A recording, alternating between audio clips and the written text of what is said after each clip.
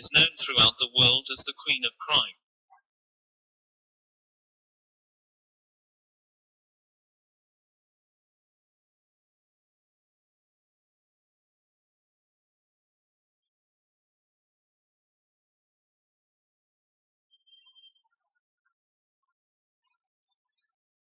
Her 76 detective novels and books of stories have been translated into every major language, and her sales are calculated in tens of millions.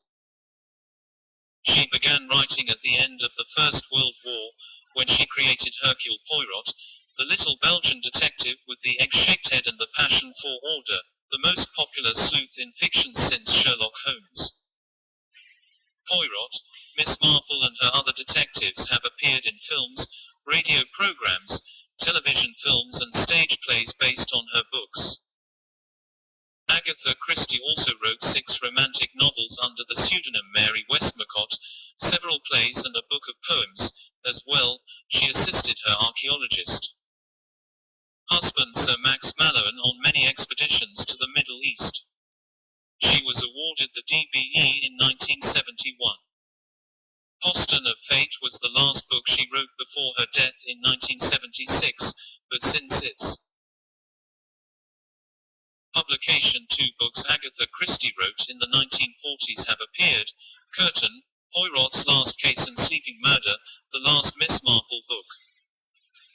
Agatha Christie's autobiography was published by Fontana in 1978.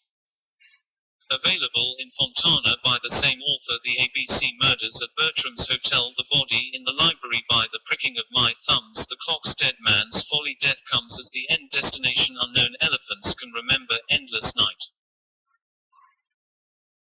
Evil Under the Sun, Halloween Party, Hickory Dickory Dock, The Hollow, The Labours of Hercules, Lord Edgware Dies, The Moving Finger, The Murder of Roger Ackroyd, Murder in Mesopotamia, Murder is Easy, The Mysterious Mr. Quinn, The Mystery of the Blue Train, 1, 2, Buckle My Shoe, Parker Pine Investigates, Partners in Crime. A Pocket Full of Rye, Postern of Fate, Sad Cypress, Sleeping Murder, Taken at the Flood and Then There Were None, The 13 Problems, 3-Act Tragedy and many others. Agatha Christie, Hercule Poirot's Casebook. Fontana, Quans. This collection first published by Fontana Paperbacks 1989. This collection copyright Agatha Christie 1989. The Incredible Theft, Murder in the Mews and Triangle at Rhodes were first published in Murder in the Mews, 1937, The Dream, and 4 and 20 Blackbirds were first published in The Adventures of the Christmas Pudding, 1960, and Problem at Sea, The Third Floor Flat, The Adventure of Johnny Waverley, The King of Clubs and The Adventure of the Clapham Cook, were first published in Poirot's Early Cases, 1947. Printed and bound in Great Britain by William Collins Sons and Company. Limited, Glasgow. On DT, NS, L, SA, I. This book is sold subject to the condition that it shall not, by way of trade or otherwise, be lent, resold, hired out or otherwise circulated without the publisher's prior consent in any form of binding or cover other than that in which it is published and without a similar condition including this condition being imposed on the subsequent purchaser. Contents: The Incredible Theft, Murder in the Mews, Triangle at Rhodes, The Dream, 4 and 20 Blackbirds, Problem at Sea. The Third Floor Flat, The Adventure of Johnny Waverley, The King of Clubs, The Adventure of the Clapham Cook, 7, 5, 9, 116, 143, 170, 187, 203,222,235.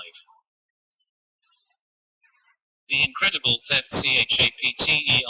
As the butler handed round the souffle, Lord Mayfield leaned confidentially towards his neighbour on the right, Lady Julia Carrington. Known as a perfect host, Lord Mayfield took trouble to live up to his reputation. Although unmarried, he was always charming to women. Lady Julia Carrington was a woman of 40, tall, dark and vivacious. She was very thin, but still beautiful. Her hands and feet in particular were exquisite.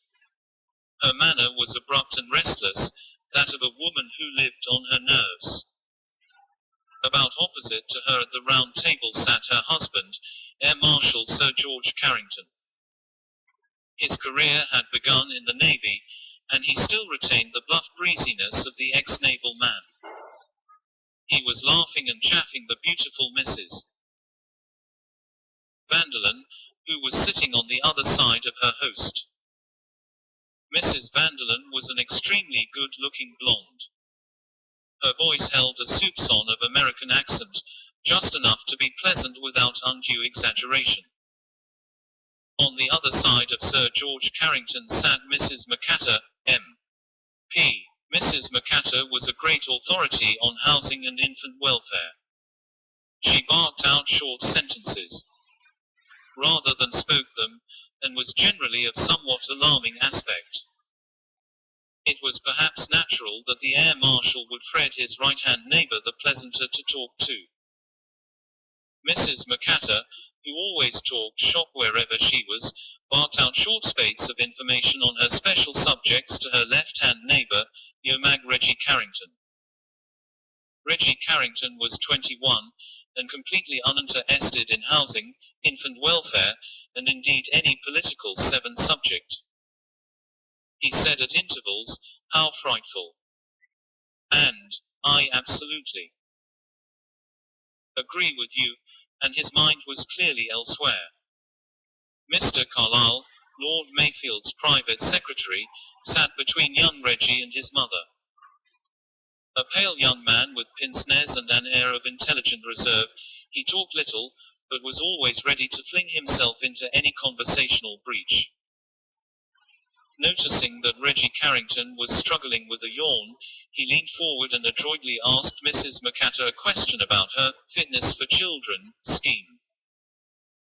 Round the table, moving silently in the subdued amber light, a butler and 2 footmen offered dishes and filed up wine glasses. Lord Mayfield paid a very high salary to his chef, and was noted as a connoisseur of wines. The table was a round one, but there was no mistaking who was the host.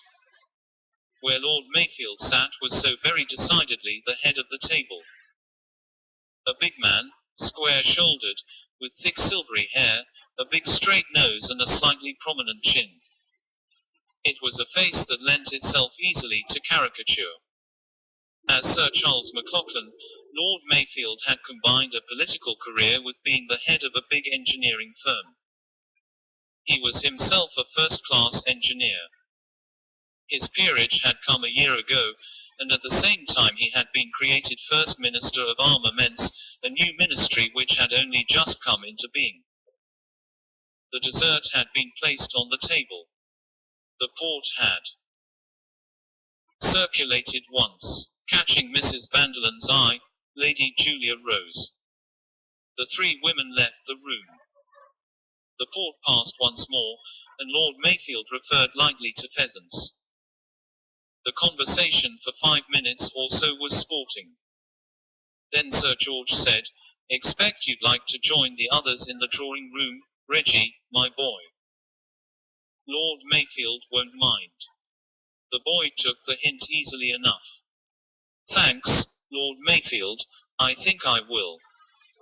Mr. Carlyle murmured, "If you'll excuse me, Lord Mayfield, certain memoranda and other work to get through." Lord Mayfield nodded. The 2 young men left the room. 8 the servants had retired some time before. The Minister for Armaments and the head of the Air Force were alone. After a minute or 2, Carrington said, "Well, okay. Absolutely.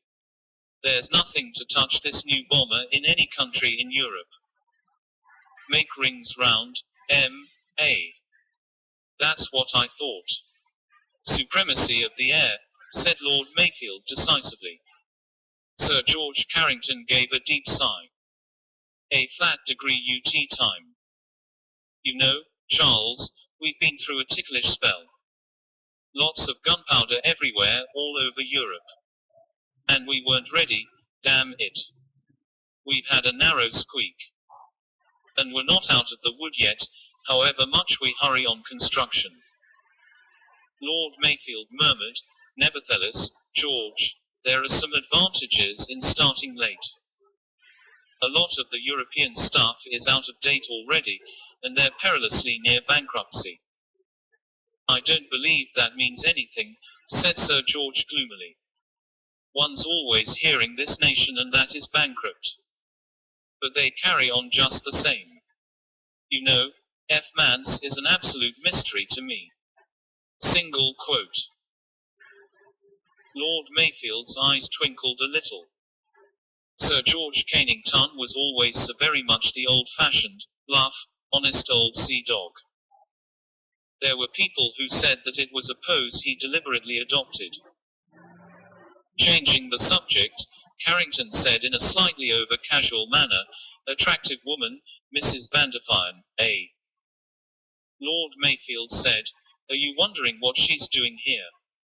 His eyes were amused. Carrington looked a little confused. "Not at all, not at all."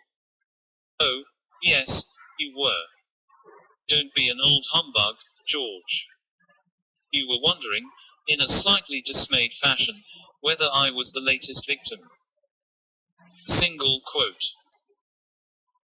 Carrington said slowly, "I'll admit that it did seem a trifle odd to me that she should be here, well, this particular weekend."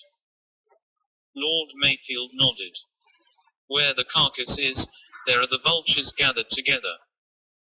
We've got a very Dolmite carcass, and Mrs. Vanderlyn might be described as vulture number 1. The Air Marshal said abruptly, "Know anything about this Vanderlyn woman?"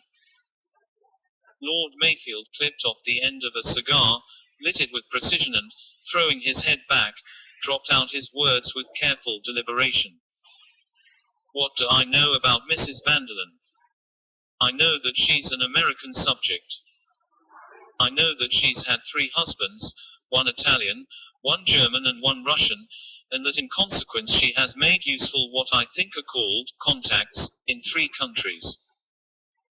I know that she manages to buy very expensive clothes and live in a very luxurious manner, and that there is some slight uncertainty as to where the income comes from which permits her to do so." With a grin, Sir George Cardington murmured, "Your spies have not been inactive, Charles, I see."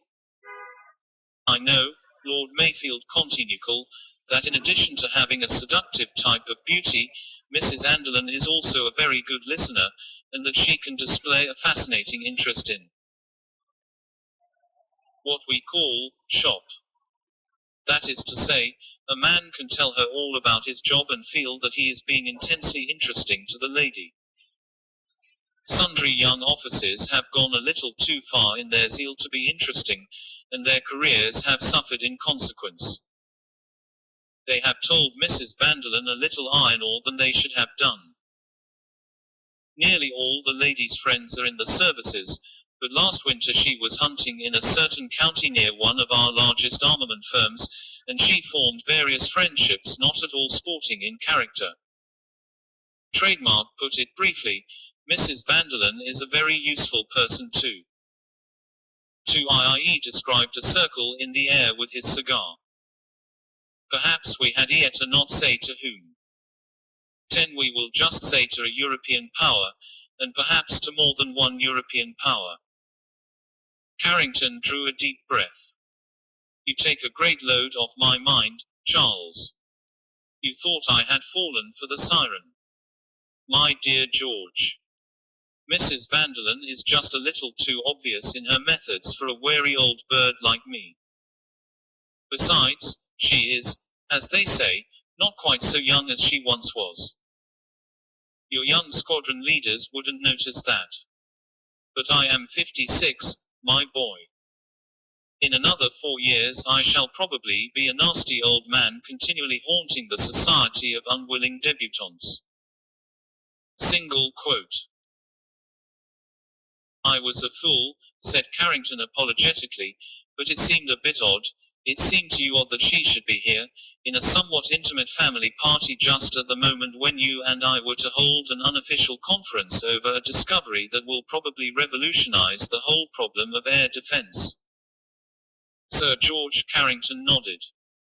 Lord Mayfield said, smiling. That's exactly it. That's the bait. The bait. You see, George, to use the language of the movies, we've nothing actually on the woman. And we want something. She's got away with rather more than she should in the past. But she's been careful, damnably careful. We know what she's been up to, but we've got no definite proof of it. We've got to tempt her with something big. Something big being the specification of the new bomber. Exactly.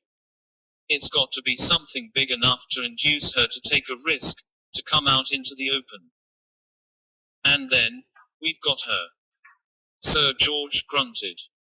Oh, well, he said. I dare say it's all right.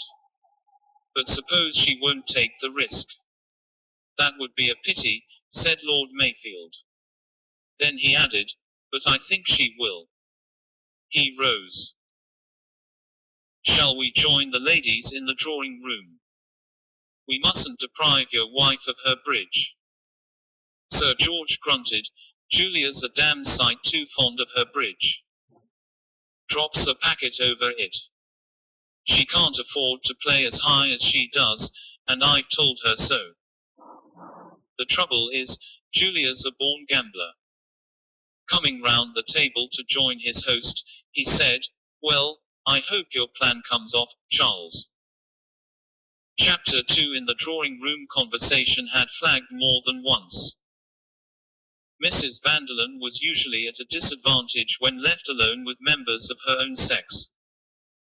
That charming sympathetic manner of hers, so much appreciated by members of the male sex, did not for some reason or other commend itself to women. Lady Julia was a woman whose manners were either very good or very bad. On this occasion she disliked Mrs. Vanderlyn, and was bored by Mrs. Macatta, and made no secret of her feelings. Conversation languished, and might have ceased altogether but for the latter. Mrs. Macatta was a woman of great earnestness of purpose. Mrs. Vanderlyn she dismissed immediately as a useless and parasitic type. Lady Julia she tried to interest in a forthcoming charity entertainment which she was organizing. Lady Julia answered vaguely, stifled a yawn or two and retired into her own inner preoccupation. Why didn't Charles and George come? How tiresome men were. Her comments became even more perfunctory as she became absorbed in her WN thoughts and worries. The three women were sitting in silence when the men finally entered the room. Lord Mayfield thought to himself, 12, Julia looks ill tonight.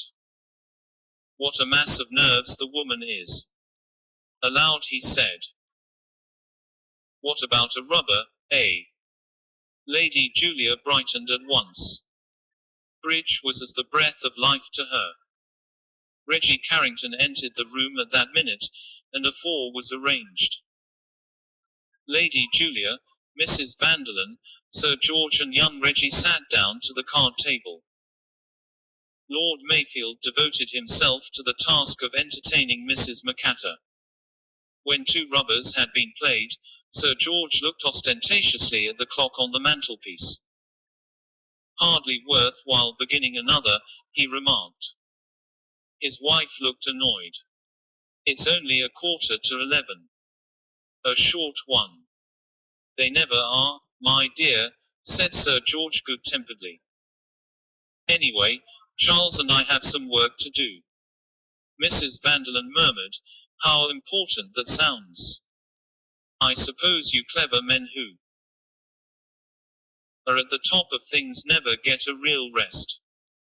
No 48-hour week for us, said Sir George. Mrs. Vanderlyn murmured, you know, I feel rather ashamed of myself as a raw American, but I do get so thrilled at meeting people who control the destinies of a country. I expect that seems a very crude point of view to you, Sir George. My dear Mrs. Vanderlyn, I should never think of you as crude, or raw. He smiled into her eyes. There was, perhaps, a hint of irony in the voice which she did not miss. Adroitly she turned to Reggie, smiling sweetly into his eyes. I'm sorry we're not continuing our partnership. That was a frightfully clever no-trump call of yours. Flushed and pleased, Reggie mumbled, bit of a fluke that it came off. Oh, no, it was really a clever bit of deduction on your part. You deduced from the bidding exactly where the cards must be, and you played accordingly. I thought it was brilliant. 13 Lady Julia rose abruptly. The woman lays it on with a palette knife, she thought disgustedly. Then her eyes softened as they rested on her son. He believed it all. How pathetically young and pleased he looked. How incredibly naive he was. No wonder he got into scrapes. He was too trusting. The truth of it was he had too sweet a nature. George didn't understand him in the least. Men were so unsympathetic in their judgments. They forgot that they had even been young themselves. George was much too harsh with Reggie. Mrs. McCatter had risen. Good nights were said. The three women went out of the room. Lord Mayfield helped himself to a drink after giving one to Sir George, then he looked up as Mr. Carlyle appeared at the door. Get out the fries and all the papers, will you, Carlyle? Including the plans and the prints. The Air Marshal and I will be along shortly. We'll just take a turn outside first, eh, George? It's stopped raining. Mr. Carlyle, turning to depart, murmured an apology as he almost collided with Mrs. Vanderlyn. She drifted towards them, murmuring, my book, I was reading it before dinner. Reggie sprang forward and held up a book. Is this it? On the sofa. Oh, yes. Thank you so much. She smiled sweetly, said good night again and went out of the room. Sir George had outlined one of the French windows. Beautiful night now, he announced. Good idea of yours to take a turn. Reggie said. Well, good night, sir. I'll be toddling off to bed. Good night, my boy, said Lord Mayfield. Reggie picked out a detective story which he had begun earlier in the evening and left the room. Lord Mayfield and Sir George stepped out upon the terrace. 14 It was a beautiful night, with a clear sky studded with stars. Sir George drew a deep breath. Phew, that woman uses a lot of scent, he remarked. Lord Mayfield laughed. Anyway, it's not cheap scent. One of the most expensive brands on the market, I should say. Sir George gave a grimace. I suppose one should be thankful for that. You should, indeed. I think a woman smothered in cheap scent is one of the greatest abominations known to mankind. Sir George glanced up at the sky. Extraordinary the way it's cleared. I heard the rain beating down when we were at dinner. The two men strolled gently along the terrace. The terrace ran the whole length of the house. Below it the ground sloped gently away, permitting a magnificent view over the Sussex Weald. Sir George lit a cigar. About this metal alloy, he began. The talk became technical. As they approached the far end of the terrace for the 5th time, Lord Mayfield said with a sigh, oh, well, I suppose we'd better get down to it. Yes, good bit of work to get through. The two men turned, and Lord Mayfield uttered a surprised ejaculation. Hallo! See that? See what? Asked Sir George. Thought I saw someone slip across the terrace from my study window. Nonsense, old boy. I didn't see anything. Well, I did, or I thought I did. Your eyes are playing nicks on you. I was looking straight down the terrace, and I'd have seen anything there was to be seen. There's precious little I don't see, even if I do have to hold a newspaper at arm's length. Lord Mayfield chuckled. 15. I can put one over on you there, George. I read easily without glasses. But you can't always distinguish the fellow on the other side of the house. Or is that eyeglass of yours sheer intimidation? Laughing, the two men entered Lord Mayfield's study, the French window of which was open. Mr. Carlyle was busy arranging some papers in a file by the safe. He looked up as they entered. Ah, Carlyle, everything ready? Yes, Lord Mayfield, all the papers are on your desk. The desk in question was a big important-looking W-fitting table of mahogany set across a corner by the window. Lord Mayfield went over to it, and began sorting through the various documents laid out. Lovely night now, said Sir George. Mr. Carlyle agreed. Yes, indeed. Remarkable the way it's cleared up after the rain. Putting away his favlet, Mr. Carlyle asked, Will you want me any more tonight, Lord Mayfield? No, I don't think so, Carlyle. I'll put all these away myself. We shall probably be late. You'd better in. Thank you. Good night, Lord Mayfield. Good night, Sir George. Single quote. Good night, Carlyle. As the secretary was about to leave the room, Lord Mayfield said sharply, Just a minute, Carlyle. You've forgotten the most important of the lot. I beg your pardon, Lord Mayfield. The actual plans of the bomber, man. The secretary stared. They're fight on the top, sir. They're nothing of the sort. But I've just put them there. Look for yourself, man.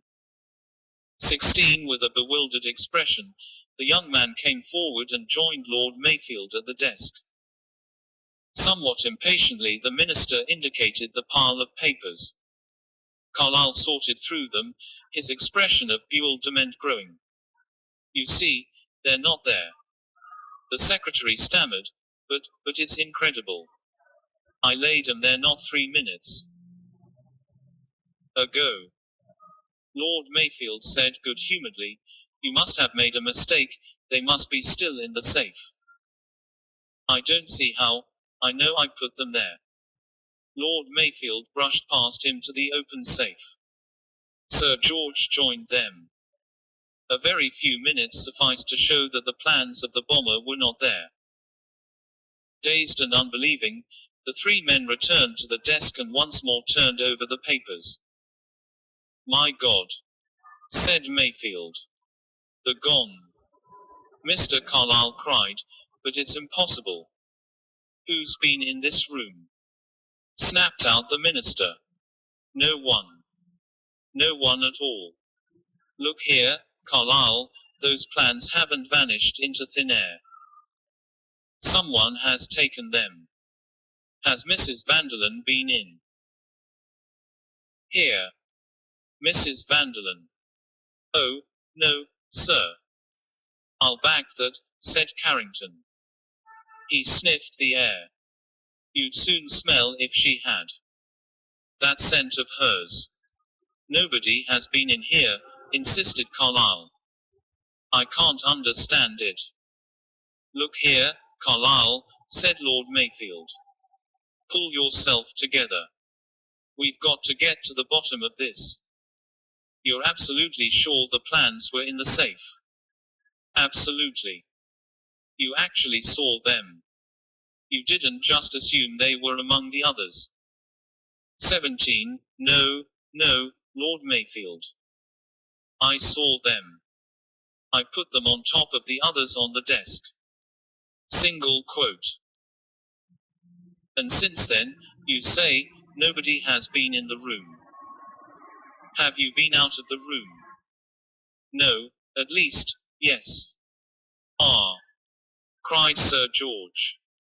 Now we're getting at it. Lord Mayfield said sharply. What on earth? When Carlyle interrupted. In the normal course of events, Lord Mayfield, I should not, of course, have dreamt of leaving the room when important papers were lying about, but hearing a woman scream, ejaculated Lord Mayfield in a surprised voice. Yes, Lord Mayfield. It startled me more than I can say. I was just laying the papers on the desk when I heard it, and naturally I ran out into the hall. Who screamed? Mrs. Vanderlyn's French maid. She was standing halfway up the stairs, looking very white and upset and shaking all over. She said she had seen a ghost. Seen a ghost? Yes, a tall woman dressed all in white who moved without a sound and floated in the air. What a ridiculous story. Yes, Lord Mayfield, that is what I told her. I must say she seemed rather ashamed of herself. She went off upstairs and I came back in here. How long ago was this? Just a minute or two before you and Sir George came in. And you were out of the room, how long? The secretary considered. 2 minutes, at the most 3. Long enough, groaned Lord Mayfield. Suddenly he clutched his friend's arm. George, that shadow I saw, slinking away from this 18 window. That was it. As soon as Carlyle left the room, he nipped in, seized the plans and made off. Dirty work, said Sir George. Then he seized his friend by the arm. Look here, Charles, this is the devil of a business. What the hell are we going to do about it? Chapter 3, At any rate give it a trial, Charles. It was half an hour later. The two men were in Lord Mayfield's study, and Sir George had been expending a considerable amount of persuasion to induce his friend to adopt a certain course. Lord Mayfield, at first most unwilling, was gradually becoming less averse to the idea. Sir George went on, Don't be so damned pig-headed, Charles. Lord Mayfield said slowly, Why drag in a wretched foreigner we know nothing about? But I happen to know a lot about him. The man's a marvel. Humph. Look here, Charles. It's a chance. Discretion is the essence of this business. If it leaks out, when it leaks out is what you mean. Not necessarily.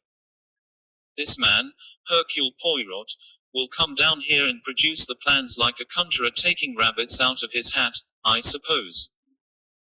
He'll get at the truth. And the truth is what we want. Look here, Charles, I take all responsibility on myself. Lord Mayfield said slowly, Oh, well, have it your own way, but I don't see what the fellow can do. 19 Sir George picked up the phone. I'm going to get through to him, now. Single quote. He'll be in bed. He can get up.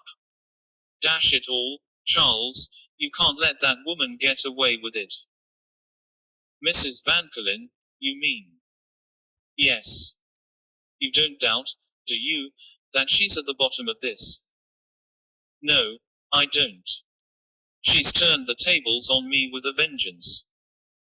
I don't like admitting, George, that a woman's been too clever for us.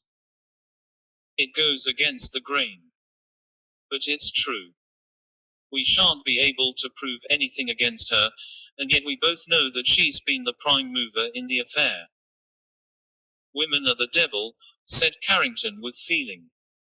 Nothing to connect her with it, damn it all.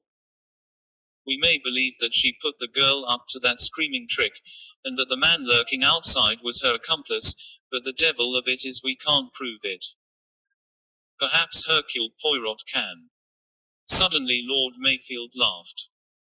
By the Lord, George, I thought you were too much of an old John Bull to put your trust in a Frenchman, however clever. He's not even a Frenchman, he's a Belgian, said Sir George in a rather shamefaced manner. Well, have your Belgian down. Let him try his wits on this business. I'll bet he can't make more of it than we can. Without replying, Sir George stretched a hand to the telephone. Chapter 4. Blinking a little, Hercule Poirot turned his head from one man to the other.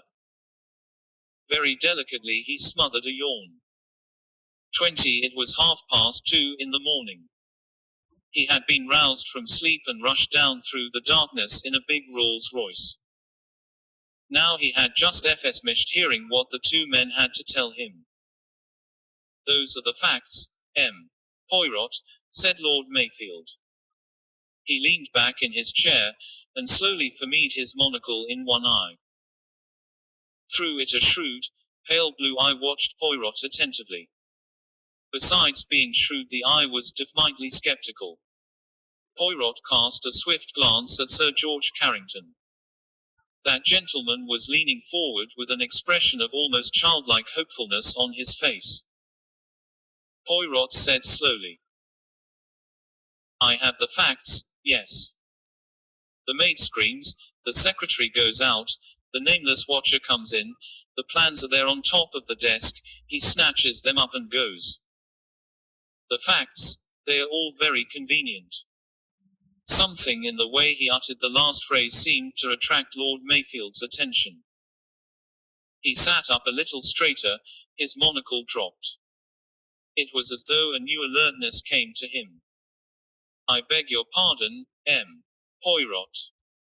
I said, Lord Mayfield, that the facts were all very convenient for the thief. By the way, you are sure it was a man you saw?" Lord Mayfield shook his head.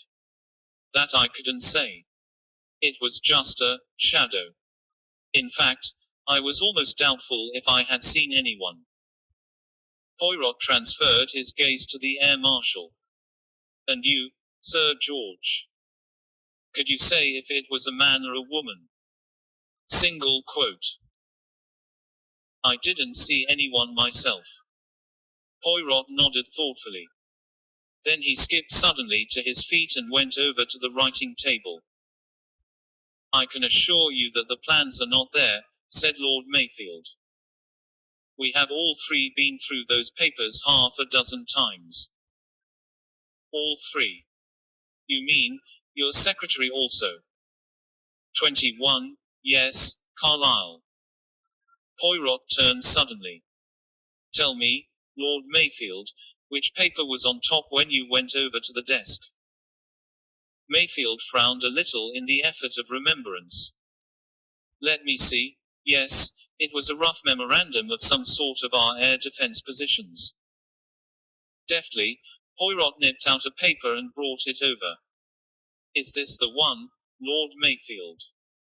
Lord Mayfield took it and glanced over it. "Yes, that's the one." Poirot took it over to Carrington. "Did you notice this paper on the desk?" Sir George took it, held it away from him, then slipped on his pince-nez. "Yes, that's right. I looked through them too, with Carlyle and Mayfield. This was on top." Poirot nodded thoughtfully. He replaced the paper on the desk. Mayfield looked at him in a slightly puzzled manner. "If there are any other questions," he began. "But yes, certainly there is a question." "Carlyle. Carlyle is the question." Lord Mayfield's colour rose a little. "Carlyle, M. Poirot, is quite above suspicion. He has been my confidential secretary for 9 years. He has access to all my private papers, and I may point out to you that he could have made a copy of the plans and a tracing of the specifications quite easily without anyone being the wiser." "I appreciate your point," said Poirot. "If he had been guilty there would be no need for him to stage a clumsy robbery." "In any case," said Lord Mayfield, "I am sure of Carlyle. I will guarantee him." "Carlyle," said Carrington gruffly, is all right. Poirot spread out his hands gracefully. And this Mrs. Vanderlyn, she is all wrong. She's a wrong, all right, said Sir George. Lord Mayfield said in more measured tones, 22, I think, M. Poirot, that there can be no doubt of Mrs. Vanderlyn's, well, activities. The Foreign Office can give you more precious data as to that. And the maid, you take it, is in with her mistress. Not a doubt of it, said Sir George. It seems to me a plausible assumption, said Lord Mayfield more cautiously. There was a pause. Poirot sighed, and absent-mindedly rearranged one or two articles on a table at his right hand. Then he said, I take it that these papers represented money. That is, the stolen papers would be definitely worth a large sum in cash. If presented in a certain quarter, yes. Such as. Sir George mentioned the names of 2 European powers. Poirot nodded. That fact would be known to anyone, I take it. Mrs. Vanderlyn would know it all right. I said to anyone. I suppose so, yes. Anyone with a minimum of intelligence would appreciate the cash value of the plans. Yes, but M. Poirot, Lord Mayfield was looking rather uncomfortable. Poirot held up a hand. I do what you call explore all the avenues. Suddenly he rose again, stepped nimbly out of the window and with a flashlight examined the edge of the grass at the farther side of the terrace. The 2 men watched him. He came in again, sat down and said, Tell me, Lord Mayfield, this malefactor, this skulker in the shadows, you do not have him pursued. Lord Mayfield shrugged his shoulders. At the bottom of the garden he could make his way out to a main road. If he had a car waiting there, he would soon be out of reach. 23, but there are the police, the A. Scouts, Sir George interrupted. You forget, M. Poirot. We cannot risk publicity. If it were to get out that these plans had been stolen, the result would be extremely unfavorable to the party. Ah, yes, said Poirot. One must remember la politique. The great discretion must be observed. You send instead for me. Ah well, perhaps it is simpler. Single quote. You are hopeful of success, M. Poirot. Lord Mayfield sounded a trifle incredulous. The little man shrugged his shoulders. Why not? One has only to reason, to reflect. He paused a moment and then said, I would like now to speak to Mr. Carlyle. Certainly. Lord Mayfield rose. I asked him to wait up. He will be somewhere at hand. He went out of the room. Poirot looked at Sir George. Eh bien, he said. What about this man on the terrace? My dear M. Poirot. Don't ask me. I didn't see him, and I can't describe him. Poirot leaned forward. So you have already said. But it is a little different from that, is it not? What do you mean? Asked Sir George abruptly. How shall I say it? Your disbelief, it is more profomaxed. Sir George started to speak, then stopped. But yes, said Poirot encouragingly. Tell me. You are both at the end of the terrace. Lord Mayfield sees a shadow slip from the window and across the grass. Why do you not see that shadow? Carrington stared at him. You've hit it, M. Poirot. I've been worrying about that ever since. You see, I'd swear that no one did leave this window. Though Mayfield had imagined it, branch of a tree waving something of that kind. And then when we came in here and 24 found there had been a robbery, it seemed as though Mayfield must have been right and I'd been wrong. And yet, Poirot smiled. And yet you still in your heart of hearts believe in the evidence, the negative evidence, of your own eyes. You're right, Poirot, I do. Poirot gave a sudden smile. How wise you are. Sir George said sharply. There were no footprints on the grass edge. Poirot nodded. Exactly. Lord Mayfield, he fancies he sees a shadow. Then there comes the robbery and he is sure, but sure. It is no longer a fancy, he actually saw the man. But that is not so. Me, I do not concern myself much with footprints and such things, but for what it is worth we have that negative evidence. There were no footprints on the grass. It had rained heavily this evening. If a man had crossed the terrace to the grass this evening his footprints would have shown. Sir George said, staring, but then. It brings us back to the house. To the people in the house. He broke off as the door opened and Lord Mayfield entered with Mr. Carlyle. Though still looking very pale and worried, the secretary had regained a certain composure of manner. Adjusting his pince-nez he sat down and looked at Poirot inquiringly. How long had you been in this room when you heard the scream, monsieur? Carlyle considered.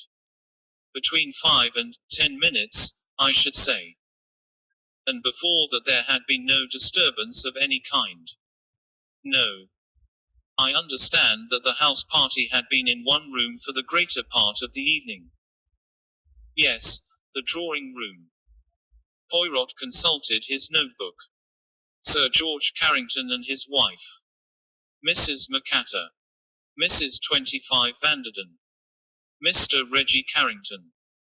Lord Mayfield and yourself. Is that right? I myself was not in the drawing room.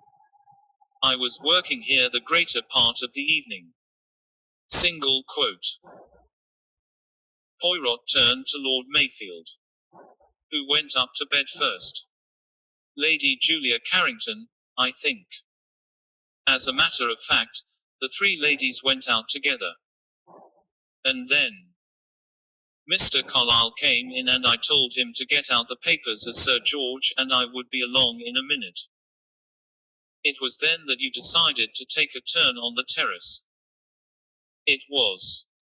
Was anything said in Mrs. Vanderden's hearing as to your working in the study? The matter was mentioned, yes. But she was not in the room when you snacked Mr. Carlyle to get out the papers. Single quote. No. Excuse me, Lord Mayfield, said Carlyle. Just after you had said that, I collided with her in the doorway. She had come back for a book. So you think she might have overheard? I think it quite possible, yes. She came back for a book, mused Poirot. Did you fred her book, Lord Mayfield? Yes, Reggie gave it to her. Ah, yes, it is what you call the old gasp, no, pardon, the old wheeze, that, to come back for a book. It is, often useful. You think it was deliberate? Poirot shrugged his shoulders. And after that, you two gentlemen go outr on the terrace. And Mrs. Vanderden. She went off with her book. Single quote. And the young Reggie. He went to Bexant also. Yes. And Mr. Carlyle he comes here and return between 5:26 and 10 minutes later he heard a scream. Continue, Carlyle. You heard a scream and you went out into the hall. Ah, perhaps it would be simplest if you reproduced exactly your actions. Mr. Carlyle got up a little awkwardly. Here I scream, said Poirot helpfully. He opened his mouth and emitted a shrill bleat. Lord Mayfield turned his head away to hide a smile and Mr. Carlyle looked extremely uncomfortable. Allez. Forward. March. cried Poirot. It is your cue that I give you there.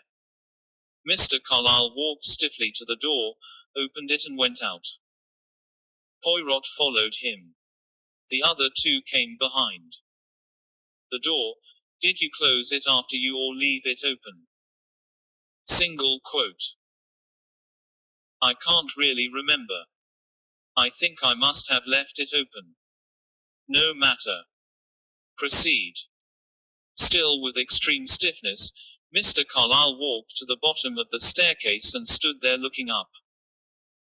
Poirot said, the maid, you say, was on the stairs. Whereabouts? About halfway up. And she was looking upset. Definitely so. Eh bien, me, I am the maid. Poirot ran nimbly up the stairs. About here. A step or two higher. Like this. Poirot struck an attitude. Well, not quite like that. How then? Well, she had her hands to her head. Ah, her hands to her lead. That is very interesting. Like this. Poirot raised his arms, his hands rested on his head just above each ear. Yes, that's it. Aha. And tell me, M. Carlyle, she was a pretty girl, yes. Really, I didn't notice. Carlyle's voice was repressive. Aha, you did not notice. But you are a young man. Does not a young man notice when a girl is pretty? Really, M. Poirot, I can only repeat that I did not do so.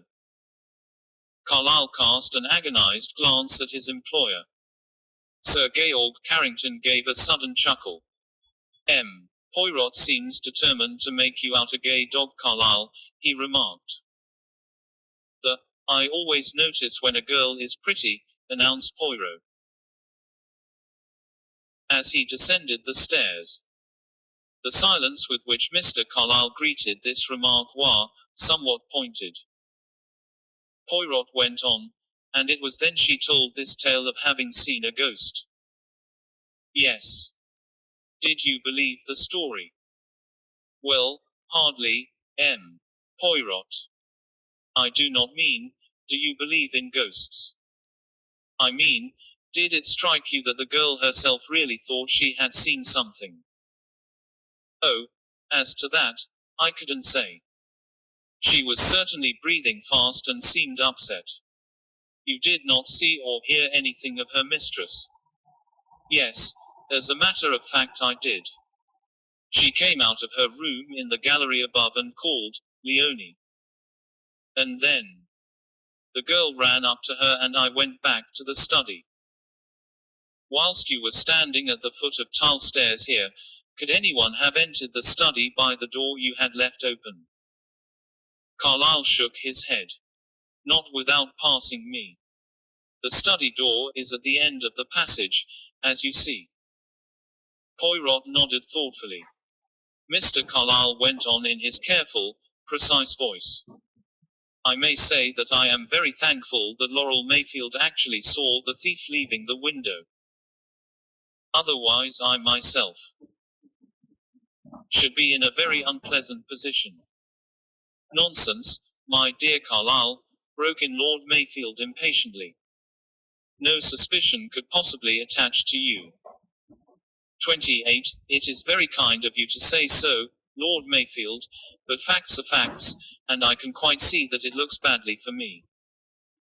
In any case I hope that my belongings and myself may be searched. Nonsense, my dear fellow, said Mayfield. Poirot murmured, you are serious in wishing that? I should infinitely prefer it. Poirot looked at him thoughtfully for a minute or two and murmured, I see. Then he asked, where is Mrs. Vanderden's room situated in regard to the study? It is directly over it.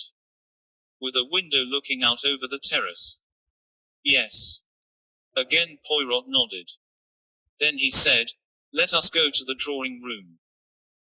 Here he wandered round the room, examined the fastenings of the windows, glanced at the scorers on the bridge table and then finally addressed Lord Mayfield. "This affair," he said, "is more complicated than it appears. But one thing is quite certain. The stolen plans have not left this house." Lord Mayfield stared at him. "But, my dear M. Poirot, the man I saw leaving the study, there was no man." "But I saw him, Hugh, with the greatest respect, Lord Mayfield, you imagined you saw him. The shadow cast by the branch of a tree deceived you. The fact that a robbery occurred naturally seemed a proof that what you had imagined was true. Really, M. Poirot, the evidence of my own eyes, back my eyes against yours any day, old boy," put in Sir George. Opening parenthesis exclamation mark. "You must permit me, Lord Mayfield, to be very definite on T-point. No one crossed the terrace to the grass." Looking very pale and speaking stiffly, Mr. Carlyle said, 29, in that case, if M. Poirot is correct, suspicion autos, 41Y attaches itself to me. I am the only person who could have committed the robbery. TLY. Lord Mayfield sprang up. "Nonsense. Whatever M. Poirot thinks about it, I don't agree with him. I am convinced of your innocence, R%, Ter Carlyle. In fact, I'm willing to guarantee it." Poirot murmured mildly, "But I have not said that I suspect M. Carlyle."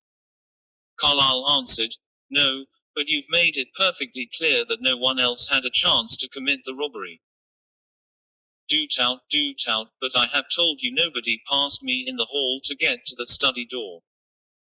"I agree. But someone might have come in through the study window." "But that is just what you said did not happen." "I said that no one from outside could have come and left without leaving marks on the grass. But it could have been managed from inside the house. Someone could have gone from his room by one of these windows, slipped along the terrace, in at the study window, and back again in here."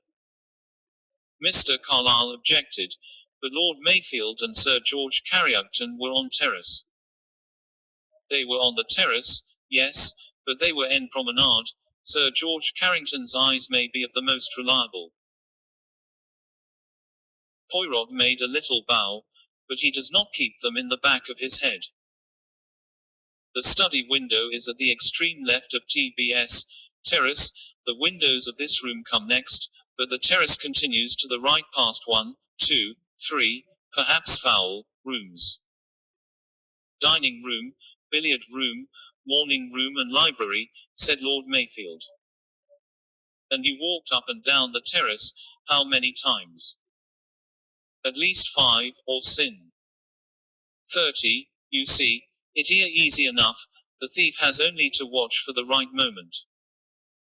Carlyle said slowly, "You mean that when I was in the hall, talking to the French girl, the thief was waiting in the drawing room?" "That is my suggestion. It is, of course, only a suggestion." "It doesn't sound very probable to me," said Lord Mayfield. "Too risky." The Air Marshal demurred. "I don't agree with you, Charles. It's perfectly possible. Wonder I hadn't the wits to think of it for myself." "So you see," said Poirot, "why I believe that the plans are still in the house. The problem now is to thread them."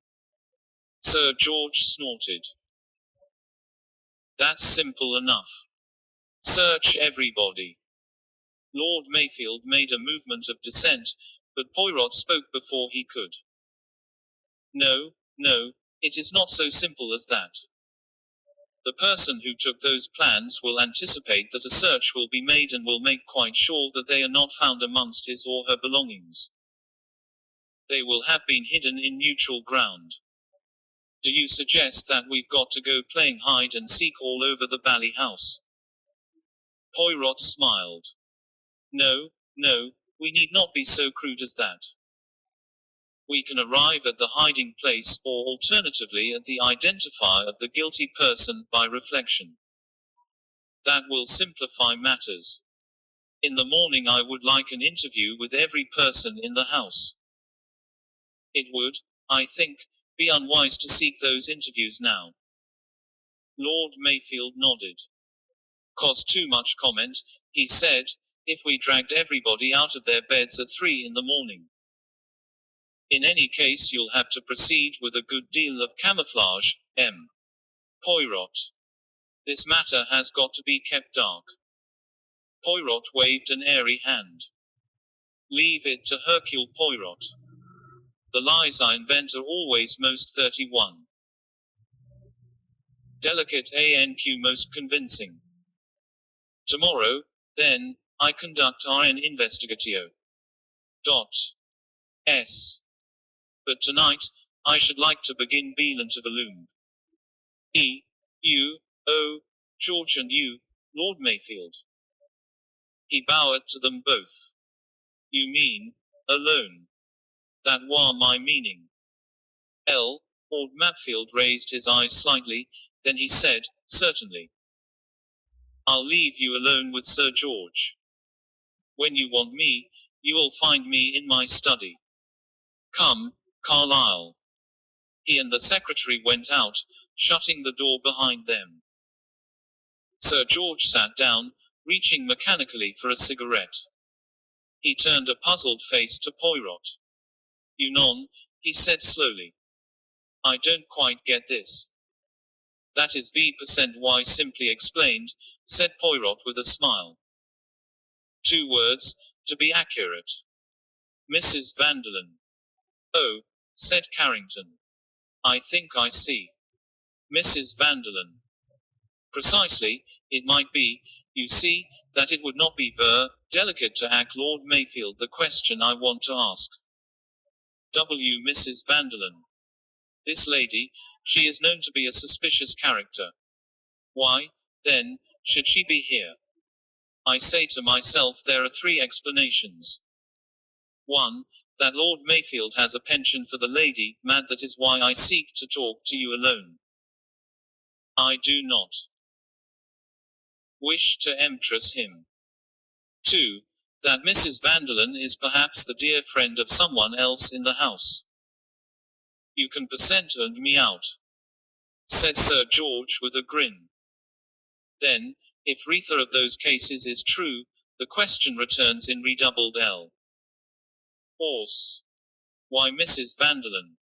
And it seems to me I perceive a shush. Dowie answer. There was a reason. Her presence at this particular juncture was definitely desired by Lord Mayfield for a special reason. Am I right? Sir Georg nodded. Foyer quite right, he said. Mayfield is too old a bird to are her wiles. He wanted her here for quite another reason. It was like this. He retailed the conversation that had taken place at the dinner table. Poirot listened attentively.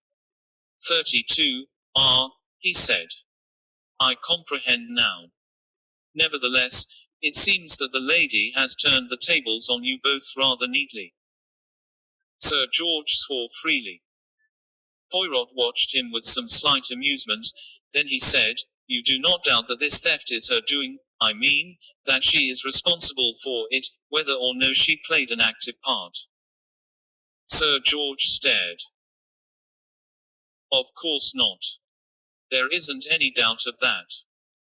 Why, who else would have any interest in stealing those plans? Said Hercule Poirot. He leaned back and looked at the ceiling. And yet, Sir George, we agreed, not a quarter of an hour ago, that these papers represented very definitely money. Not perhaps, in quite so obvious a form as banknotes, or gold, or jewelry, but nevertheless they were potential money. If there were anyone here who was hard up, the other interrupted him with a snort. Who isn't these days? I suppose I can say it without incriminating myself. He smiled, and Poirot smiled pofidly back at him and murmured, "My Suey, you can say what you like, for you, Sir George, have the one unimpeachable alibi in this affair. But I'm damned hard up Miserlefel."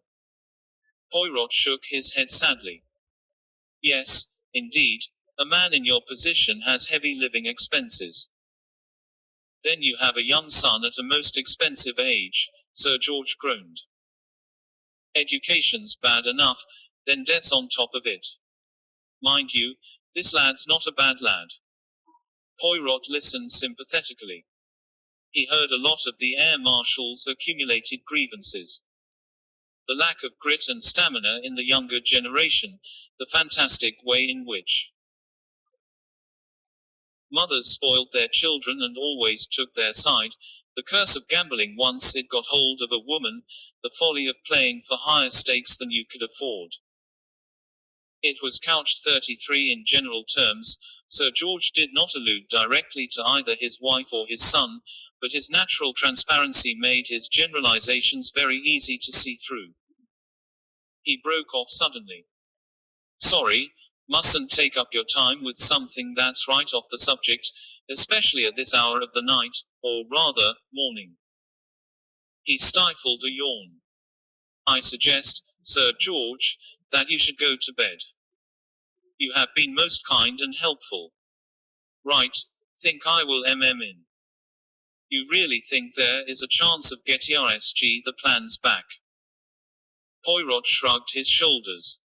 "I mean to try. I do not see why not." "Well, I'll be off. Good night." He left the room. Poirot remained in his chair staring thoughtfully at the fling. Then he took out a little notebook and turning to a clean page, he wrote: Mrs. Vanderlyn. Lady Julia Carfington. VLRS Macatta. Reggie Carrington.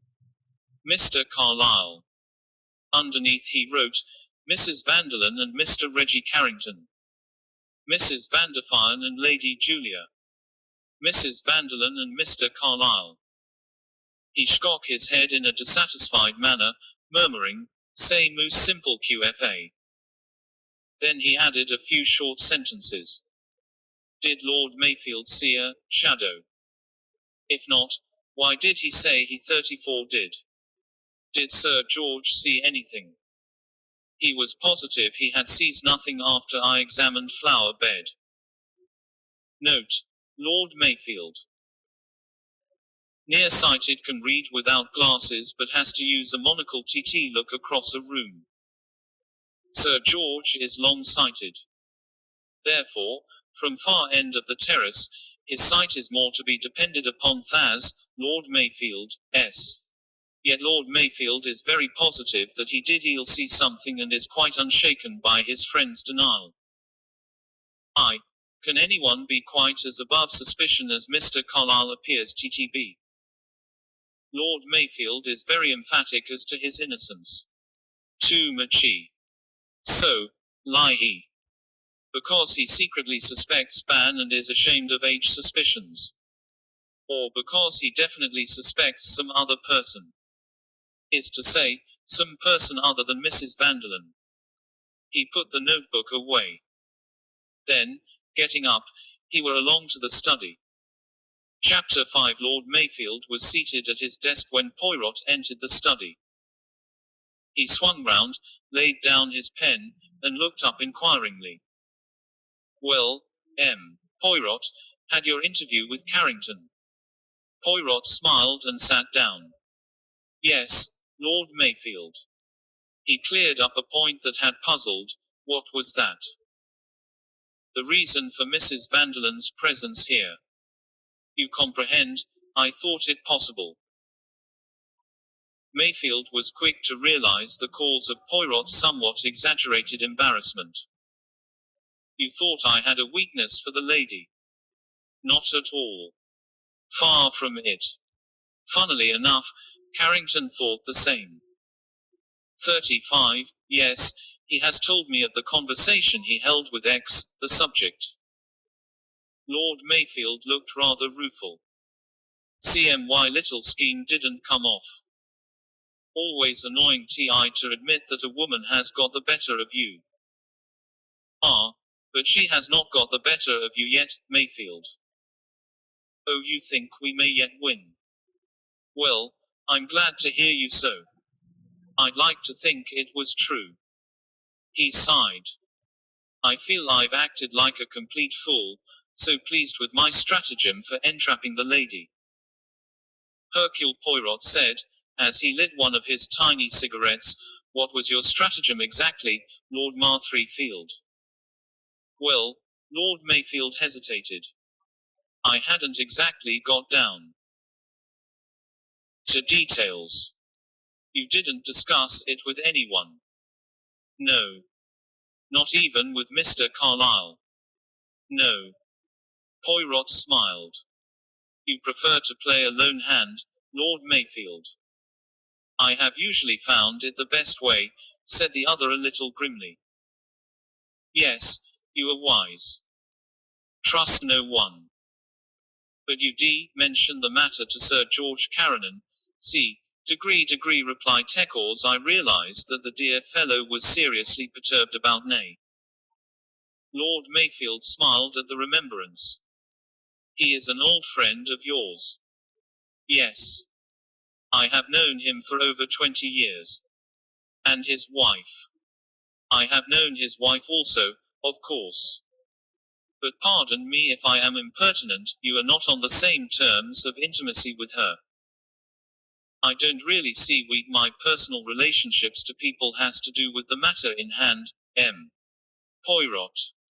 36. But I think, Lord Mayfield, that they may have a good deal to do with it. You agreed, did you not, that my theory of someone in the drawing room was a possible one? Yes. In fact, I agree with you that that is what must have happened. We will not say, must. That is too self-confident a word. But if that theory of mine is true, who do you think the person in the drawing room could have been? Single quote dot. Obviously Mrs. Vanderlyn. She had been back there once for a book. She could have come back for another book, or a handbag, or a dropped handkerchief, one of a dozen feminine excuses. She arranges with her maid to scream and get Carlyle away from the study. Then she slips in and out by the windows as you said. You forget it could not have been Mrs. Vanderlyn. Carlyle heard her call the maid from upstairs while he was talking to the girl. Lord Mayfield bit his lip. True. I forgot that. He looked thoroughly annoyed. You see, said Poirot gently. We progress. We have first the simple explanation of a thief who comes from outdoors and makes off with the booty. A very convenient theory, as I said at the time, too convenient to be readily accepted. We have disposed of that. Then we come to the theory of the foreign agent, Mrs. Vanderlyn, and that again seems to fit together beautifully up to a certain point. But now it looks as though that, too, was too easy, too convenient, to be accepted. You'd wash Mrs. Vanderlyn out of it altogether. It was not Mrs. Vanderlyn in the drawing room. It may have been an ally of Mrs. Vanderlyn's who committed the theft, but it is just possible that it was committed by another person altogether. If so, we have to consider the question of motive. Isn't this rather far-fetched, M. Poirot? I do not think so. Now what motives could there be? There is the motive of money. The papers may have been stolen with the object of turning them into cash. That is the simplest 37. Motive to consider. But the motive might possibly be something quite different. Such as, Poirot said slowly, it might have been done definitely with the idea of damaging someone. Who? Greater than, possibly Mr. Carlyle. He would be the obvious suspect. There might be more to it than that. The men who control the destiny of a country, Lord Mayfield, are particularly vulnerable. He to displays of popular feeling. Meaning that the theft was aimed at damaging me. Poirot nodded. I think I am correct in saying, Lord Mayfield, that about 5 years ago you passed through a somewhat trying time. You were suspected of friendship with a European power at that time bitterly unpopular with the electorate of this country. Quite true, M. Poirot. A statesman in these days has a difficult task. He has to pursue the policy he deems advantageous to his country, but he has at the same time to recognize the force of popular feeling. Popular feeling is very often sentimental, muddle-headed, and eminently unsound, but it cannot be disregarded for all that. Single quote. How well you express it. That is exactly the curse of a politician's life. He has to bow to the country's feeling, however dangerous and foolhardy he knows it to be. That was your dilemma, I think. There were rumors that you had concluded an agreement with the country in question. This country and the newspapers were up in arms about it. Fortunately, the Prime Minister was able categorically to deny the story, and you repudiated it, though S611 making no secret of the way your sympathies lay. All this is quite true, M. Poirot, but why rake up past history?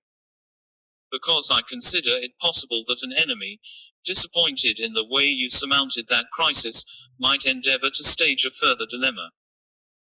You soon regained public confidence. 38 Those particular circumstances have passed away, you now, deservedly, one of the most popular figures in political life. You are spoken of freely as the next Prime Minister we Mr. Humbly retires. You think this is an attempt to discredit me? Nonsense. Tout de MME, Lord Mayfield, it would not look well if I were known that the plans of Britain's new bomber had been stolen during a weekend when a certain very charming lady has sent been your guest. Little hints in the newspapers as to you. Relationship with that lady would create a feeling of distrust ex you. Such a thing could not really be taken seriously. My dear Lord Mayfield, you know perfectly well it could. It takes so little to undermine public confidence in a man. Yes, that's true, said Lord Mayfield. He looked suddenly very worried. God! How desperately complicated this business is becoming. Do you really think? But it's impossible. You know of nobody who is, less of you. Absurd. At any rate, you will admit that my questions about Yoshin personal relationships with the members of this house part are not totally irrelevant. Oh, perhaps. You asked me about Julia Cartington. There's really not very much to say.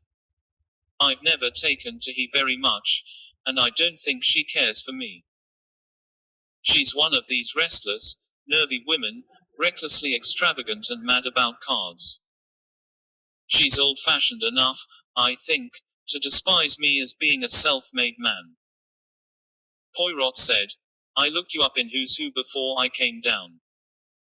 You were the head of a famous engineering firm and you are yourself a first-class engineer. There's certainly nothing I don't know about the practical side. I've worked my way up from the bottom. Lord Mayfield spoke rather grimly. Oh la la! Cried Poirot. I have been a fool, but a fool. Single quote. Dot. The other stared at him. I beg your pardon, M. I waf degree T. Dot. At Artiana, Uzzle Nas Oecum car to me tism arpo T. Something I did not see be pound or but it all fits in. Yes, it in, with beautiful precision. Him in somewhat astonished Lord Mayfield looked at inquiry. A slight smile appeared shook his head. But with not now. I am, range my ideas a little more no clearly. Single quote. He rose. Good night, Lord Mile. 1. I think I know where those ploughs are. Lord Mayfield cried out, you know. Then let us gel hold of them at once. Poirot shook his head. No, no, that would not co. Precipitancy would be fatal. But leave it all to Hercule Poirot. He went out of the room. Lord Mayfield raised his shoulders in contempt. Oh, go, teared. Then, putting away his bed.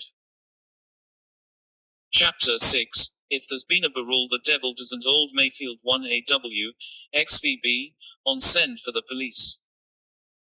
Demald. GG. Cax. Dot.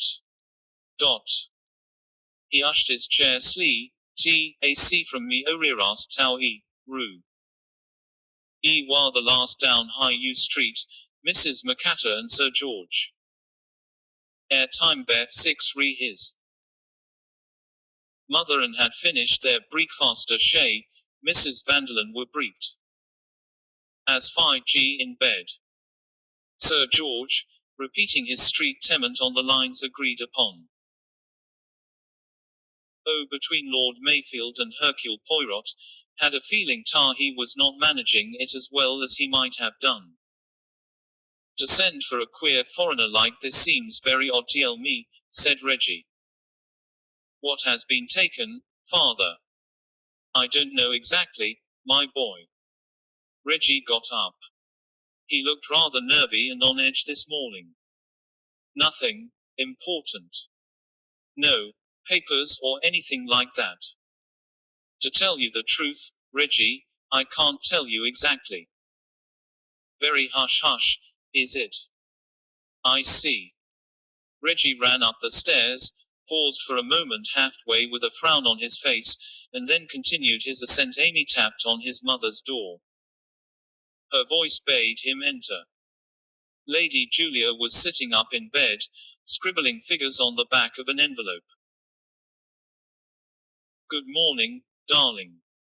She looked up, then said sharply, Reggie, is anything the matter? Nothing much, but it seems there was a burglary last night. A burglary? What was taken? Oh, I don't know. It's all very hush-hush. There's some odd kind of private inquiry agent downstairs asking everybody questions. How extraordinary. It's rather unpleasant, said Reggie slowly, staying in a house when that kind of thing happens. What did happen exactly? Don't know. It was some time after we all went to bed. Look out, mother, you'll have that tray off. He rescued the breakfast tray and carried it to a table by the window. Was money taken? Single quote. I tell you I don't know. Lady Julia said slowly, I suppose this inquiry man is asking everybody questions. I suppose so. Where they were last night. All that kind of thing. 41, probably. Well, I can't tell him much. I went straight up to bed and was asleep in next to no time. Lady Julia did not answer. I say, mother, I suppose you couldn't let me have a spot of cash. I'm absolutely broke. No, I couldn't, his mother replied decisively. I've got the most frightful overdraft myself. I don't know what your father will say when he hears about it. There was a tap at the door and Sir George entered. Ah, there you are, Reggie. Will you go down to the library? Hercule Poirot wants to see you. Poirot had just concluded an interview with the redoubtable Mrs. McCatter. A few brief questions had elicited the information that McCatter had gone up to bed just before 11, and had heard or seen nothing helpful. Poirot slid gently from the topic of the burglary to more personal matters. He himself had a great admiration for Lord Mayfield. As a member of the general public, he felt that Lord Mayfield was a truly great man. Of course, Mrs. Macatta, being in the know, would have a far better means of estimating that than himself. Lord Mayfield has brains, allowed Mrs. Macatta. And he has carved his career out entirely for himself. He owes nothing to hereditary influence. He has a certain lack of vision, perhaps. In that I find all men sadly alike. They lack the breadth of a woman's imagination. Woman, Poirot, is going to be the great force in government in 10 years' time. Poirot said that he was sure of it. He slid to the topic of Mrs. Vanderlyn. Was it true, as he had heard hinted, that she and Lord Mayfield were very close friends? Not in the least. To tell you the truth, I was very surprised to meet her here. Very surprised indeed. Poirot invited Mrs. Macatta's opinion of Mrs. Vanderlyn and got it. One of those absolutely useless women, Poirot. Women 42. That make one despair of one's own sex. A parasite, first and last a parasite. Then admired her. Then. Mrs. Macatta spoke the word with contempt. Then are always taken in by those very obvious good looks. That boy, now, young Reggie Carrington, flushing up every time she spoke to him, absurdly flattered by being taken notice of by her. And the silly way she flattered him too. Praising his bridge, which actually was far from brilliant. He is not a good player. He made all sorts of mistakes last night. Lady Julia is a good player, is she not? Much too good in my opinion, said Mrs. Macatta. It's almost a profession with her. She plays morning, noon, and night. For high stakes. Yes, indeed, much higher than I would care to play. Indeed, I shouldn't consider it right. She makes a good deal of money at the game. Mrs. Macatta gave a loud and virtuous snort. She reckons on paying her debts that way. But she's been having a run of bad luck lately, so I've heard. She looked last night as though she had something on her mind. The evils of gambling, Poirot, are only slightly less than the evils caused by drink. If I had my way, this country should be purified. Poirot was forced to listen to a somewhat lengthy discussion on the purification of England's morals. Then he closed the conversation adroitly and sent for Reggie Carrington. He summed the young man up carefully as he entered the room, the weak mouth camouflaged by the rather charming smile, the indecisive chin, the eyes set far apart, the rather narrow head. He thought that he knew Reggie Carrington's type fairly well. Mr. Reggie Carrington. Yes. Anything I can do. Just tell me what you can about last night. 43, well, let me see, we played bridge, in the drawing room. After that I went up to bed. That was at what time? Just before 11. I suppose the robbery took place after that. Yes, after that. You did not hear or see anything? Reggie shook his head regretfully. I'm afraid not. I went straight to bed and I sleep pretty soundly. Single quote. You went straight up from the drawing room to your bedroom and remained there until the morning. That's right. Curious, said Poirot. Reggie said sharply, what do you mean, curious? You did not, for instance, hear a scream? No, I didn't. Ah, very curious. Look here, I don't know what you mean. You are, perhaps, slightly deaf. Dot. Certainly not. Poirot's lips moved. It was possible that he was repeating the word curious for the third time. Then he said, well, thank you, Mr. Carrington, that is all. Reggie got up and stood rather irresolutely. You know, he said, now you come to mention it, I believe I did hear something of the kind. Ah, you did hear something. Yes, but you see, I was reading a book, a detective story as a matter of fact, and I didn't really quite take it in.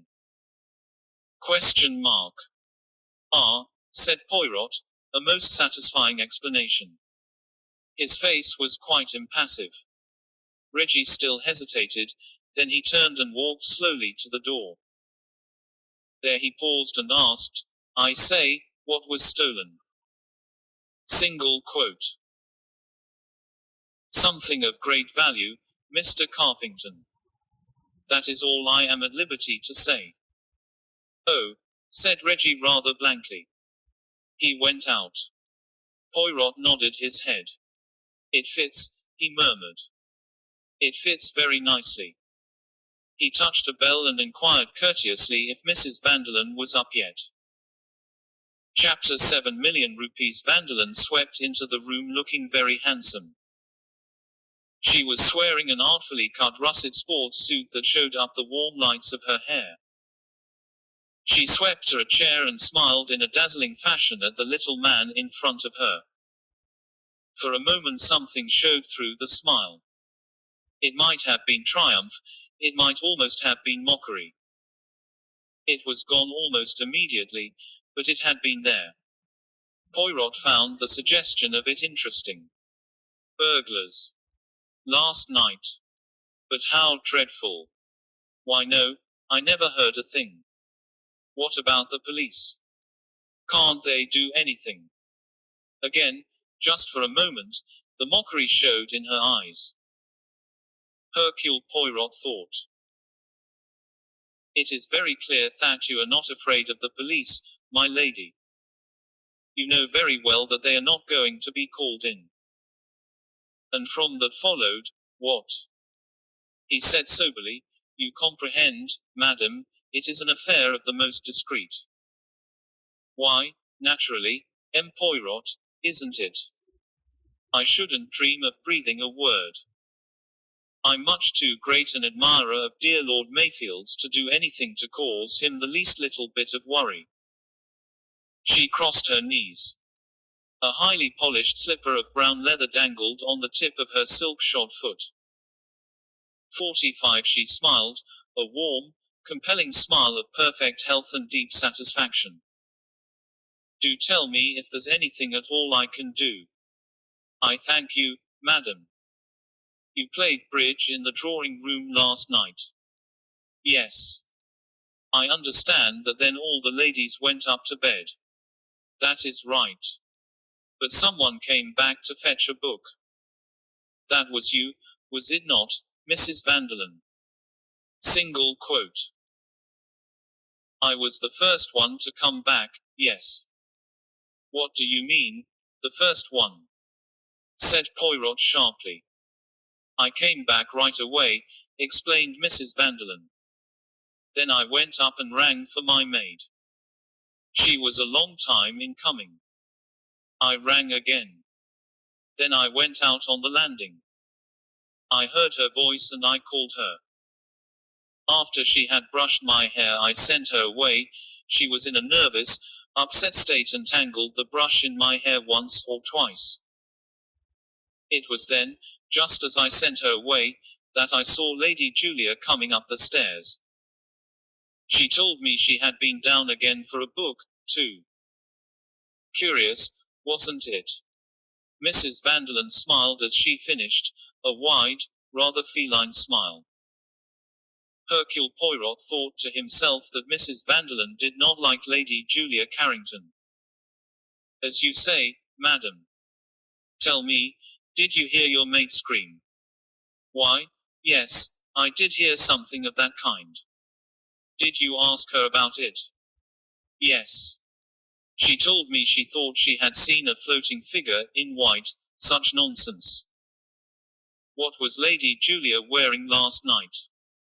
Oh, you think perhaps, yes, I see. She is wearing a white evening dress. Of course, that explains it. She must have caught sight of her in the darkness just as a white figure.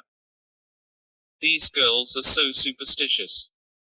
Your maid has been with you a long time, madam. Single quote.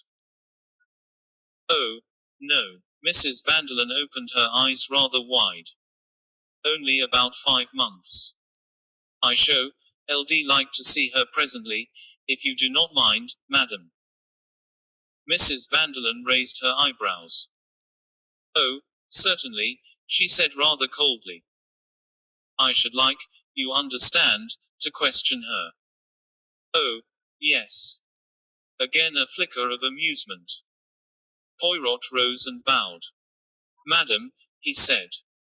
You have my complete admiration. Mrs. Vanderlyn for once seemed a trifle taken aback. Oh, Poirot, how nice of you, but why? You are, madam, so perfectly armored, so completely sure of yourself. Mrs. Vanderlyn laughed a little uncertainly. Now I wonder, she said, if I am to take that as a compliment. Poirot said, it is, perhaps, a warning, not to treat life with arrogance. Mrs. Vanderlyn laughed with more assurance. She got up and held out a hand. Dear Poirot, I do wish you all success. Thank you for all the charming things you have said to me. Single quote. She went out. Poirot murmured to himself, you wish me success, do you? Ah, but you are very sure I am not going to meet with success. Yes, you are very sure indeed. That, it annoys me very much. With a certain petulance, he pulled the bell and asked that Mademoiselle Leonie might be sent to him. His eyes roamed over her appreciatively as she stood hesitating in the doorway, demure in her black dress with her neatly parted black waves of hair and her modestly dropped eyelids. He nodded slow approval.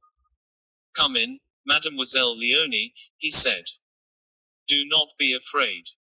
She came in and stood demurely before him. Do you know, said Poirot with a sudden change of tone, that I find you very good to look at. 47 Leonie responded promptly. She flashed him a glance out of the corner of her eyes and murmured softly, Monsieur is very kind. Figure to yourself, said Poirot. I demand of Carlyle whether you are or not good looking and he replies that he does not know. Leonie cocked her chin up contemptuously. That image. That describes him very well. I do not believe he has ever looked at a girl in his life, that one. Probably not. A pity. He has missed a lot. But there are others in this house who are more appreciative, is it not so? Really, I do not know what Monsieur means. Oh, yes, Mademoiselle Leonie, you know very well. A pretty history that you recount last night about a ghost that you have seen. As soon as I hear that you are standing there with your hands to your head, I know very well that there is no question of ghosts. If a girl is frightened she clasps her heart, or she raises her hands to her mouth to stifle a cry, but if her hands are on her hair it means something very different. It means that her hair has been ruffled and that she is hastily getting it into shape again. Now then, mademoiselle, let us have the truth. Why did you scream on the stairs? But monsieur, it is true, I saw a tall figure all in white. Mademoiselle, do not insult my intelligence. That story, it may have been good enough for Carlyle, but it is not good enough for Hercule Poirot. The truth is that you had just been kissed, is it not so? And I will make a guess that it was Reggie Carrington who kissed you. Leonie twinkled an unabashed eye at him. A&M, she demanded, after all, what is a kiss? What, indeed? Said Poirot gallantly. You see, the young gentleman he came up behind me and caught me round the waist, and so naturally he startled me and I screamed. If I had known, well, then naturally I would not have screamed. 48. Naturally, agreed Poirot. But he came upon me like a cat. Then the study door opened and out came M. le Sectaire and the young gentleman slipped away upstairs and there I was looking like a fool. Naturally I had to say something, especially to, she broke into French, un jeune homme comme fa, tellement connaît il faut. So you invent a ghost. Indeed, monsieur, it was all I could think of. A tall figure all in white, that floated. It is ridiculous, but what else could I do? Nothing. So now, all is explained. I had my suspicions from the first. Single quote. Leonie shot him a provocative glance. Monsieur is very clever, and very sympathetic. And since I am not going to make you any embarrassments over the affair, you will do something for me in return. Most willingly, monsieur. How much do you know of your mistress's affairs? The girl shrugged her shoulders. Not very much, monsieur. I have my ideas, of course. And those ideas. Well, it does not escape me that the friends of Madame are always soldiers or sailors or airmen. And then there are other friends, foreign gentlemen who come to see her very quietly sometimes. Madame is very handsome, though I do not think she will be so much longer. The young men, they fret her very attractive. Sometimes I think, they say too much. But it is only my idea, that Madame does not confide in me. What you would have me to understand is that Madame plays a lone hand. Single quote. That is right, monsieur. In other words, you cannot help me. I fear not, monsieur. I would do if I could. Tell me, your mistress is in a good mood today. Decidedly, monsieur. Something has happened to please her. She has been in good spirits ever since she came here. Well, Leonie, you should know. 49. The girl answered confidently, yes, monsieur. I could not be mistaken there. I know all Madame's moods. She is in high spirits. Positively triumphant. Single quote. That is exactly the word, monsieur. Poirot nodded gloomily. I pounced that, a little hard to bear. Yet I perceive that it is inevitable. Thank you, mademoiselle, that is all.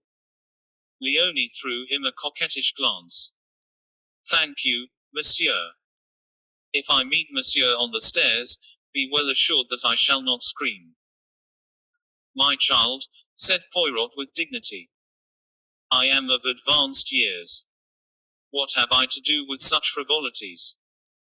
But with a little twitter of laughter, Leonie took herself off.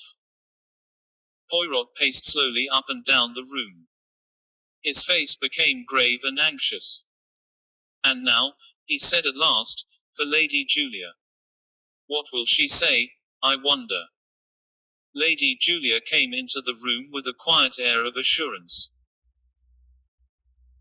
She bent her head graciously, accepted the chair that Poirot drew forward and spoke in a low, well-bred voice. Lord Mayfield says that you wish to ask me some questions. Yes, madam. It is about last night. About last night, yes. Single quote dot. What happened after you had finished your game of bridge? My husband thought it was too late to begin another. I went up to bed. And then I went to sleep. That is all. Yes. I'm afraid I can't tell you anything of much interest. When did this, she hesitated, burglary occur? Single quote. Very soon after you went upstairs. I see. And what exactly was taken? Some private papers, madam. 50. Important papers. Very important. She frowned a little and then said, "They were valuable." "Yes, madam, they were worth a good deal of money." "I see." There was a pause, and then Poirot said, "What about your book, madam?" "My book?" She raised bewildered eyes to him. "Yes, I understand Mrs. Vanderlyn to say that some time after you three ladies had retired you went down again to fetch a book." "Yes, of course, so I did." "So that, as a matter of fact, you did not go straight to bed when you went upstairs. You returned to the drawing room." "Yes, that is true. I had forgotten." "While you were in the drawing room, did you hear someone scream?" Single quote. "No, yes, I don't think so." "Surely, madam. You could not have failed to hear it in the drawing room." Lady Julia flung her head back and said pouduxenly, "I heard nothing." Poirot raised his eyebrows, but did not reply. The silence grew uncomfortable. Lady Julia asked abruptly, "What is being done?" "Being done? I do not understand you, madam." "I mean about the robbery. Surely the police must be doing something." Poirot shook his head. "The police have not been called in. I am in charge." She stared at him, her restless haggard face sharpened and tense. Her eyes, dark and searching, sought to pierce his impassivity. They fell at last, defeated. "You cannot tell me what is being done." 51. "I can only assure you, madam, that I am leaving no stone unturned. To catch the thief or to recover the papers. The recovery of the papers is the main thing, madam." Single quote. Her manner changed. It became bored, listless. "Yes," she said indifferently. "I suppose it is." There was another pause. "Is there anything else, M. Poirot?" "No, madam. I will not detain you further." "Thank you." He opened the door for her. She passed out without glancing at him. Poirot went back to the fireplace and carefully rearranged the ornaments on the mantelpiece. He was still at it when Lord Mayfield came in through the window. "Well," said the latter. "Very well, I think. Events are shaping themselves as they should." Lord Mayfield said, staring at him, "You are pleased." "No, I am not pleased. But I am content. Really, M. Poirot, I cannot make you out. I am not such a charlatan as you think. I never said, no, but you thought. No matter. I am not offended. It is sometimes necessary for me to adopt a certain pose." Lord Mayfield looked at him doubtfully with a certain amount of distrust. Hercule Poirot was a man he did not understand. He wanted to despise him, but something warned him that this ridiculous little man was not so futile as he appeared. Charles McLaughlan had always been able to recognize capability when he saw it. "Well," he said, "we're in your hands. What do you advise next? Can you get rid of your guests?" "I think it might be arranged. I could explain that I have 52 to go to London over this affair. They will then probably offer to leave." "Very good.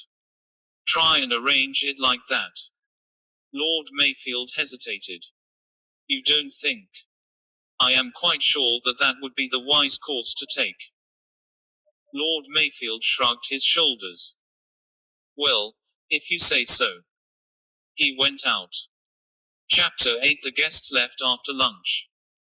Mrs. Vanderlyn and Mrs. McAtter went by train, the Carringtons had their car. Poirot was standing in the hall as Mrs. Vanderlyn bade her host a charming farewell. "So terribly sorry for you having this bother and anxiety." "I do.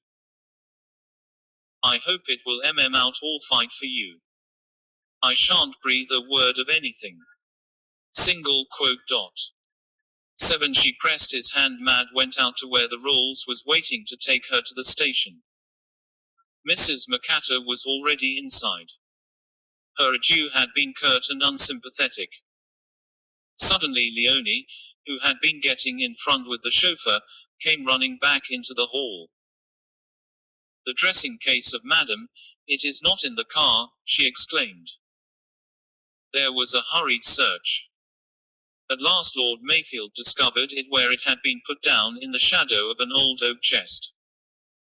Leonie uttered a glad little cry as she seized the elegant affair of green morocco, and hurried out with it. Then Mrs. Vanderlyn leaned out of the CST. Lord Mayfield, Lord Mayfield. She handed him a letter. Would you mind putting this in your post bag? If I keep it meaning to post it in town, I'm sure to forget. Letters just stay in my bag for days. Sir George Carrington was fidgeting with his watch, opening and shutting it. He was a maniac for punctuality. They're cutting it fray, he murmured. Very FME. Unless they're careful, they miss the train, his wife said irritably. Oh, don't fuss, George. After all, it's their train, not ours. He looked at her reproachfully. The Rolls drove off. Reggie drew up at the front door in the Carringtons' Morris. All ready, father, he said. The servants began bringing out the Carringtons' luggage. Reggie supervised its disposal in the dicky. Poirot moved out of the front door, watching the proceedings. Suddenly he felt a hand on his arm. Lady Julia's voice spoke in an agitated whisper. Poirot. I must speak to you, at once. He yielded to her insistent hand. She drew him into a small morning room and closed the door. She came close to him. Is it true what you said, that the discovery of the papers is what matters most to Lord Marthrefield? Poirot looked at her curiously. It is quite true, madam. If those papers were returned to you, would you undertake that they should be given back to Lord Mayfield, and no questions asked? I am not sure that I understand you. You must. I am sure that you do. I am suggesting that the thief should remain anonymous if their papers are returned. Poirot asked. How soon would that be, madam? Definitely within 12 hours. You can promise that? I can promise it. 54. As he did not answer, she repeated urgently, will you guarantee that there will be no publicity? He answered then, very gravely, yes, madam, I will guarantee that. Then everything can be arranged. She passed abruptly from the room. A moment later Poirot heard the car drive away. He crossed the hall and went along the passage to the study. Lord Mayfield was there. He looked up as Poirot entered. Well, he said. Poirot spread out his hands. : The case is ended, Lord Mayfield. What? Poirot repeated word for word the scene between himself and Lady Julia. Lord Mayfield looked at him with a stupefied expression. But what does it mean? I don't understand. It is very clear, is it not? Lady Julia knows who stole the plans. You don't mean she took them herself? Certainly not. Lady Julia may be a gambler. She is not a thief. But if she offers to return the plans, it means that they were taken by her husband or her son. Now Sir George Carrington was out on the terrace with you. That leaves us the son. I think I can reconstruct the happenings of last night fairly accurately. Lady Julia went to her son's room last night and found it empty. She came downstairs to look for him, but did not find him. This morning she hears of the theft, and she also hears that her son declares that he went straight to his room and never left it. That, she knows, is not true. And she knows something else about her son. She knows that he is weak, that he is desperately hard up for money. She has observed his infatuation for Mrs. Vanderlyn. The whole thing is clear to her. Mrs. Vanderlyn has persuaded Reggie to steal the plans. But she determines to play her part also. She will tackle Reggie, get hold of the papers and return them. 55. But the whole thing is quite impossible, cried Lord Mayfield. Yes, it is impossible, but Lady Julia does not know that. She does not know what I, Hercule Poirot, know, that YCNG Reggie Carrington was not stealing papers last night, but instead was philandering with Mrs. Vanderlyn's French RWID. The whole thing is a mare's nest. Exactly. And the case is not ended at all. Yes, it is ended. I, Hercule Poirot, know the truth. You do, OT, believe me. You did not believe me yesterday when I said I knew where the plans were. But I did know. They were very close at hand. Where? They were in your pocket, my lord. There was a pause, then Lord Mayfield said. Do you really know what you are saying, M. Poirot? Yes, I know. I know that I am speaking to a very clever man. From the first it worried me that you, who were admittedly short-sighted, should be so positive about the figure you had seen leaving the window. You wanted that solution, the convenient solution, to be accepted. Why? Later, one by one, I eliminated everyone else. Mrs. Vanderden was upstairs, Sir George was with you on the terrace, Reggie Carrington was with the French girl on the stairs, Mrs. McAtter was blamelessly in her bedroom. It is next to the housekeeper's room, and Mrs. McAtter snores. Lady Julia clearly believed her son guilty. So there remained only two possibilities.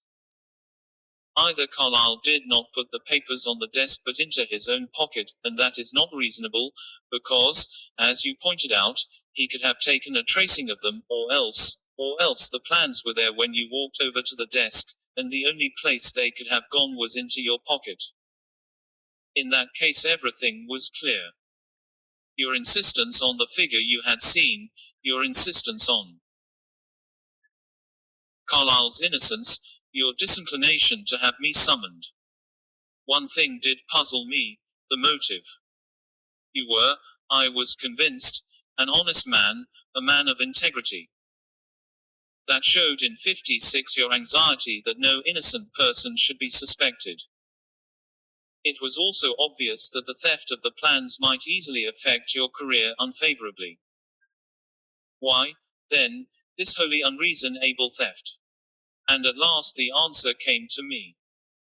The crisis in your career, some years ago, the assurances given to the world by the Prime Minister that you had had no negotiations with the power in question. Suppose that that was not strictly true, that there remained some record, a letter, perhaps, showing that in actual fact you had done what you had publicly denied. Such a denial was necessary in the interests of public policy. But it is doubtful if the man in the street would see it that way. It might mean that at the moment when supreme power might be given into your hands, some stupid echo from the past would undo everything. I suspect that that letter has been preserved in the hands of a certain government, that that government offered to trade with you, the letter in exchange for the plans of the new bomber. Some men would have refused. You did not. You agreed. Mrs. Vanderlyn was the agent in the matter. She came here by arrangement to make the exchange. You gave yourself away when you admitted that you had formed no definite stratagem for entrapping her. That admission made your reason for inviting her here incredibly weak. You arranged the robbery, pretended to see the thief on the terrace, thereby clearing Carlyle of suspicion. Even if he had not left the room, the desk was so near the window that a thief might have taken the plans while Carlyle was busy at the safe with his back turned. You walked over to the desk, took the plans and kept them on your own person until the moment when, by prearranged plan, you slipped them into Mrs. Vanderland's dressing case. In return she handed you the fatal letter disguised as an unposted letter of her own. Poirot stopped. Lord Mayfield said, "Your knowledge is very complete, M. Poirot. You must think me an unutterable skunk." Single quote. Poirot made a quick gesture. 57. No, Lord Mayfield. I think, as I said, that you are a very clever man. It came to me suddenly as we talked here last night. You are a first-class engineer. There will be, I think, some subtle alterations in the specifications of that bomber, alterations done so skillfully that it will be difficult to grasp why the machine is not the success it ought to be. A certain foreign power will find the type a failure. It will be a disappointment to them, I am sure. Again there was a silence, then Lord Mayfield said, "You are much too clever, M. Poirot. I will only ask you to believe one thing. I have faith in myself. I believe that I am the man to guide England through the days of crisis that I see coming. If I did not honestly believe that I am needed by my country to steer the ship of state, I would not have done what I have done, made the best of both worlds, saved myself from disaster by a clever trick." "My lord," said Poirot, "if you could not make the best of both worlds, you could not be a politician." 58. Murder in the Mews Chapter I, penny for the guy, sir. A small boy with a grimy face grinned ingratiatingly. "Certainly not," said Chief Inspector Japp. "And, look here, my lad," a short homily followed. The dismayed urchin beat a precipitate retreat, remarking briefly and succinctly to his youthful friends, "Blimey, if it ain't a cop all togged up." The band took to its heels, chanting the incantation, remember the 5th of November gunpowder treason and plot. We see no reason why gunpowder treason should ever be forgot." The chief inspector's companion, a small, elderly man with an egg-shaped head and large, military-looking moustaches, was smiling to himself. "TRB's BTAM, Jap," he observed. "You preach the sermon very well. I congratulate you. Rank excuse for begging, that's what Guy Fawkes Day is," said Jap. "An interesting survival," mused Hercule Poirot. "The footworks go up, crack, crack, long after the man they commemorate and his deed are forgotten." The Scotland Yard man agreed. 59. Don't suppose many of those kids really know who Guy Fawkes was. And soon, doubtless, there will be confusion of Thug is it in honor or in execration that on the 5th of November the Leu d'Artifice are sent up. To blow up an English Parliament, was it a sin or a noble deed? Jap chuckled. Some people would say undoubtedly the latter. Turning off the main road, the two men passed into the comparative quiet of a mews. They had been dining toge and were now taking a short cut to Hercule Poirot's flat. As they walked along, the sound of squibs was still heard periodically. An occasional shower of golden rain illuminated the sky. "Good night for a murder," remarked Jap with professional interest. "Nobody would hear a shot, for instance, on a night like this." It has always seemed odd to me that more criminals do not take advantage of the fact, said Hercule Poirot. Do you know, Poirot, I almost wish sometimes that you would commit a murder. Then Chert, yes, I'd like to see just how you'd set about it. My dear Jap, if I committed a murder you would not have the least chance of seeing how I set about it. You would not even be aware, probably, that a murder had been committed. Jap laughed good-humoredly and affectionately. Cocky little devil, aren't you? He said indulgently. At 11:30 the following morning, Hercule Poirot's telephone rang. Allo. Allo. Hallo, that you, Poirot? Oui, si, est-mot. Jap speaking here. Remember we came home last night. Through Bardsley Gardens Mews. Yes. 60, and that we talked about how easy it would be to shoot a person with all those squibs and crackers and the rest of it going off.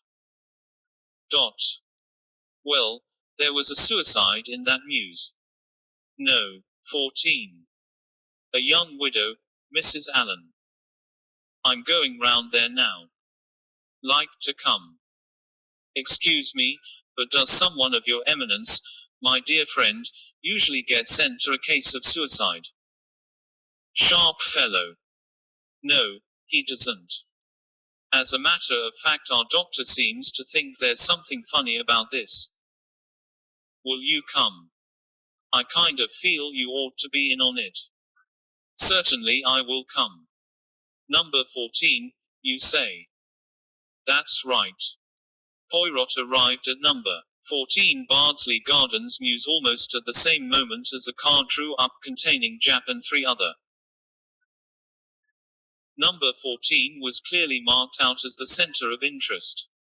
A big circle of people, chauffeurs, their wives, errand boys, loafers, well-dressed passers-by and innumerable children were drawn up all staring at number I4 with open mouths and a fascinated stare. A police constable in uniform stood on the step and did his best to keep back the curious. Alert-looking young men with cameras were busy and surged forward as Jap alighted. Nothing for you now, said Jap, brushing him aside. He nodded to Poirot. So here you are. Let's get inside. They passed in quickly, the door shut behind them and they found themselves squeezed together at the foot of a ladder-like flight of stairs. A man came to the top of the staircase, recognized Jap and said, "Up here, sir." Single quote. Jap and Poirot mounted the stairs. The man at the stairhead opened a door on the left and they found themselves in a small bedroom. Thought you'd like me to run over the chief points, sir. 61, quite right, Jameson, said Jap. What about it? Divisional Inspector Jameson took up the tale. Deceased's a Mrs. Allen, sir. Lived here with a friend, a Miss Plenderleith. Miss Plenderleith was away staying in the country and returned this morning. She let herself in with her key, was surprised to Fred no one about. A woman usually comes in at 9 o'clock to do for them. She went upstairs FN Street into her own room, that's this room, then across the landing to her friend's room. Door was locked on the inside. She rattled the handle, knocked and called, but couldn't get any answer. In the end, getting alarmed, she rang up the police station. That was at 10:45. We came along at once and forced the door open. Mrs. Allen was lying in a heap on the ground, shot through the head. There was an automatic in her hand, a Webley 25, and it looked a clear case of suicide. Where is Miss Plenderleith now? She's downstairs in the sitting room, sir. A very cool, efficient young lady, I should say. Got a head on her. I'll talk to her presently. I'd better see Brett now. Accompanied by Poirot, he crossed the landing and entered the opposite room. A tall, elderly man looked up and nodded. "Hello, Jap. Glad you've got here. Funny business, this." Jap advanced towards him. Hercule Poirot sent a quick searching glance round the room. It was much larger than the room they had just quitted. It had a built-out bay window, and whereas the other room had been a bedroom pure and simple, this was emphatically a bedroom disguised as a sitting room. The walls were silver and the ceiling emerald green. There were curtains of a modernistic pattern in silver and green. There was a divan covered with a shimmering emerald green silk quilt and numbers of gold and silver cushions. There, as a tall antique walnut bureau, a walnut tallboy, and Sevcal modem chairs of gleaming chromium. On a low glass there was a big ashtray full of cigarette stubs. Delicately Hercule Poirot sniffed the air. Then he joined Jap where the latter stood looking down at the body. 62 in a heap on the floor, lying as she had fallen from one of the chromium chairs, was the body of a young woman of perhaps 27. She had fair hair and delicate features. There was very little makeup on the face. It was a pretty, wistful, perhaps slightly stupid face. On the left side of the head was a mass of congealed blood. The pound emgers of the right hand were clasped round a small pistol. The woman was dressed in a simple frock of dark green high to the neck. "Well, Brett, what's the trouble?" Jap was looking down also at the huddled figure. "Position's all right," said the doctor. "If she shot herself she'd probably have slipped from the chair into just that position. The door was locked and the window was fastened on the inside." "That's all right, you say. Then what's wrong?" Single quote. "Take a look at the pistol. I haven't handled it, waiting for the pound fingerprint men. But you can see quite well what I mean." Together Poirot and Jap knelt down and examined the pistol closely. "I see what you mean," said Jap rising. "It's in the curve of her hand. It looks as though she's holding it, but as a matter of fact she isn't holding it." "Anything else?" "Plenty. She's got the pistol in her fight HSMD. Now take a look at the wound." The pistol was held close to the head just above the left ear, mark you. "Hunnam," said Jap. "That does seem to settle it. She couldn't hold a pistol and fire it in that position with her right hand. Plumb impossible, I should say. You might get your arm round, but I doubt if you could fire the shot." "That seems pretty obvious then. Someone else shot her and tried to make it look like suicide." "What about the locked door and window, though?" Inspector Jameson answered this. "Window was closed and bolted, sir, but although the door was locked we haven't been able to find the key." Jap nodded. "Yes, that was a bad break. Whoever did it locked the door 63. When he left and hoped the absence of the key wouldn't be noticed." Poirot murmured, "Say BTE, FA. "Oh, come now, Poirot, old man, you mustn't judge everybody else by the light of your shining intellect. As a matter of fact that's the sort of little detail that's quite apt to be overlooked. Doors locked. People break in. Woman foo, T dead, pistol in her hand, clear case of suicide, she locked herself in to do it. They don't go hunting about for keys. As a matter of fact, Miss Plenderleith's sending for the police was lucky. She might have got one or two of the chauffeurs to come and burst in the door, and then the key question would have been overlooked altogether." "Yes, I suppose that is true," said Hercule Poirot. "It would have been many people's natural reaction. The police, they are the last resource, are they not?" He was still staring down at the body. Anything strike you? Japp asked. The question was careless, but his eyes were keen and attentive. Hercule Poirot shook his head slowly. I was looking at her wristwatch. He bent over and just touched it with a finger-tip. It was a dainty jeweled affair on a black moire strap on the wrist of TLC hand that held the pistol. Rather a swell piece that, observed Japp. Must have T money. He cocked his head inquiringly at Poirot. Summerthigh in that maybe. It is possible, yes. Poirot strayed across to the writing bureau. It was the kicks that has a front flap that lets down. This was daintily set out, matched the general color scheme. There was a somewhat massive silver inkstand in the center, in front of it a handsome green lacquer blotter. To the left of the blotter was an emerald glass pen tray containing a silver penholder, a stick of green sealing wax, a pencil and 264 stamps. On the right of the blotter was a movable calendar giving the day of the week, date and month. There was also a little glass jar of shot and standing in it a flamboyant green quill pen. Poirot seemed interested in the pen. He took it out and looked at it, but the quill was innocent of ink. It was clearly a decoration, nothing more. The silver penholder with the ink-stained nib was the one in use. His eyes strayed to the calendar. Tuesday, November 5th, said Japp. Yesterday. That's all correct. He turned to Brett. How long has she been dead? Single quote. She was killed at 11:33 yesterday evening, said Brett promptly. Then he grinned as he saw Japp's surprised face.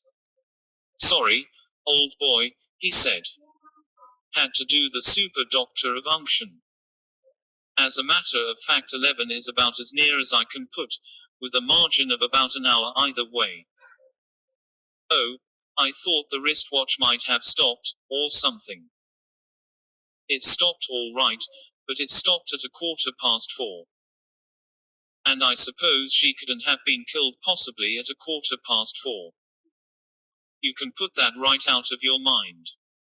Poirot had turned back the cover of the blotter. Good idea, said Japp. But no luck. The blotter showed an innocent white sheet of blotting paper. Poirot turned over the leaves, but they were all the same. He turned his attention to the waste paper basket. It contained 2 or 3 torn-up letters and circulars. They were only torn once and were easily reconstructed. An appeal for money from some society for assisting ex-servicemen, an invitation to a cocktail party on November 3rd, an appointment with a dressmaker. The circulars were an announcement of a Furrica's sale and a catalogue from a department store.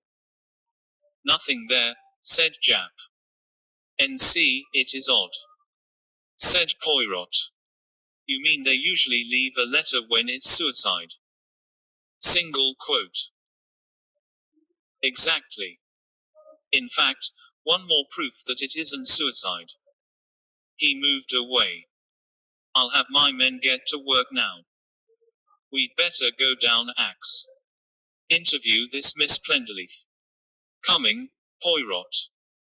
Poirot still seemed fascinated by the writing bureau and its appointments. He left the room, but at the door his eyes went back once more to the flaunting emerald quill pen. Chapter 2. At the foot of the narrow flight of stairs a door gave admission to a large-sized living room, actually the converted stable. In this room, the walls of which were finished in a roughened plaster effect and on which hung etchings and woodcuts, 2 people were sitting. One, in a chair near the fireplace, her hands stretched out to the blaze, was a dark efficient-looking young woman of 7 or 8. The other, an elderly woman of ample proportions who carried a string bag, was panting and tired when the 2 men entered the room. And as I said, miss, such a turn it gave me I nearly dropped down where I stood. And to think that this morning of all mornings, the other cut her short. That will do, Mrs. Pierce. These gentlemen are poke offices, I think. Miss Plenderleith? Asked Japp, advancing. The girl nodded. That is my name. This is Mrs. Pierce, who comes into W.K. for us every day. The irrepressible Mrs. Pierce broke out again. And as I was saying to Miss Plenderleith, to think that this morning of all mornings, my sisters Louisa Moore should have been took with a fit, and me the only one handy, and as I say, flesh and blood is flesh and blood, and I didn't think Mrs. Allen would mind, though I never likes to disappoint my ladies, Japp broke in with some dexterity. Quite so, Mrs. Pierce. Now perhaps you would take Inspector Jameson into the kitchen and give him a brief statement. Having then got rid of the voluble Mrs. Pierce, who departed with Jameson talking 13 to the dozen, Japp turned his attention once more to the girl. I am Chief Inspector Japp. Now, Miss Plenderleith, I should like to know all you can tell me about this business. Certainly. Where shall I begin? Her self-possession was admirable. There were no signs of grief or shock save for an almost unnatural rigidity of manner. You arrived this morning at what time? I think it was just before 10:30. Mrs. Pierce, the old liar, wasn't here, I found. Is that a frequent occurrence? Jane Plenderleith shrugged her shoulders. About twice a week she roams up at 12, or not at all. She's supposed to come at 9. Actually, as I say, twice a week she either comes over queer, or else some member of her family is overtaken by sickness. All these daily women are like that, fail you now and again. She's not bad as they go. You've had her long. Just over a month. Our last one pinched things. Please go on, Miss Plenderleith. I paid off the taxi, carried in my suitcase, looked round for Mrs. P, couldn't see her, and went upstairs to my room. I tidied up a bit, then I went across to Barbara, Mrs. Allen, and found the door locked. I rattled the handle and knocked but could get no reply. I came downstairs and rang up the police station. Pardon. Poirot interposed a quick, deft question. It did not 67 occur to you to try and break down the door, with the help of one of the chauffeurs in the mews, say? Her eyes turned to him, cool, grey-green eyes. Her glance seemed to sweep over him quickly and appraisingly. No, I don't think I thought of that. If anything was wrong, it seemed to me that the police were the people to send for. Then you thought, pardon, mademoiselle, that there was something wrong. Naturally. Because you could not get a reply to your knocks. But possibly your friend might have taken a sleeping draught or something of that kind. She didn't take sleeping draughts. The reply came sharply. Or she might have gone away and locked her door before going. Why should she lock it? In any case she would have left a note for me. And she did not leave a note for you. You are quite sure of that? Of course I am sure of it. I should have seen it at once. The sharpness of her tone was accentuated. Japp said, you didn't try and look through the keyhole, Miss Plenderleith. Single quote. No, said Jane Plenderleith thoughtfully. I never thought of that. But I couldn't have seen anything, could I? Because the key would have been in it. Her inquiring gaze, innocent, wide-eyed, met Japp's. Poirot smiled suddenly to himself. You did quite right, of course, Miss Plenderleith, said Japp. I suppose you'd no reason to believe that your friend were likely to commit suicide. Oh, no, she hadn't seemed worried, or distressed in any way. There was a pause, An appreciable pause before the GI answered. 68. Did you know she had a pistol? Jane Plenderleith nodded. Yes, she had it out in India. She always kept it in a drawer her room. Hunnam. Got a license for it? I imagine so. I don't know for certain.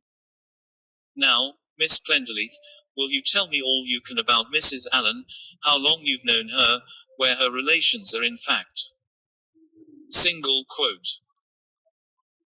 Jane Plenderleith nodded. I've known Barbara about 5 years. I met her first abroad, in Egypt to be exact. She was on her way home from India. I'd been at the British school in Athens for a bit and was having a few weeks in Egypt before going home. We're on a Nile cruise together. We made friends, decided we liked each other. I was looking at the time for someone to share a flat or a tiny house with me. Barbara was alone in the world. We thought we'd get on well together. And you did get on well together? Asked Poirot. Very well. We each had our own friends. Barbara was more sodal in her likings, my friends were more of the artistic kind. It probably worked better that way. Poirot nodded. Jap went on, what do you know about Mrs. Allen's family and her life before she met you? Jane Plenderleith shrugged her shoulders. Not very much really. Her maiden name was Armitage, I believe. Her husband. I don't fancy that he was anything right home about. He drank, I think. I gather he died a year or two after the marriage. There was one child, a little girl, which died when it was 3 years old. Barbara didn't talk much about her husband. I believe she married him in India when she was about 17. Then they went off to Borneo or one of the God's 69 forsaken spots you send ne'er-do-wells to, but as it was obviously a painful subject I didn't refer to it. Do you know FFMR's Allen was in any pound financial difficulties?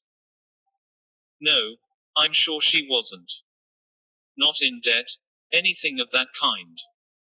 Oh, no. I'm sure she wasn't in that kind of a jam.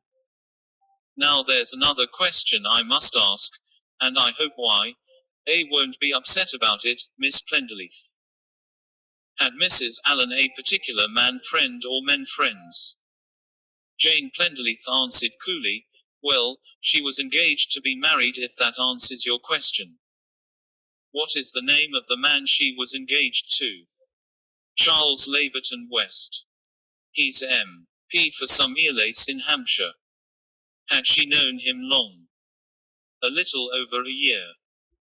And she has been engaged to him, how long? 2, no, nearer 3 months. As far as you know there has not been any quarrel. Single quote. Miss Plenderleith shook her head. No.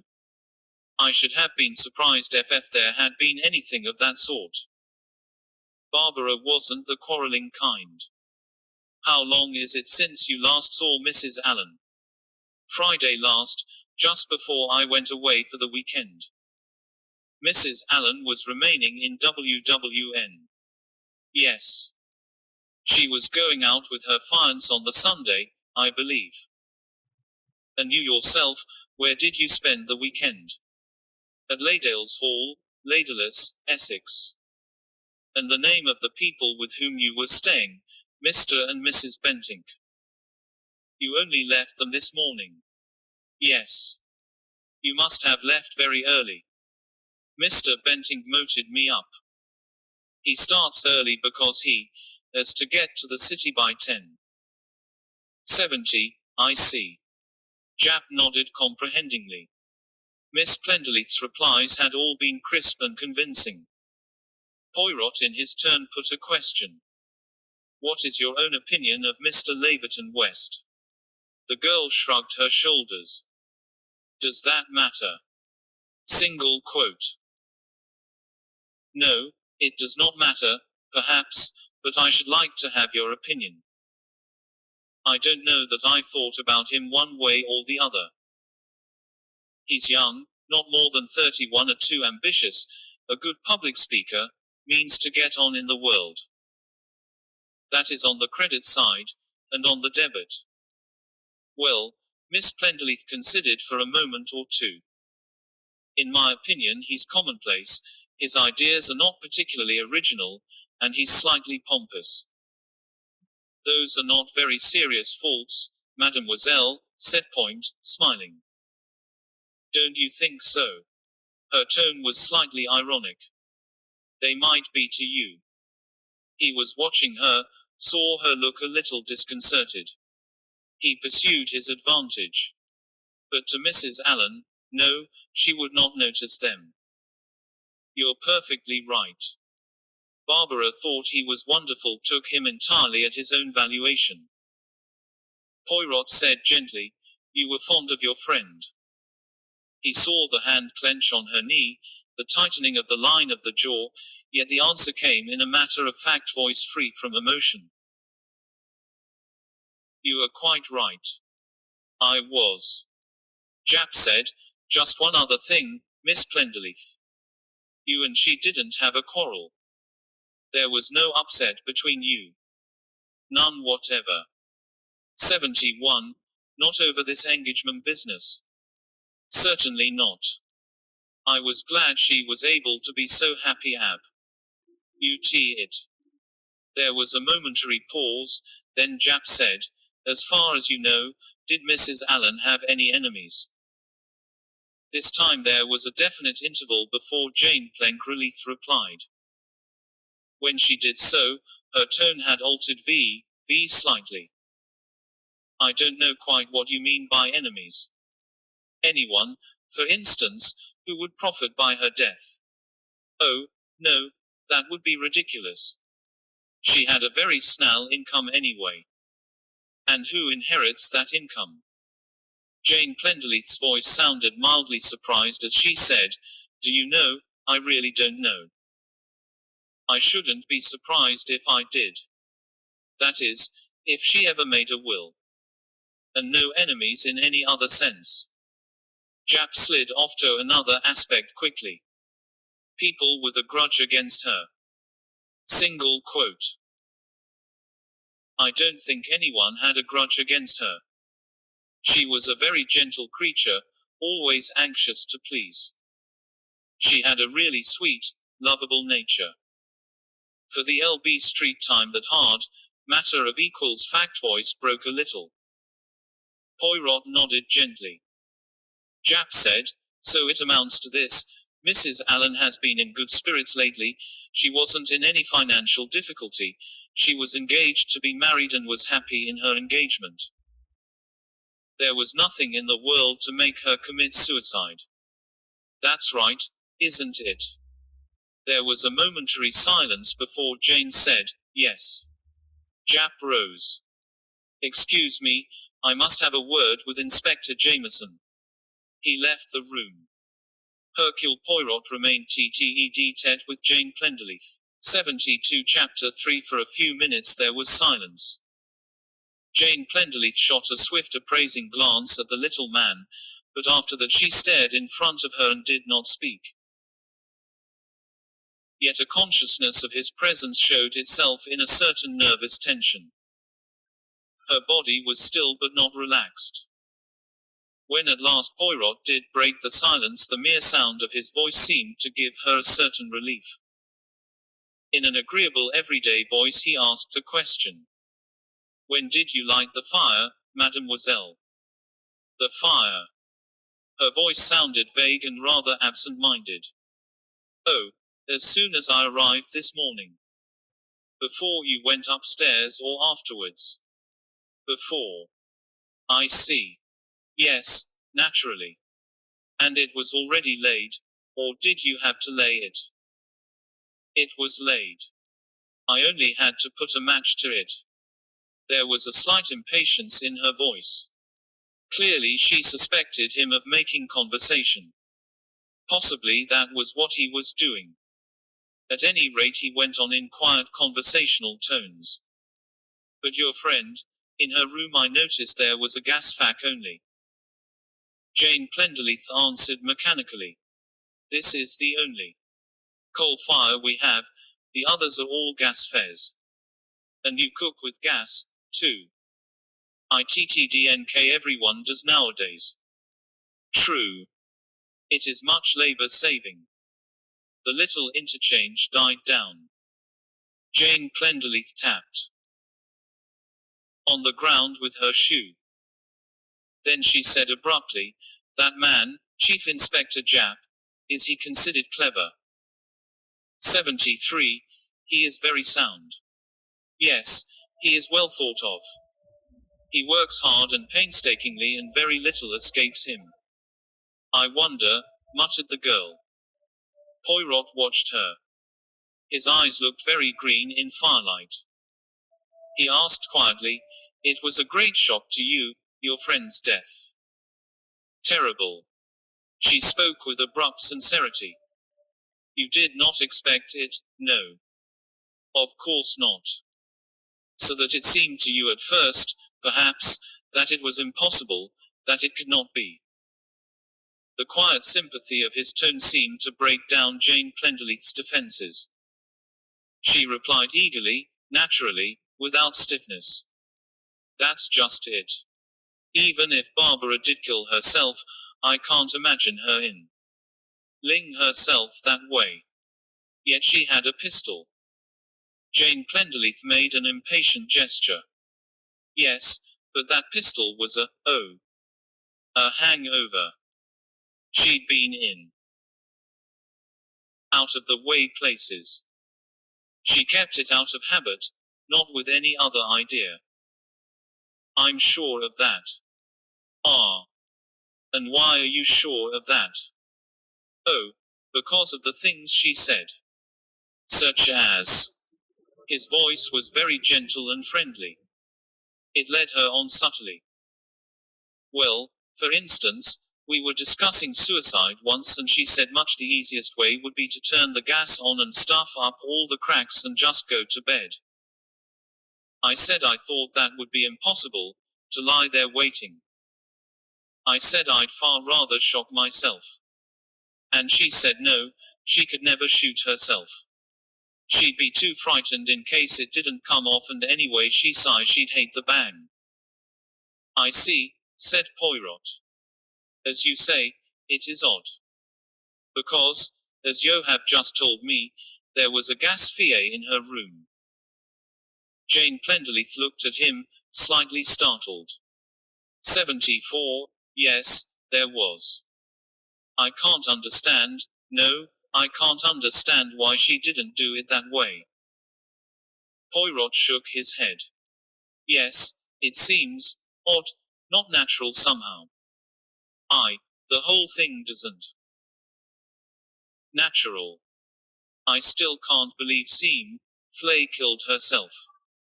I suppose it must be suicide. Well, there is one other possibility. What do you mean?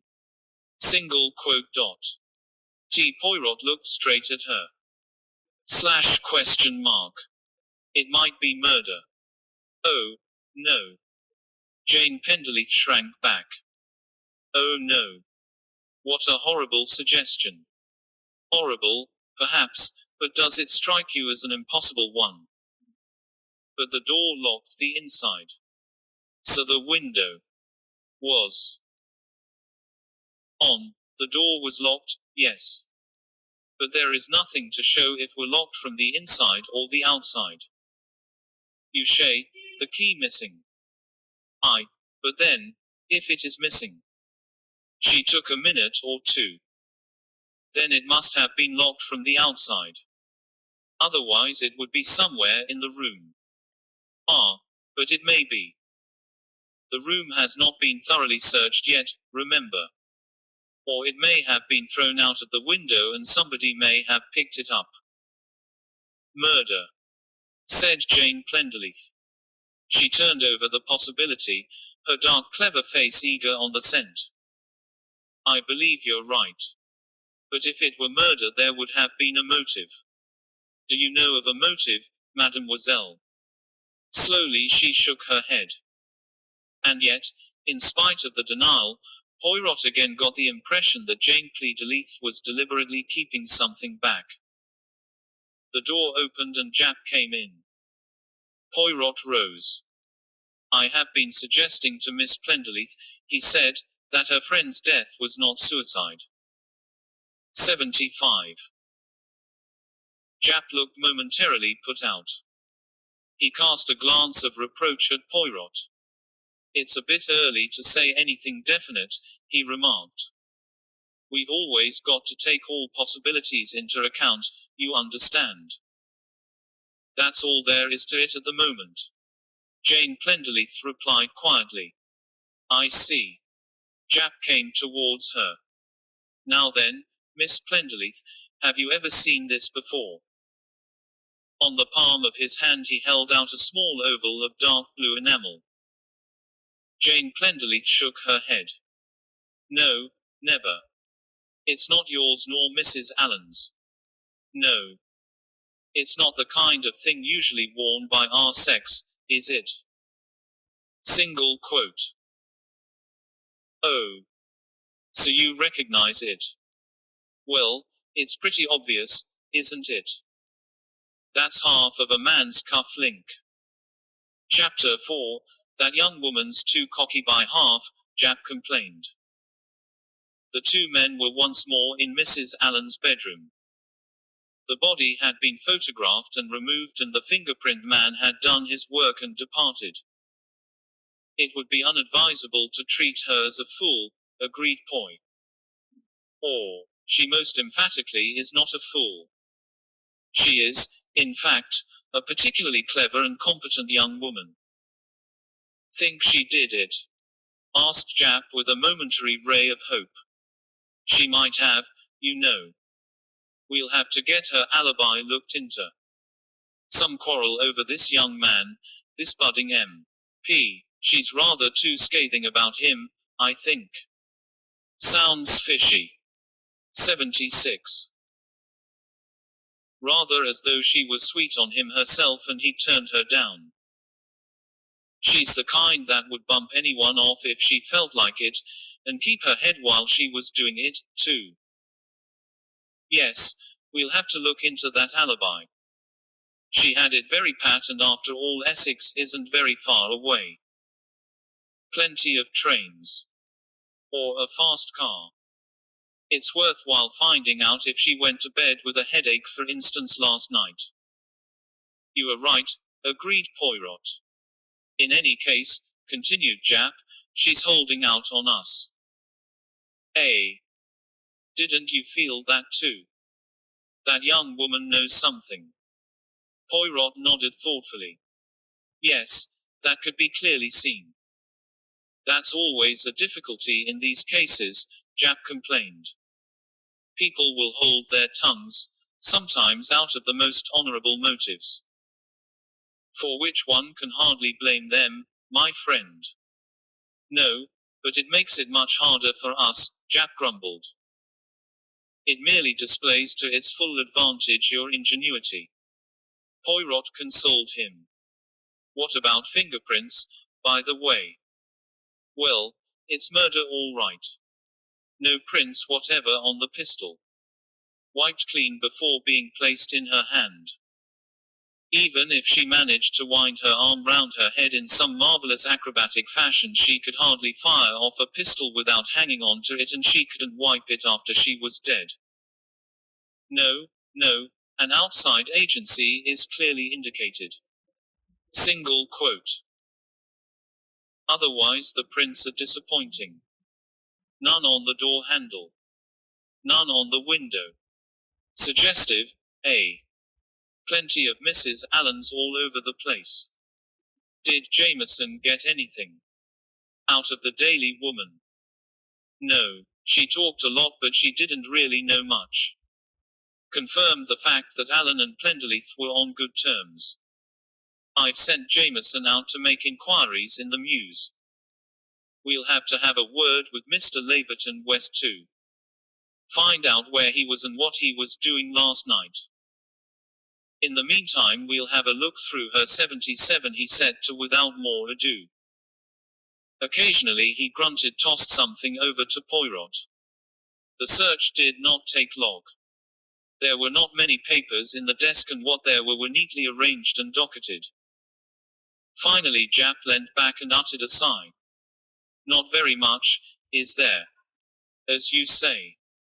Most of it quite straightforward. Receipted bills, a few bills as yet unpaid, nothing particularly outstanding. Social stuff, invitations. Notes from friends. These. He laid his hand on a pile of 7 or 8 letters, and her checkbook and passbook. Anything strike you there? Yes, she was overdrawn. Anything else? Poirot smiled. Is it an examination that you put me through? But yes, I noticed what you were thinking of. £200 DRWN to self 3 months ago, and £200 drawn 3 UT yesterday, and nothing on the counterfoil of the checkbook. Percent other checks to self except small sums, £15 highest. And I'll tell you this, there's no such sum of Y in the house. £4.10 in a handbag and an odd shield, G or 2 in another bag. That's pretty clear, I think. Meaning that she paid that sum away yesterday. Yes. Now who did she pay it to? The door opened and Inspector Jameson entered. Well, Jameson, get anything? Single quote. Yes, sir, several things. To begin with, nobody actually heard the shot. 2 or 3 women say they did because they want to think they did, but that's all there is to it. With all those fireworks going off, there isn't a dog's chance. Japp grunted. Don't suppose there is. Go on. Mrs. Allen was at home most of yesterday afternoon and evening. Came in about 5 o'clock. Then she went out again about 6, but only to the post box at the end of the mews. At 78 about 9:30 a car drove up, Standard Swallow Saloon, and a man got out. Description about 45, well set up military looking gent, dark blue overcoat, bowler hat, toothbrush moustache. James Hogg, chauffeur from number 18, says he's seen him calling on Mrs. Allen before. 45, said Japp. Can't very well be Laverton West. This man, whoever he was, stayed here for just under an hour. Left at about 10:20. Stopped in the doorway to speak to Mrs. Allen. Small boy, Frederick Hogg, was hanging about quite near and heard what he said. And what did he say? Well, think it over and let me know. And then she said something and he answered, all right. So long. After that he got in his car and drove away. That was at 10:20, said Poirot thoughtfully. Japp rubbed his nose. Then at 10:20 Mrs. Allen was still alive, he said. What next? Nothing more, sir, as far as I can learn. The chauffeur at number 22 got in at 10:30 and he'd promised his kids to let off some fireworks for them. They'd been waiting for him, and all the other kids in the mews too. He let them off and everybody around about was busy watching them. After that everyone went to bed. And nobody else was seen to enter. No. 147 feet, but that's not to say they didn't. Nobody would have noticed. Hunnam, said Japp. That's true. Well, we'll have to get hold of this military gentleman with the toothbrush moustache. It's pretty clear that he was the last person to see her alive. I wonder who he was. Miss Plenderleith might tell us, suggested Poirot. He might, said Japp gloomily. On the other hand, GHT not. I've no doubt she could tell us a good deal if she, HLD. What about you, Poirot, old boy? You were alone with. For a bit. Didn't you trot out that father confessor manner that sometimes makes such a hit? 79 Poirot spread out his hands. Alas, we talked only of gas fires. Gas fires, gas ruse. Jap sounded disgusted. What, he matter with you, old cock? Ever since you've been here sent, things you've taken an interest in are quill pens and paper baskets. Oh, yes, I saw you having a quiet look in one downstairs. Anything in it? Poirot sighed. A catalogue of bulbs and an old magazine. What's the idea, anyway? If anyone wants to throw or incriminating document or whatever it is you have in mind, they're not likely just to pitch it into a waste paper basket. Single quote. That is very true what you say there. Only something unimportant would be thrown away like that. Poirot spoke meekly. Nevertheless, Jap looked at him suspiciously. Well, he said. I know what I'm going to do next. W.H. That about you. A, said Poirot. I shall complete my search for the unimportant. There is still the dustbin. He skipped nimbly out of the room. Jap looked after him with an air of disgust. Potty, he said. Absolutely potty. Inspector Jameson preserved a respectful silence. His IHC said with British superiority, foreigners. Aloud he said, so that's Mr. Hercule Poirot. I've heard of him. Old friend of mine, explained Jap. Not half as balmy as he looks, mind you. All the same, he's getting on now. Gone a bit gaga, as they say, sir, suggested Inspector Jameson.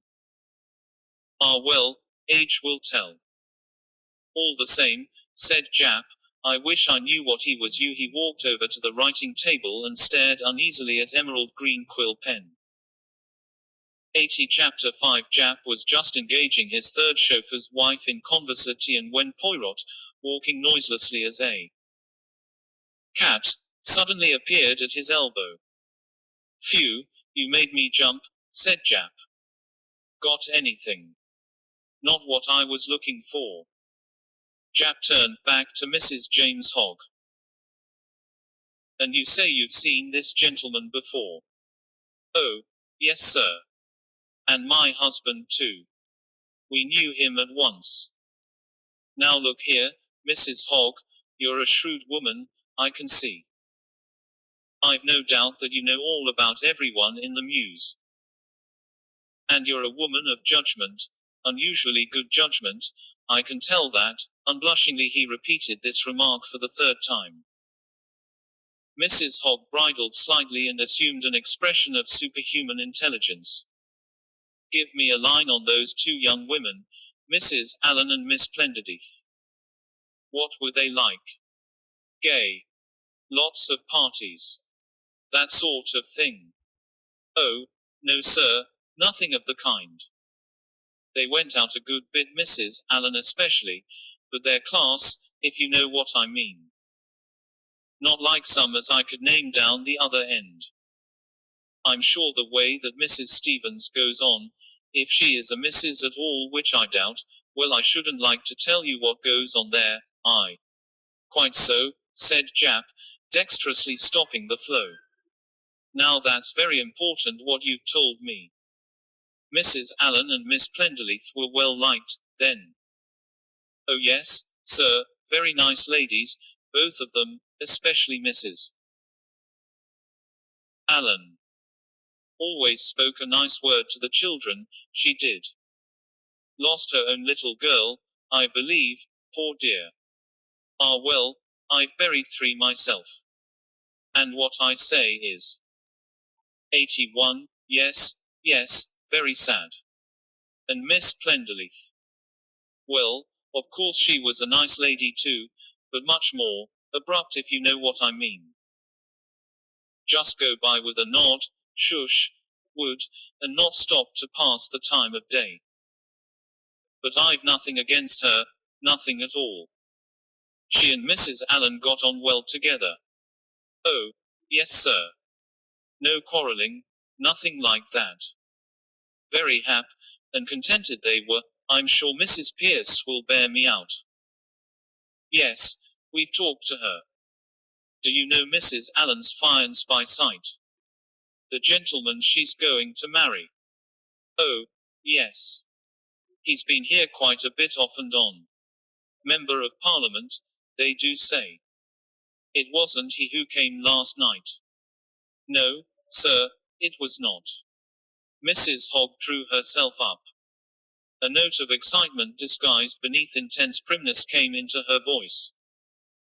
And if you ask me, sir, what you are thinking is all wrong. Mrs. Allen wasn't that kind of lady, I'm sure. It's true. There was no one in the house, but I do not believe anything of the kind. I said so to Hogg only this morning. No, Hogg, I said, Mrs. Allen was a lady, a real lady, so don't suggesting things, knowing what a man's mind is, if you excuse my mentioning it. Always coarse in their ideas. Passing this insult by, Jack proceeded, you saw him arrive and you saw him leave, that's isn't it? That's sir. And you didn't hear anything else? Any sounds of a quarrel? No, sir, nor likely to. Not, that is to say, that such thin threes couldn't be heard, because the contrary to that is well 1 yen, and down the other end the way Mrs. Stevens goes for poor frightened maid of hers is common talk, and 1d we've advised her not to stand it, but there, the wages is, temper of the devil she may have but pays for it, FCTY shillings a week.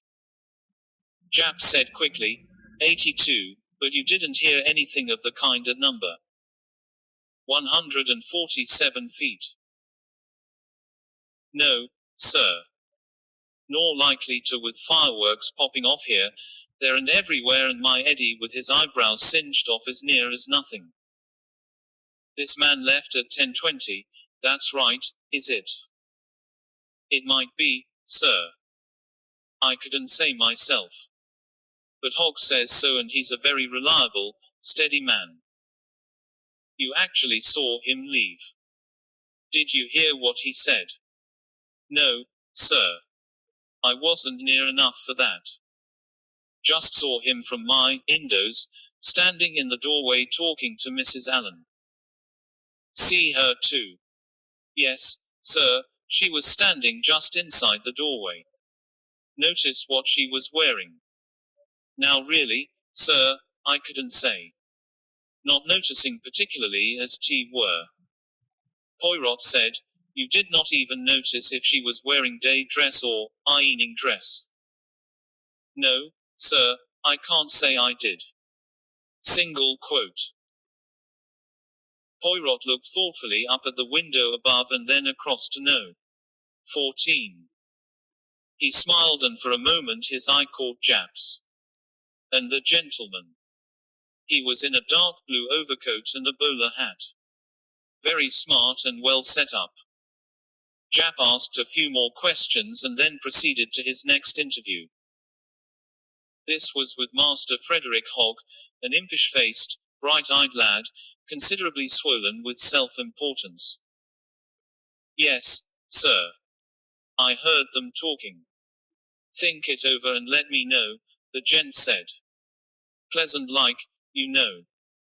And then she said something and he answered, ill right. $0 long. And he got IMO the car. I was holding the door open but he didn't give me nothing, said Master Hogg with a slight tinge of depression in his tone. And he drove away. You didn't hear what Mrs. Allen said?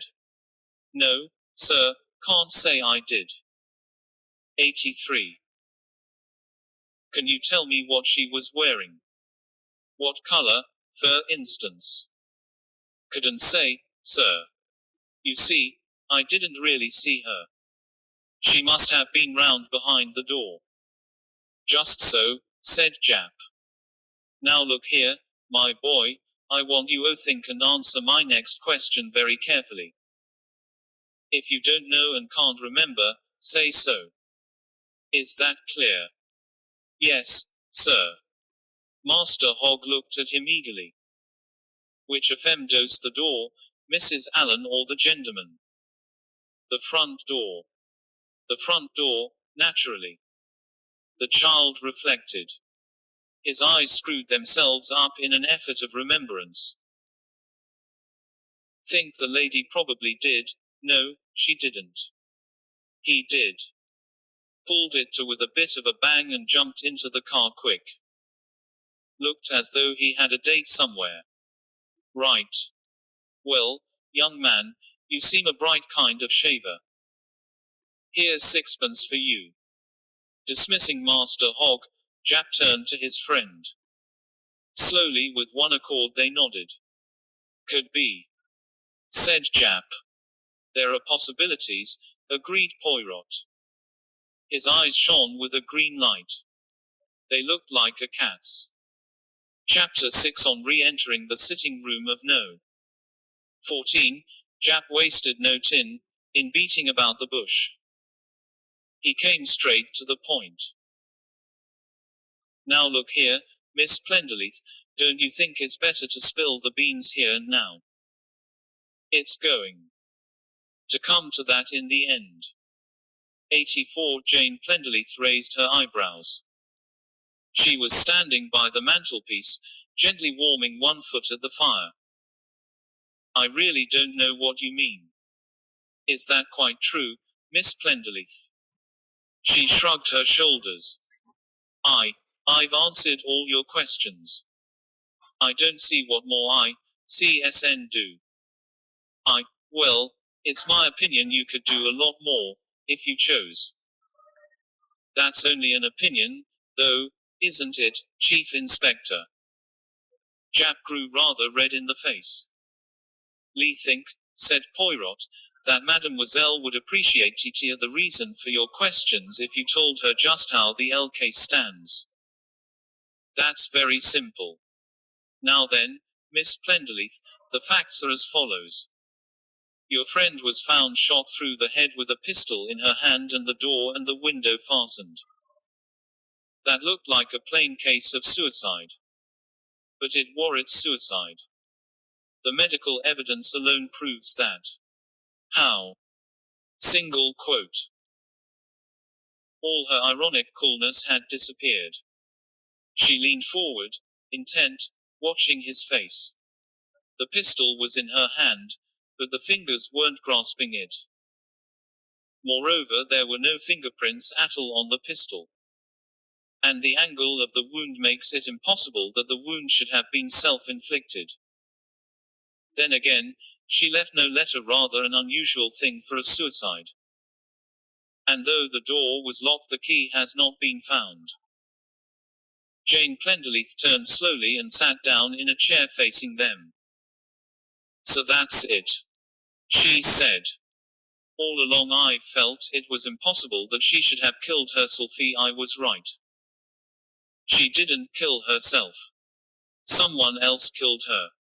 For a moment or two she remained lost in thought. Then she raised her head brusquely. Ask me any questions you like, she said. I will answer them to the best of my ability. Jap began. 85. Last night Mrs. Allen had a visitor. He is described as of 45, military bearing, toothbrush moustache, sonar, V-dressed and driving a standard Swallow Salute car. Dunno who that is. I can't be sure, of course, but it sounds like Major Eustace, E. Who is Major Eustace? Tell me all you can about him. He was a man Barbara had known abroad, in India. Turned up about a year ago, and we've seen him on and off since. He was a friend of Mrs. Allen's. He behaved like one, said Jane dryly. What was her attitude to him? I don't think she really liked him. In fact, I'm sure she didn't. But she treated him with outward friendliness. Yes. Did she ever seem, think carefully, Miss Plenderleath afraid of him? Jane Plenderleath considered this thoughtfully for a minute or two. Then she said, yes, I think she was. She was always nervous when he was about. Did he and Mr. Laverton West meet at all? Only once, I think. They didn't take to each other mucent. That is to say, Major Eustace made himself as agreeable as could to Charles, but Charles wasn't having any. Charles got a very good nose for anybody who isn't well, quite. And Major Eustace was not, what you call, quite. Asked Poirot. The girl said dryly, no, he wasn't. Bit hairy at the heel. Definitely not out of the top drawer. Alas, I do not know those two expressions. You mere say he was not the pucker satoob. Single quote. A fleeting smile passed across Jane Plenderleath's face. She replied gravely, no. 86. Would it come as a great surprise to you, Miss Plenderleath, if I suggested that this man was blackmailing Mrs. Allen? Jap sat forward to observe the result of his suggestion. He was well satisfied. The girl started forward, the color rose in her cheeks, she brought down her hand sharply on the arm of her chair. So that was it. What a fool I was not to have guessed. Of course you think the suggestion feasible, mademoiselle? Asked Poirot. I was a fool not to have thought of it. Barbara's borrowed small sums off me several times during the last 6 months. And I've seen her sitting poring over her passbook. I knew she was living well within her income, so I didn't bother, but, of course, if she was paying out sums of money, and it would accord with her general demeanor, yes. Scared Poirot. Absolutely. She was nervous. Quite jumpy sometimes. Altogether different from what she used to be. Poirot said gently. Excuse me, but that is not just what you told us before. That was different. Jane Plenderleath waved an impatient hand. She wasn't depressed. I mean, she wasn't feeling suicidal or anything like that. But blackmail, yes. I wish she'd told me. I'd have sent him to the devil. But he might have gone, not to the devil, but to Mr. Charles Laverton West. Observed Poirot. 5 feet, yes, said Lane Plenderleath slowly. Yes. That's true. You've no idea of what this man's hold over her may have? Asked Jap. Girl shook her head. I haven't the faintest idea. I can't believe, knowing Barbara, that it could have been anything really serious. On the other hand, she paused, then went on. What I mean is, Barbara is a bit of a simpleton in some ways. She'd be very teen. In fact, she was the kind of girl who would be a positive gift to a blackmailer. The nasty brute. 87. She snapped out the last 3 words with real venom. Unfortunately, said Poirot, the crime seems to have taken place the wrong way round. It is the victim who should kill blackmailer, not the blackmailer his victim. Jane Plenderleath frowned a little. No, that is true, but I can imagine circumstances. Such as. Supposing Barbara got desperate. She may have threatened him with that silly little pistol of hers. He tries to wrench away from her and in the struggle he fires it and kills her. Then he's horrified at what he's done and tries to pretend it was suicide. Might be, said Jap. But there's a difficulty. She looked at him inquiringly. Major Eustace, if it was him, left here last night at 10:20 and said goodbye to Mrs. Allen on the doorstep. Oh. The girl's face fell. I see. She paused a minute or TW, but he might have come back later, she said slowly. Yes, that is possible, said Poirot. Japp continued, tell me, Miss Plenderleith, where was Mrs. Allen in the habit of receiving guests, here or in the room upstairs? Both. But this room was used for more communal party for my own special friends. You see, the arrangement was Barbara had the big bedroom and used it as a sitting room well, and I had the little bedroom and used this room. If Major Eustace came by appointment last night, in which room do you think Mrs. Allen would have received him? I think she would probably bring him in here. The girl sounded a little doubtful. It would be less intimate. On the other hand, if she wanted to write a check or anything of that kind, she would probably take him upstairs. There are no writing materials down here. Japp shook his head. There was no question of a check. Mrs. Allen drew out £100 in cash yesterday. And so far we've not been able to find any trace of it in the house. 88. And she gave it to that brute. Oh, poor Barbara. Poor Barbara.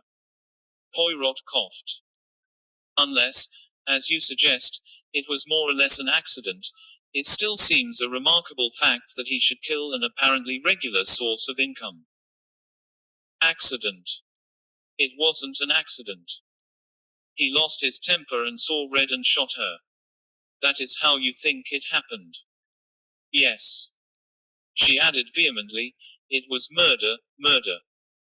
Poirot said gravely. I will not aid that you are wrong, mademoiselle. Japp said, what cigarettes did Mrs. Allen smoke? Gaspers. There are some in that box. Japp opened the box, took out a cigarette and nodded. He slipped the cigarette into his pocket. And you, mademoiselle? Asked Poirot. The same. You do not smoke Turkish? Never. Nor Mrs. Alien? No. She didn't like them. Poirot asked, and Mr. Laverton West? What did he smoke? Single quote. She stared hard at him. Charles. What does it matter what he smoked? You're not going to pretend that he killed her. Poirot shrugged his shoulders. A man has killed the woman he loved before now, mademoiselle. Jane shook her head impatiently. Charles wouldn't kill anybody. He's a very careful man. All the same, mademoiselle, it is the careful men who commit the cleverest murders. She stared at him. But not for the motive you have just advanced, M. Poirot. 89. He bowed his head. No, that is true. Japp rose. Well, I don't think that there's much more I can do here. I'd like to have one more look round. In case that money should be tucked away somewhere certainly. Look anywhere you like. And in my room too, although it isn't likely Barbara would hide it there. Japp's search was quick but efficient. The living room had given up all its secrets in a very few minutes. Then he went upstairs. Jane Plenderleith sat on the arm of a chair, smoking a cigarette and frowning at the fire. Poirot watched her. After some minutes, he said quietly, do you know if Mr. Laverton West is in London at present? I don't know at all. I rather fancy he's in Hampshire with his people. I suppose I ought to have wired him. How dreadful. Forgot. Single quote. It is not easy to remember everything, mademoiselle, when a catastrophe occurs. And after all, the bad news, it will keep. One hears it only too soon. Yes, that's true, the girl said absently. Jack's footsteps were heard descending the stairs. Jane went out to meet him. Well? Jack shook his head. Nothing helpful, I'm afraid, Miss Plenderleith. I've been over the whole house now. Oh, I suppose I'd better just have a look in this cupboard under the stairs. He caught hold of the handle as he spoke, and pulled. Jane Plenderleith said, "It's locked." Something in her voice made both men look at her sharply. "Yes," said Jack pleasantly. "I can see it's locked. Perhaps you'll get the key." The girl was standing as though carved in stone. I'm not sure where it is." Jack shot a quick glance at her. His voice continued resolutely pleasant and offhand. "Dear me, that's too bad. Don't want to splinter the wood, opening it by force. I'll send Jameson out to get an assortment of keys." She moved forward stiffly. "Oh," she said, "1 minute. It might be." She went back into the living room and reappeared a moment later holding a fair-sized key in her hand. "We keep it locked," she explained, "because one's umbrellas and things have a habit of getting pinched." "Very wise precaution," said Jap, cheerfully accepting the key, turned it in the lock and threw the door open. It was dark inside the cupboard. Jap took out his pocket flashlight and let Lieutenant play round the inside. Poirot felt the girl at his side stiffen and stop breathing for a second. His eyes followed the sweep of Jap's torch. There was not very much tea in the cupboard. 3 umbrellas.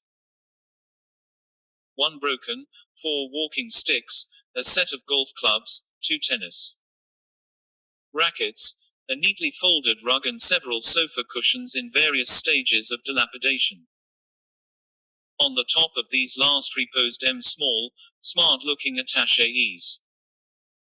As Jap stretched out a hand towards it, Jane Plenderleith said quickly, "That's mine.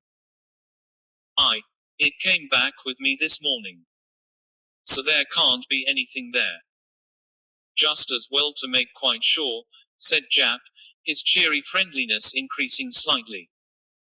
The case was unlocked. Inside it was fitted with shagreen brushes and toilet bottles. There were 2 magazines in it but nothing else. Jap examined the whole outfit with meticulous attention. When at last he shut the lid and began a cursory examination of the cushions, the girl gave an audible sigh of relief. There was nothing else in the cupboard beyond what was plainly to be seen. Jap's examination was soon finished. 91 He relocked the door and handed the key to Jane Plenderleith. "Well," he said, "that concludes matters. Can you give me Mr. Laverton West's address?" Single quote. Falscombe Hall, Little Ledbury, Hampshire.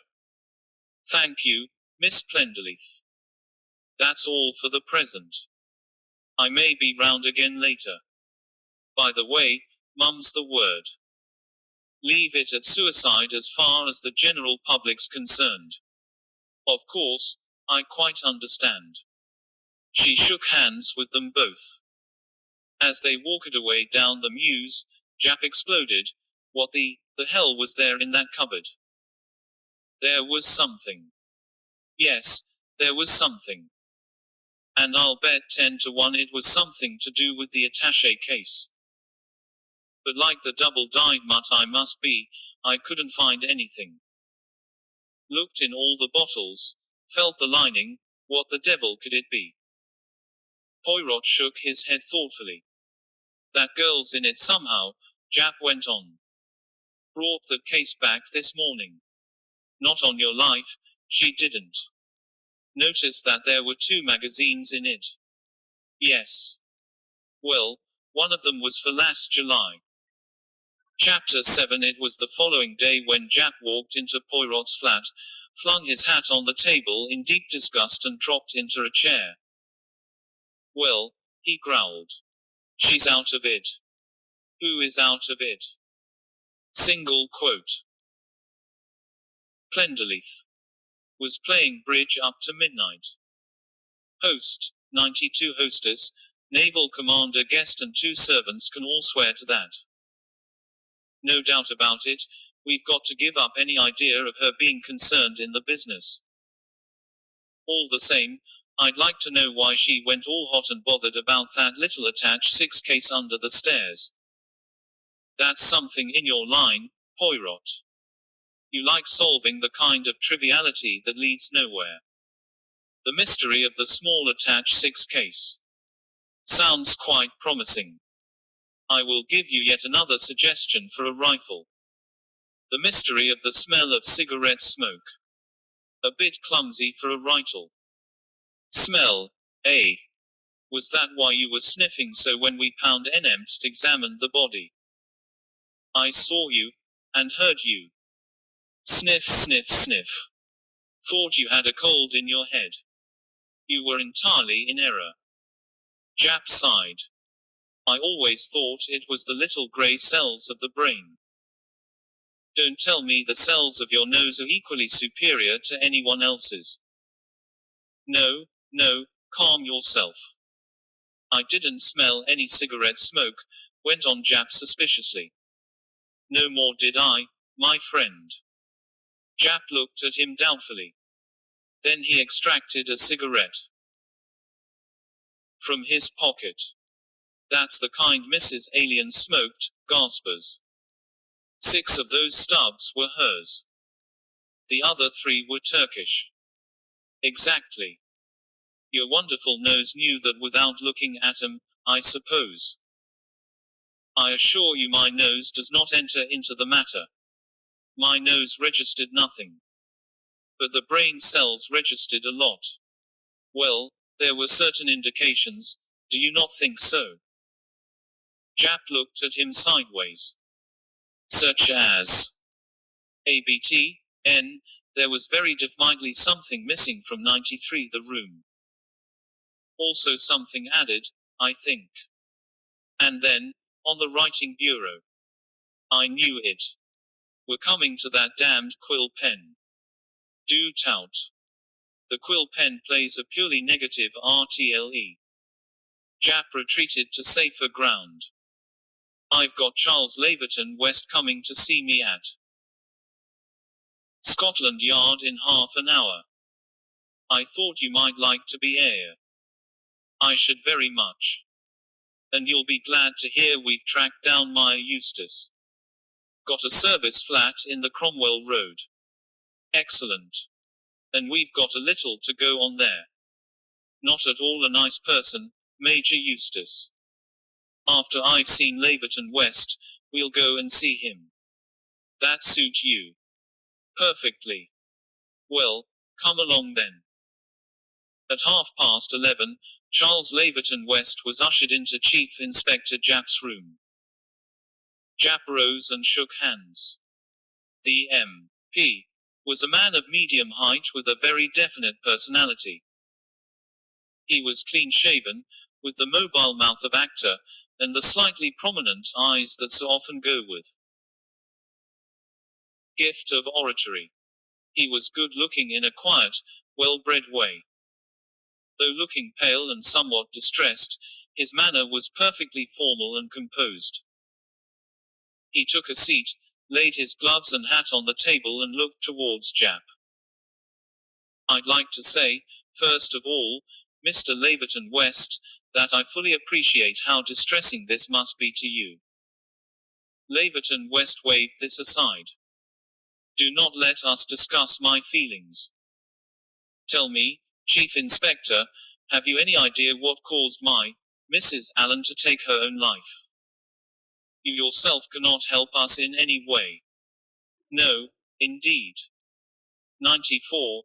There was no quarrel. No estrangement of any kind between you.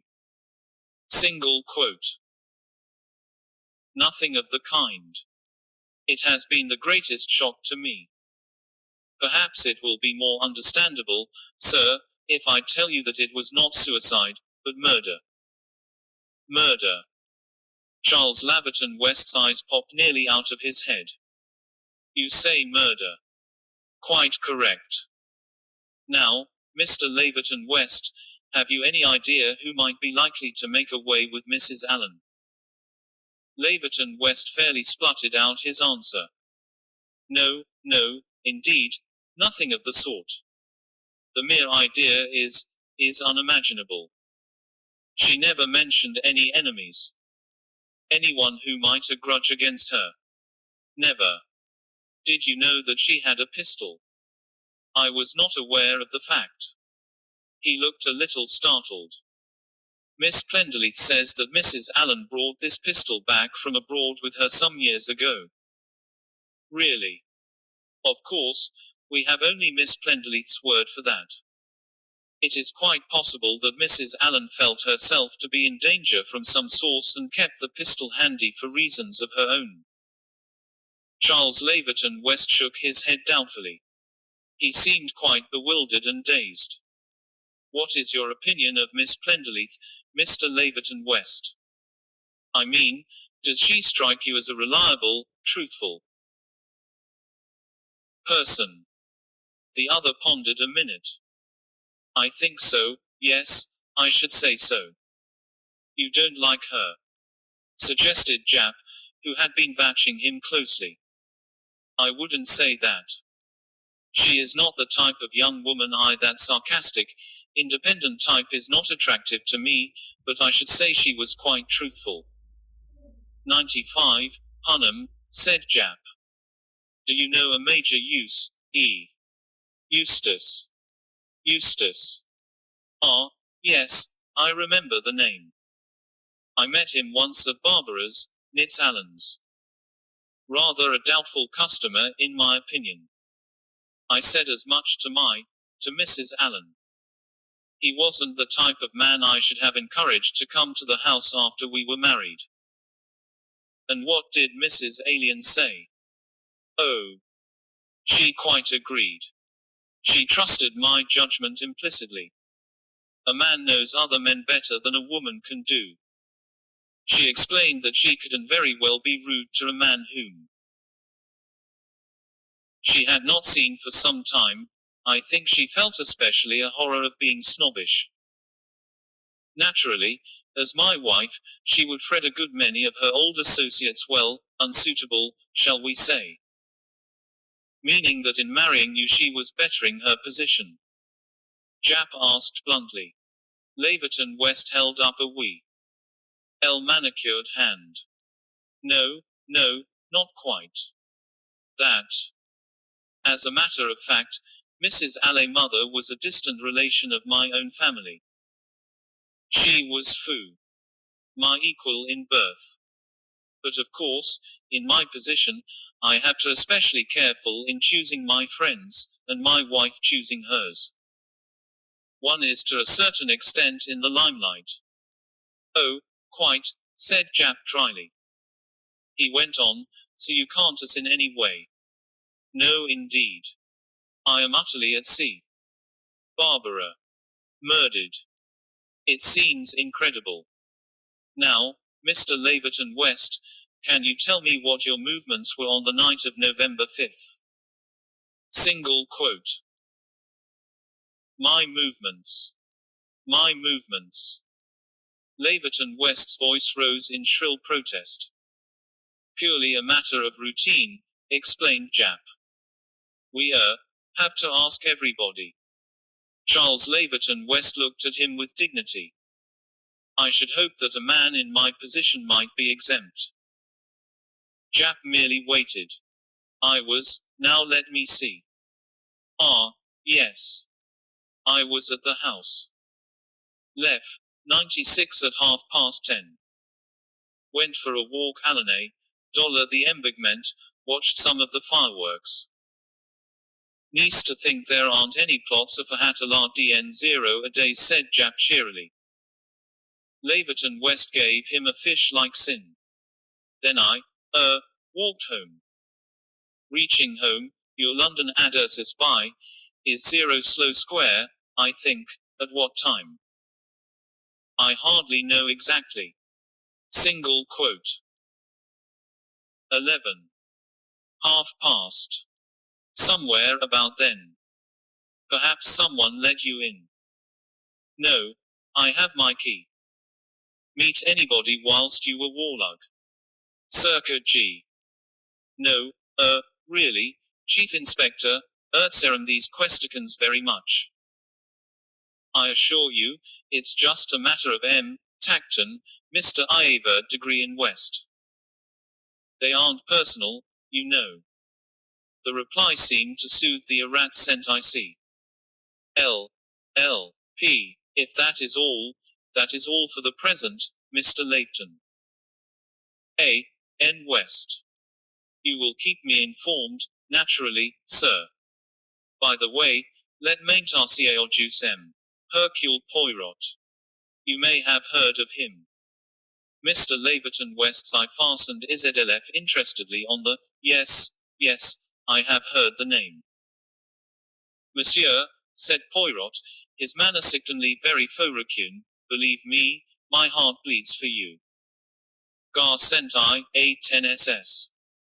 Such agony you must be enduring. Ah, but I say no of a. How the English hide their emotions. Lie WHP ped his cigarette case. Permit Mila, it is empty. Jap GPP. Jap slapped his pockets and show X his head. Laverton West produced his OVNO, cigarette gar. Shay, si Marais, have one of mine, M10 Single quote. Thank you, the. Lira Mare helpeg him, en self, 9, as you say, M. Poirot, resumed the other, we English not parade our emotions. A stiff upper lip, that is our motto. He bowed to the two men and went out. Bit of a stuffed fish, said Jap disgustedly. And a boiled owl. The Plenderleith girl was quite right about him.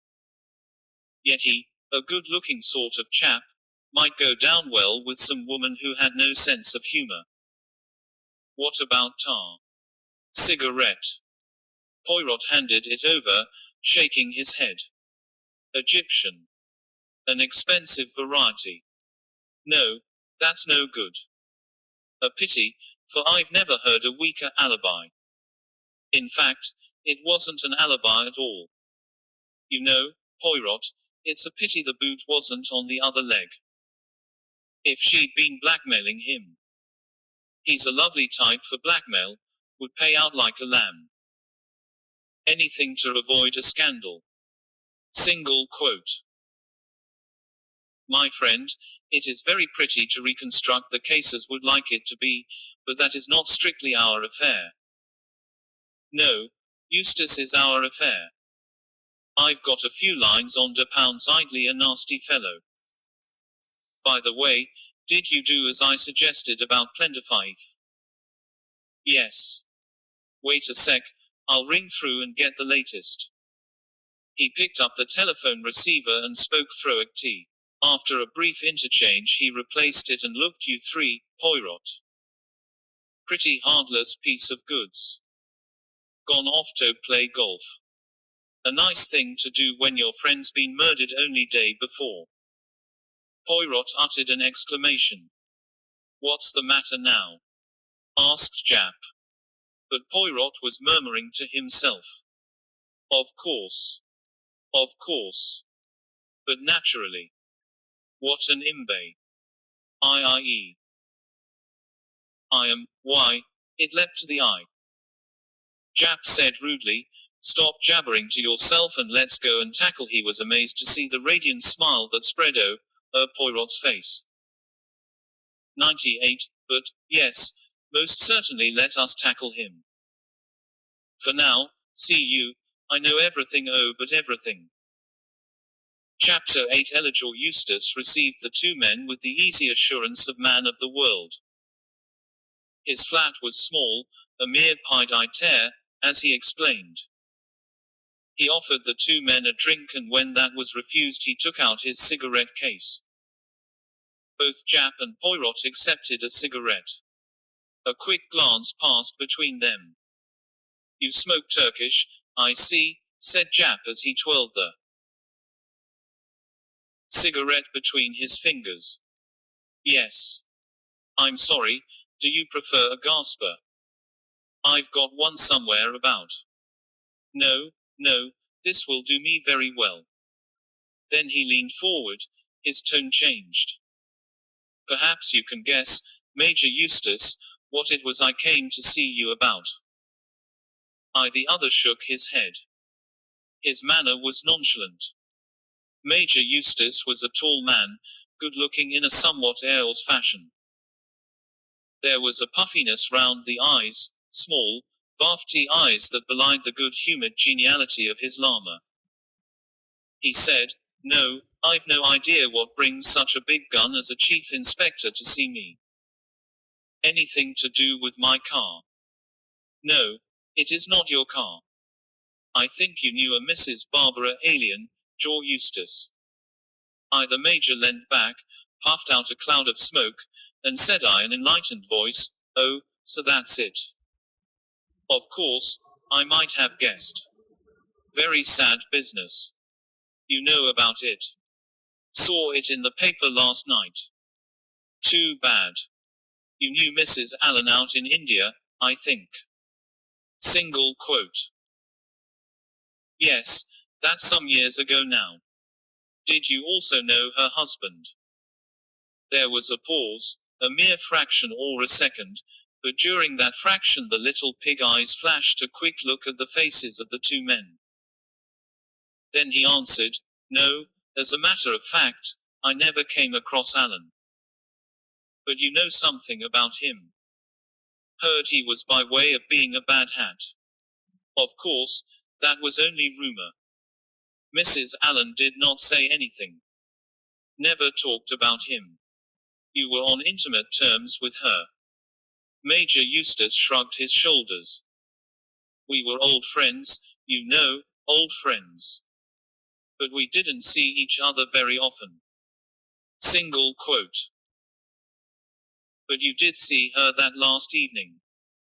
The evening of November 5th. Yes, as a matter of fact, I did.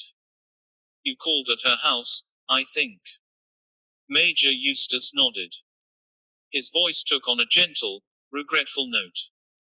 Yes, she asked me to advise her about some investments. Of course, I can see what you're driving at, her state of mind, that sort of thing. Well, really, it's very difficult to say.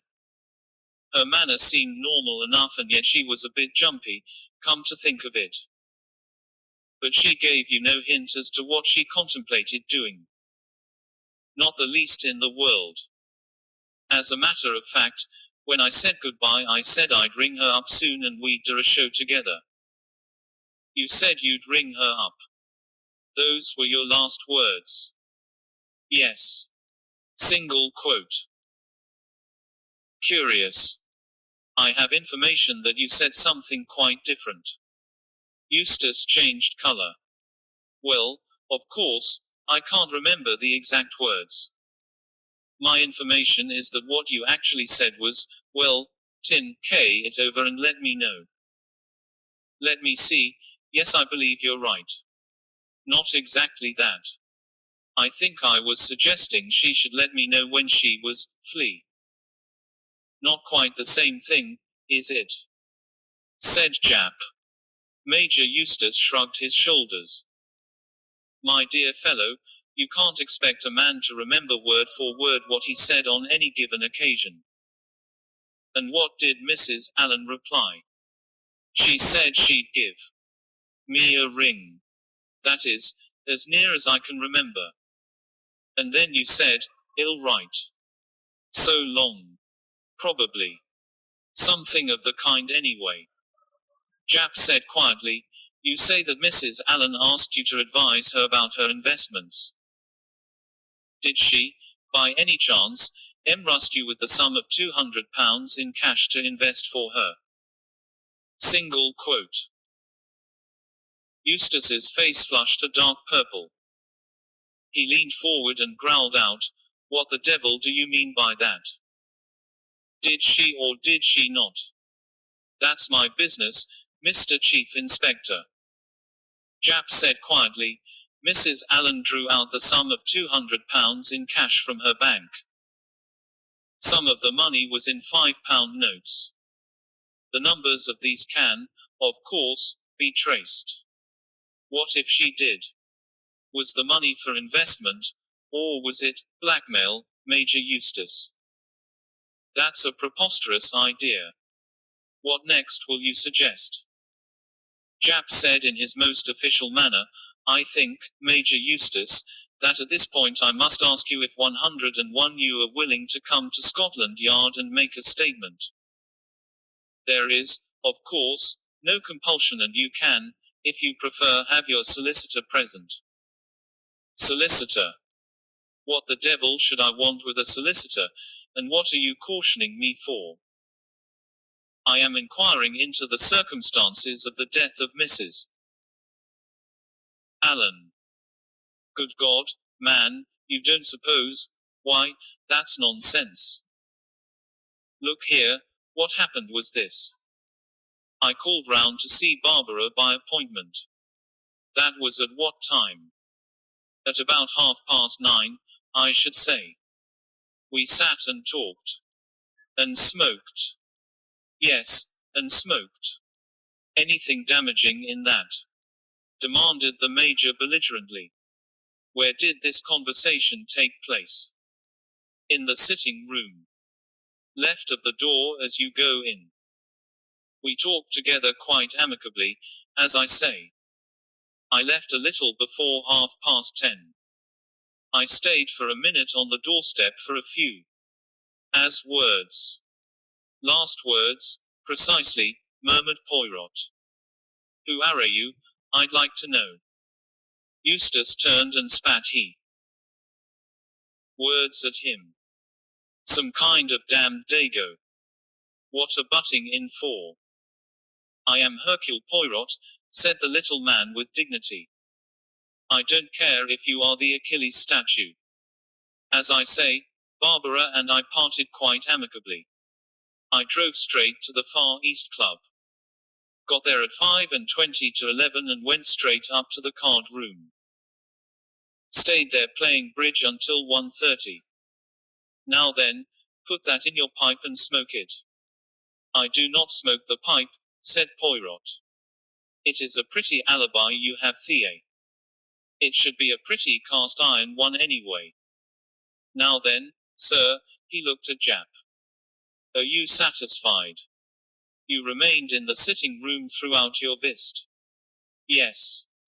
"You did not go upstairs to Mrs. Allen's own boudoir?" 102, no, I tell you. We stayed in the one room and didn't leave it. Japp looked at him thoughtfully for a minute or two. Then he said, "How many sets of cufflinks have you?" "Cufflinks? Cufflinks? What's that got to do with it?" "You are not bound to answer the question, of course." "Answer it." "I don't mind answering it. I've got nothing to hide. And I shall demand an apology. There are these." He stretched out his arms. Japp noted the gold and platinum with a nod. "And I've got these." He rose, opened a drawer and taking out a case, he opened it and shoved it rudely almost under Japp's nose. "Very nice design," said the chief inspector. "I see one is broken. Bit of enamel chipped off." "What of it?" Single quote. "You don't remember when that happened, I suppose?" "A day or two ago, not longer." "Would you be surprised to hear that it happened when you were visiting Mrs. Allen?" "Why shouldn't it? I've not denied that I was there." The Major spoke haughtily. He continued to bluster, to act the part of the justly indignant man, but his hands were trembling. Japp leaned forward and said with emphasis, "Yes, but that bit of cufflink wasn't found in the sitting room." It was found upstairs in Mrs. Allen's boudoir, there in the room where she was killed, and where a man sat smoking the same kind of garrets as you smoke. The shot told. Eustace fell back into his chair. His eyes went from side to side. The collapse of the bully and the appearance of the craven was not a pretty sight. You've got nothing on me. His voice was almost a whine. You're trying to frame me. But you can't do it. I've got an alibi. I never came near the house again that night. Single quote. Poirot in his spoke. No, you did not come near the house again. You did not 103 need to.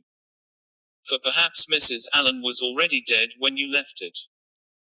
That's impossible, impossible, she was just inside the door, she spoke to me, people must have heard her, seen her. Poirot said softly, they heard you speaking to her. And pretending to wait for her answer and then speaking again. It is an old trick that. People may have assumed she was there, but they did not see her, because they could not even say whether she was wearing evening dress or not even mention what color she was wearing. My God, it isn't true, he was shaking now, collapsed. Japp looked at him with disgust. He spoke crisply. I'll have to ask you, to come with me. You're arresting me. Detained for inquiry, we'll put it that way. Single quote. The silence was broken with a long, shuddering sigh. The despairing voice of the erstwhile blustering Major Eustace said, I'm sunk. Hercule Poirot rubbed his hands together and smiled cheerfully. He seemed to be enjoying himself. Chapter 9, Pretty the way he went all to pieces, said Japp professional appreciation, later that day. He and Poirot were driving in a car along the Bromp. On road. He knew the game was up, said Poirot absently. We've got plenty on him, said Japp. 2 or 3 different 104 aliases, a tricky business over a check, and a very nice affair when he stayed at the Ritz and called himself Colonel de Bathe. Swindled half a dozen Piccadilly tradesmen. We're holding him on that charge for the moment, until we get this affair finally squared up. What's the idea of this rush to the country, old man? My friend, an affair must be rounded off properly. Everything must be explained. I am on the quest of the mystery you suggested. The mystery of the missing attaché case. The mystery of the small attaché case, that's what I called it. It isn't missing that I know of. Wait, mon am. Question mark. The car turned into the mews. At the door of No. 14, Jane Plenderleith was just alighting from a small Austin 7. She was in golfing clothes. She looked from one to the other of the 2 men, then produced a key and opened the door. Come in, won't you? She led the way. Japp followed her into the sitting equals room. Poirot remained for a minute or 2 in the hall, muttering something about, say tant, how difficult to get out of these sleeves. In a moment or 2 he also entered the sitting equals room minus his overcoat, but Japp's lips twitched under his moustache. He had heard the very faint squeak of an opening cupboard door. Japp threw Poirot an inquiring glance and the other gave a hardly perceptible nod. We won't detain you, Miss Plenderleith, said Japp briskly. Only came to ask if you could tell us the name of Mrs. Allen's solicitor. Her solicitor. The girl shook her head. I don't even know she had one. Well, when she rented this house with you, someone must have drawn up the agreement. No, I don't think so. You see, I took the house, the lease is 105 in my name. Barbara paid me half the rent. It was quite informal. Single quote. I see. Oh. Well, I suppose there's nothing doing then. I'm sorry I can't help you, said Jane politely. It doesn't really matter very much. Jack turned towards the door. Been playing golf? Dot. Yes. She flushed. I suppose it seems rather heartless to you. But as a matter of fact it got me down rather, being here in this house. I felt I must go out and do something, tire myself, or I'd choke. She spoke with intensity. Poirot said quickly, I comprehend, mademoiselle. It is most understandable, most natural. To sit in this house and think, no, it would not be pleasant. So long as you understand, said Jane shortly. You belong to a club. Yes, I play at Wentworth. It has been a pleasant day, said Poirot. Alas, there are few leaves left on the trees now. A week ago the woods were magnificent. It was quite lovely today. Good afternoon, Miss Plenderleith, said Jack formally. I'll let you know when there's anything to pound might. As a matter of fact we have got a man detained on suspicion. What man? She looked at them eagerly. Major Eustace. Single quote. She nodded and turned away, stooping down to put a match to the fire.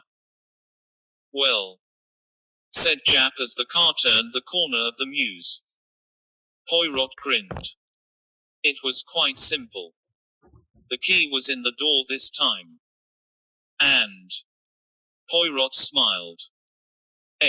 Den, the golf clubs had gone, 106, naturally. The girl isn't a fool, whatever else she is. Anything else gone? Poirot nodded his head. Yes, my friend, the little attaché case.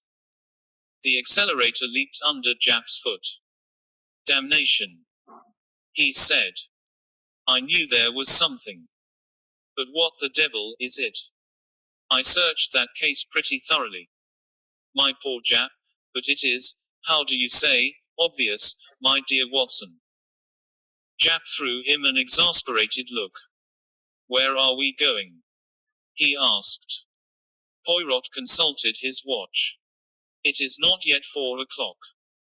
We could get to Wentworth, I think, before it is dark. Do you think she really went there? Single quote. I think so, yes. She would know that we might make inquiries. Oh, yes, I think we will find that she has been there. Jack grunted. Oh well, come on. He threaded his way dexterously through the traffic. Though what this attaché case business has to do with the crime I can't imagine. I can't see that it's got anything at all to do with it.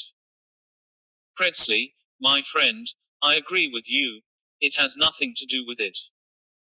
Then why? No, don't tell me. Order and method and everything nicely rounded off.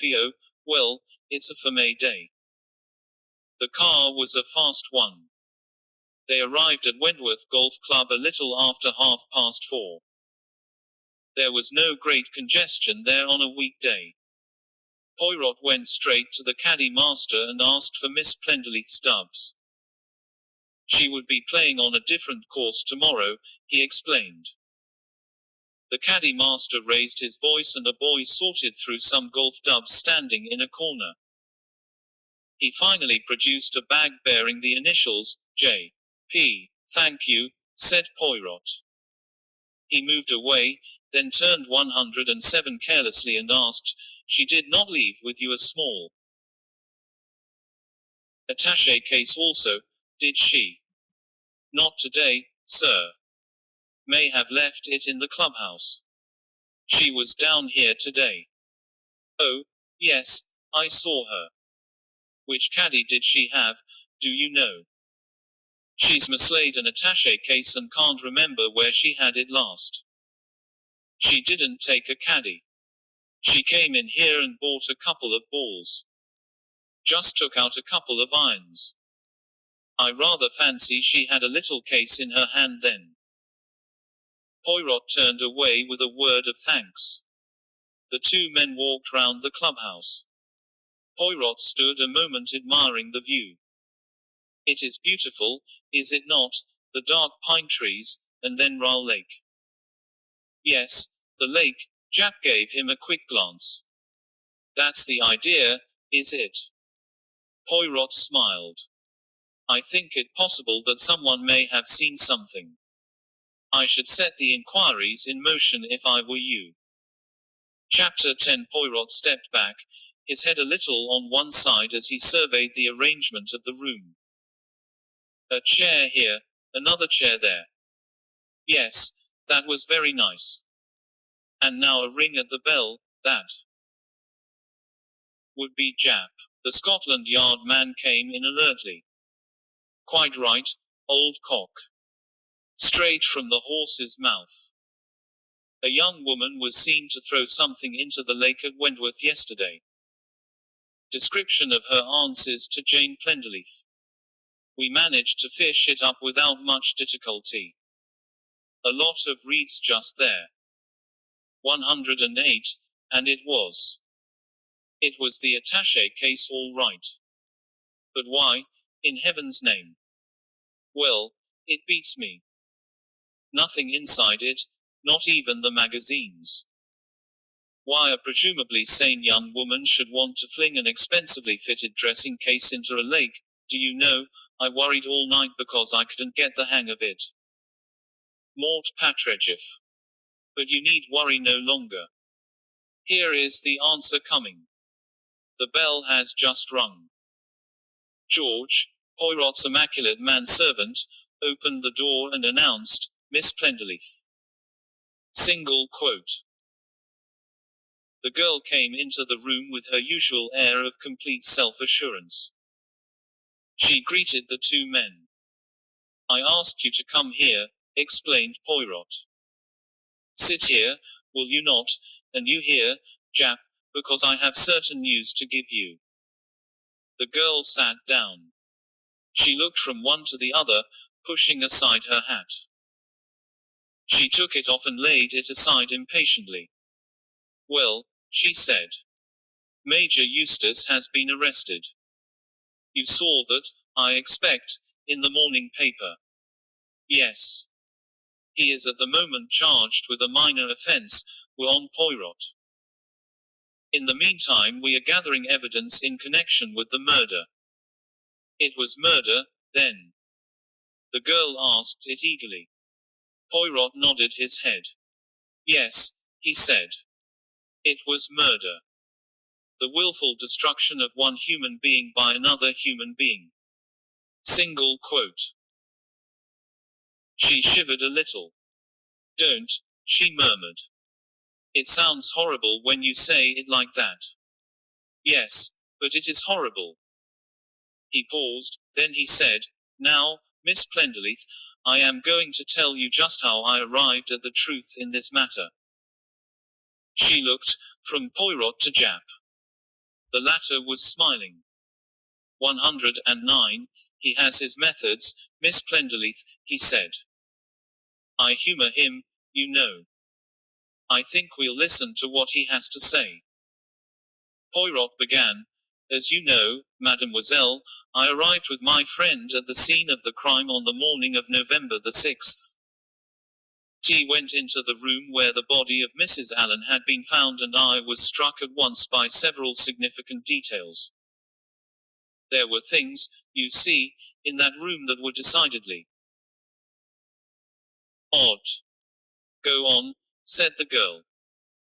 To begin with, said Poirot, there w the smell of cigarette smoke. I think you're exaggerating there, Poirot, said Jap. I didn't smell anything.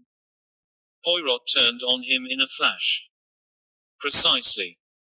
You did not smell any stale smoke. No more did I. And that was very, very strange, for the door and the window were both closed and on an ashtray there were the stubs of no fewer than 10 cigarettes. It was odd, very odd, that the room should smell, as it did, perfectly fresh. So that's what you were getting at. Jap sighed. Always have to get at things in such a tortuous way. Your Sherlock Holmes did the same. He drew attention, remember, to the curious incident of the dog in the nighttime, and the answer to that was there was no curious incident. The dog did nothing in the nighttime.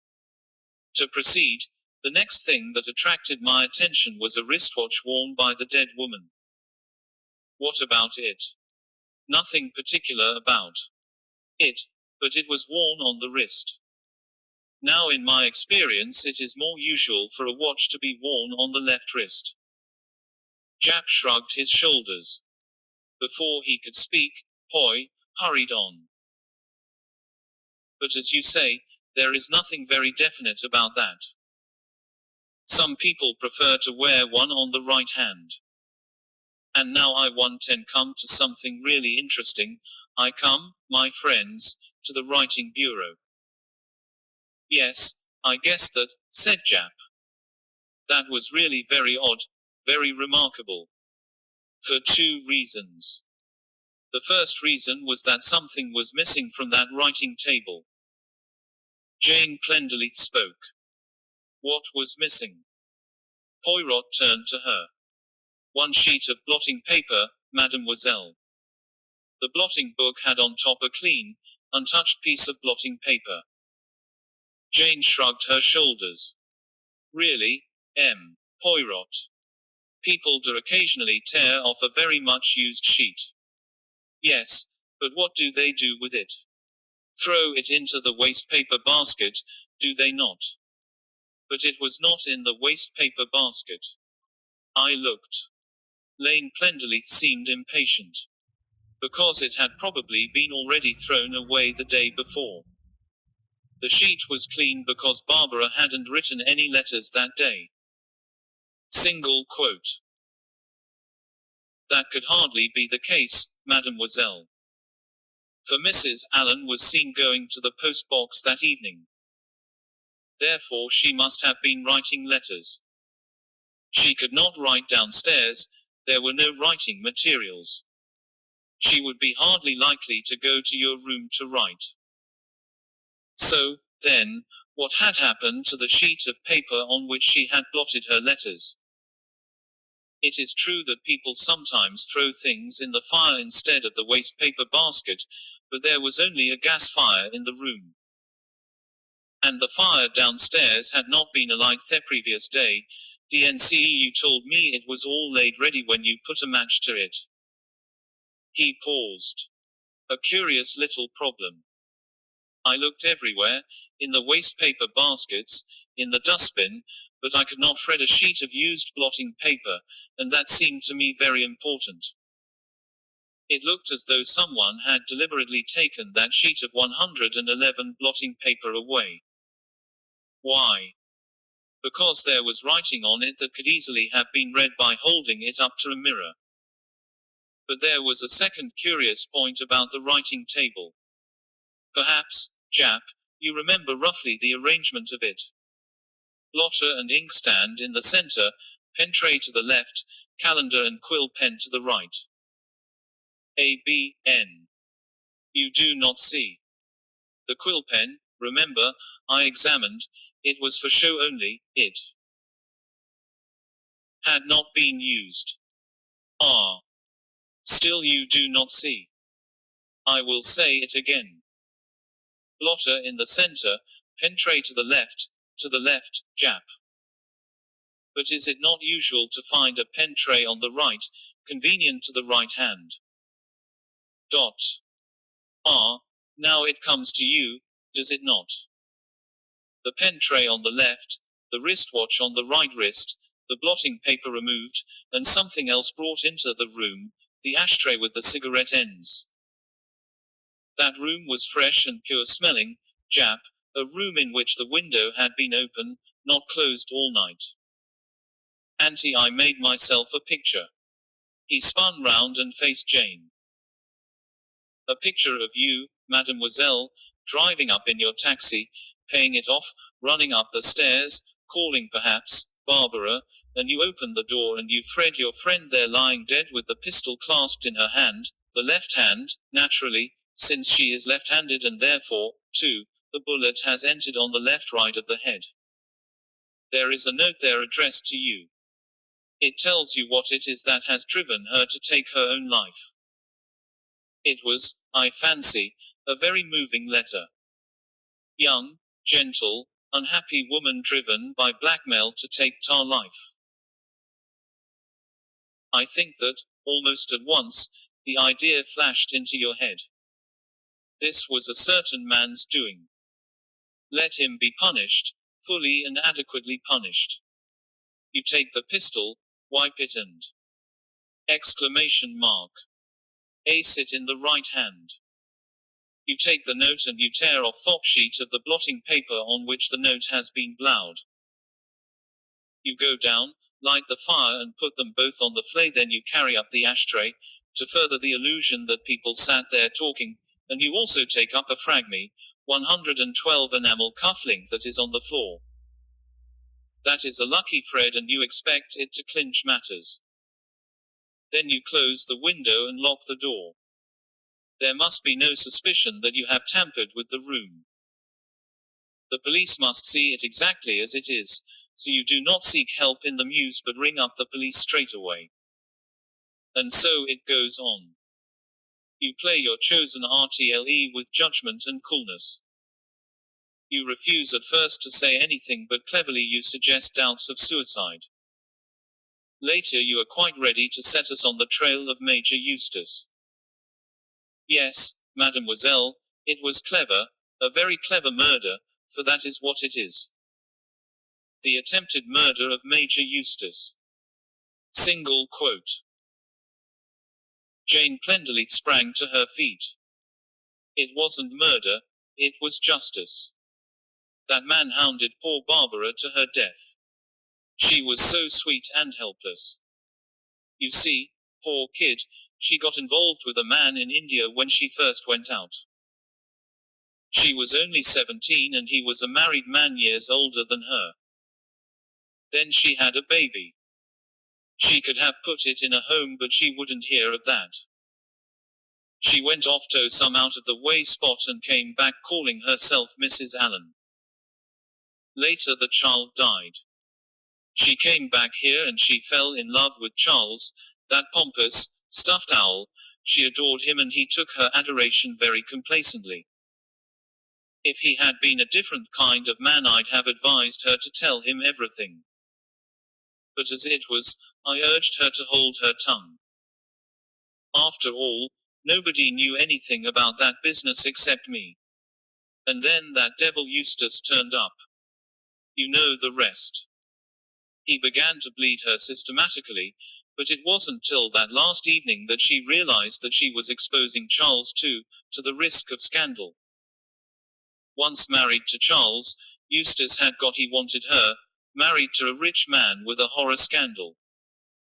When Eustace had gone with the money she it over. Then she came up and wrote a letter to me. She said she loved Charles and couldn't live without him, but that for his own sake she mustn't marry him. She was taking the best way out, she said. Jane flung her head back. Do you wonder I did what I did? And you stand there calling it murder. Because it is murder, Poirot's voice was stem. Murder can sometimes seem justified, but it is murder all the same. You are truthful and clear-minded. Face the truth, mademoiselle. Your friend died, in the last resort, because she had not the courage to live. We may sympathize with her. We may pity her. But the fact remains, the act was hers, not another. He paused. And you? That man is now in prison, he will serve a G sentence for other matters. Do you really wish, of your volition, to destroy the life, mind, of any who? N being. She stared at him. Her eyes darkened. Suddenly. He muttered, no. You're right. I don't. Then, turning on her heel, she went swiftly from the outer door banged. Jap gave a very prolonged, whistle. Well, I'm damned, he said. Poirot sat down and smiled at him amiably. It was due a long time before the silence was broken. Then Jap said, not murder disguised as suicide, but suicide made to like murder. Yes, and very cleverly done, too. Nothing emphasized. Jap said suddenly, but the attaché case. Where did that come in? But, my dear, my very dear friend, I have already told you that it did not come in. Then why, the golf clubs? The golf clubs, Jap. They were the golf of a left-handed person. Jane Plenderleith kept her clue at Wentworth. Those were Barbara Allen's clue threes. No one girl got, as you say, the wind up when we opened a cupboard. Her whole plan might have been ruined. But she is 114 quick, she realized that she had, for one short moment, given herself away. She saw that we saw. So she does the best thing she can think of on the spur of the moment. She tries to focus our attention on the wrong object. She says of the attaché case, that's mine. It came back with me this morning. So there can't be anything there. And, as she hoped, away you go on the false trail. For the same reason, when she sets out the following day to get rid of the golf clubs, she continues to use the attaché case as a, what is it, kippered herring? Red herring. Do you mean that her real object was? Consider, my friend. Where is the best place to get rid of a bag of golf clubs? One cannot burn them or put them in a dustbin. If one leaves them somewhere they may be returned to you. Miss Plenderleith took them to a golf course. She leaves them in the clubhouse while she gets a couple of irons from her own bag, and then she goes round without a caddy. Doubtless at judicious intervals she breaks a club in half and throws it into some deep undergrowth, and ends by throwing the empty bag away. If anyone should find a broken golf club here and there, it will not create surprise. People have been known to break and throw away all their clues in a mood of intense exasperation over the game. It is, in fact, that kind of game.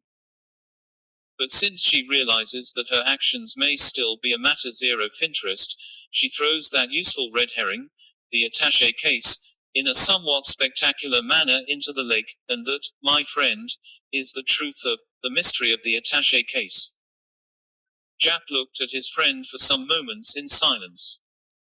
Then he rose, clapped him on the shoulder, and burst out laughing. Not so bad for an old dog. Upon my word, you take the cake. Come out and have a spot of lunch. With pleasure, my friend, but we will not have the cake. Indeed, an omelette aux champignons, blanquette de veau, petit pois la française, and, to follow, a barber au rum. Single quote. Lead me to it, said Jap. 115 Triquiet Road CHAFIJRL1P, GLB, stay, S carefully dressed in a undefined fashion in FF. Annals and a large nanoma. H. Ute. K.O. V. Exited his eed. D to the old-fashioned NRFE 0 GA which believed Livo, HG itself carefully from the sun. Me. LW, Spamella Yawl, Het Ark, LDE him and talked ceaselessly, TM, centered he Odin Biela thought M that she was WB Street. V. Ekfung the Air 17 clothing on her sun-browned person. A Casio la flow of conversation stopped whilst she Reanointed R from a bottle of oily fluid which stood beside her. On the Alt, LDE of Miss Pamela Lyle her percentee. Great FNN, MS's Sarah LTFFQ lay face downwards on a gaudily street 4. E. J. Towel. Ms. O. S. Tanning was as perfect as essable if, Dr. Poe and wire hencast percent Y. Ta GMNCES at her more than once eye. M. Sir H. JLL, she murmured regretfully poirot, would you? DJTI ist bellow, W. the right shoulder blade, I can't reach to Ruhi. Lee Roperly. Poir THP. D and then wiped his oil hand car H. O. Dot. Question mark. F fully on is Hankathy, arty. HSS Lyle, whose principal interests in life were the OW 4 nanoliters, N of people. Round her and the suit of her own voice, ed to talk a. TLL. Dot. I. W. R. S. NTAD had WO, man the one N the Chanel model. TS me, he at. S. T Nantry, I mean. I thought it was. I rec degree nice day are. NCE. She's really rather marvelous, isn't she? I meant. SJ. Understand how people go wite tea. Car, L. Dot. QAV Abu her. Ain lul LSY expects them to. That's half the battle. 116 Those other people who came last night are called gold. He's terribly good looking. Single quote. Honeymooners. Murmured Sarah in a stifled voice. Miss Lyle shook her head in an experienced manner. Oh, no, her clothes aren't new enough. You can always tell brides.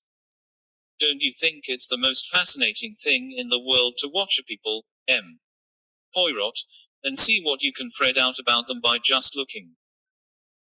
Not just looking, darling, said Sarah sweetly. You ask a lot of questions, too.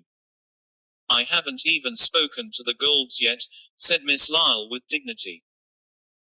And anyway, I don't see why one shouldn't be interested in one's fellow creatures. Human nature is simply fascinating. Don't you think so, poirot?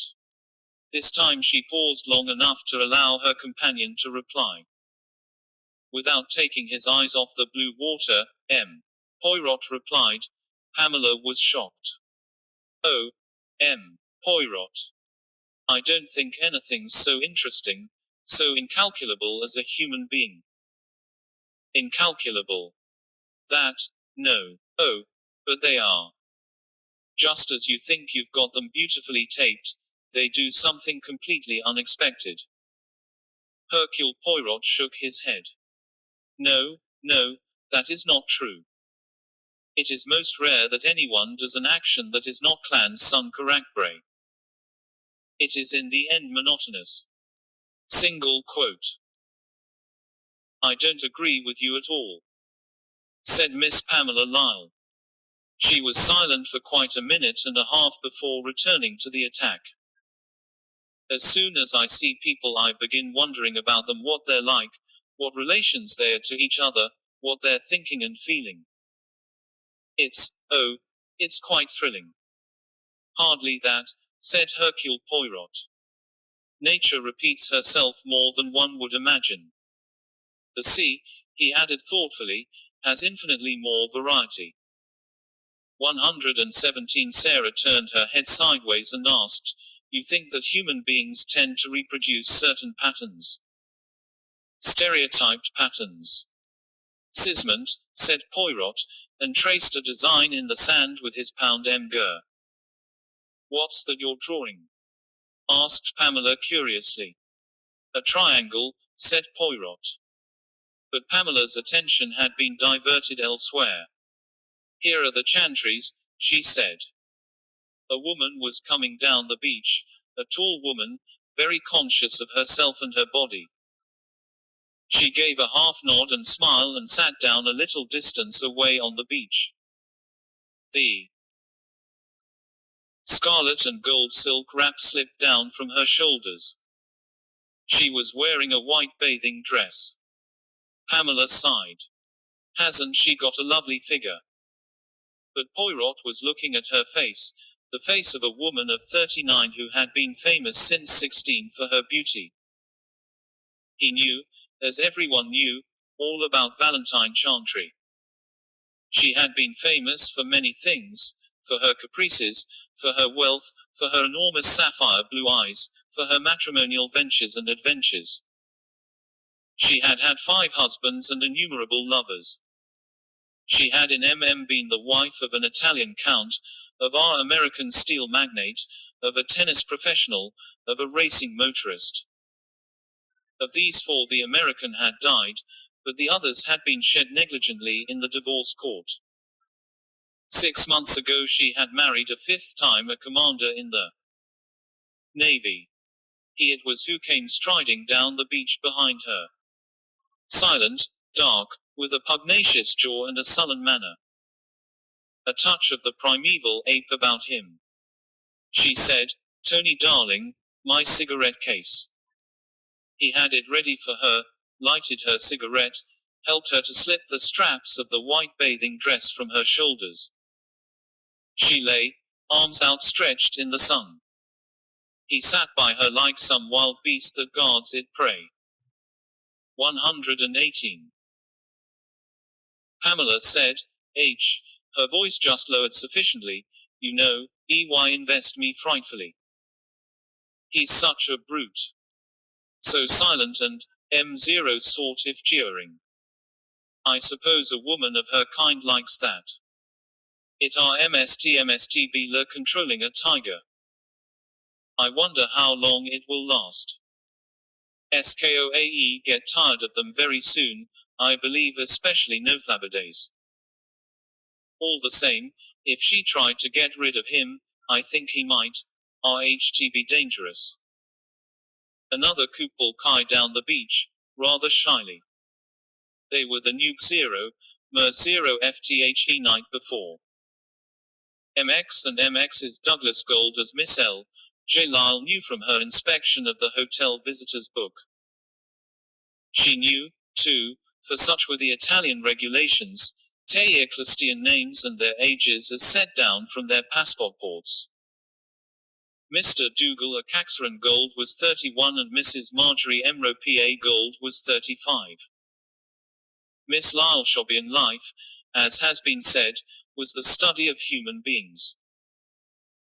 Unlike most English people, she was capable of speaking to Stangers on sight instead of allowing 4 days to a week to elapse before making the first cautious advance, as is the customary GNL3 British habit. She, therefore, noting the slight hesitancy and shyness of Mrs. Gold's advance, called out, "Good morn, isn't it a lovely day?" Mrs. Gold was a small woman, rather like a mouse. She was not bad look, indeed her features were regular and her complexion G00CL. BD, but she had a certain air of diffidence and dowdiness that and her liable to be overlooked. Her husband, on the other HCBXD, was extremely good-looking, in an almost theatrical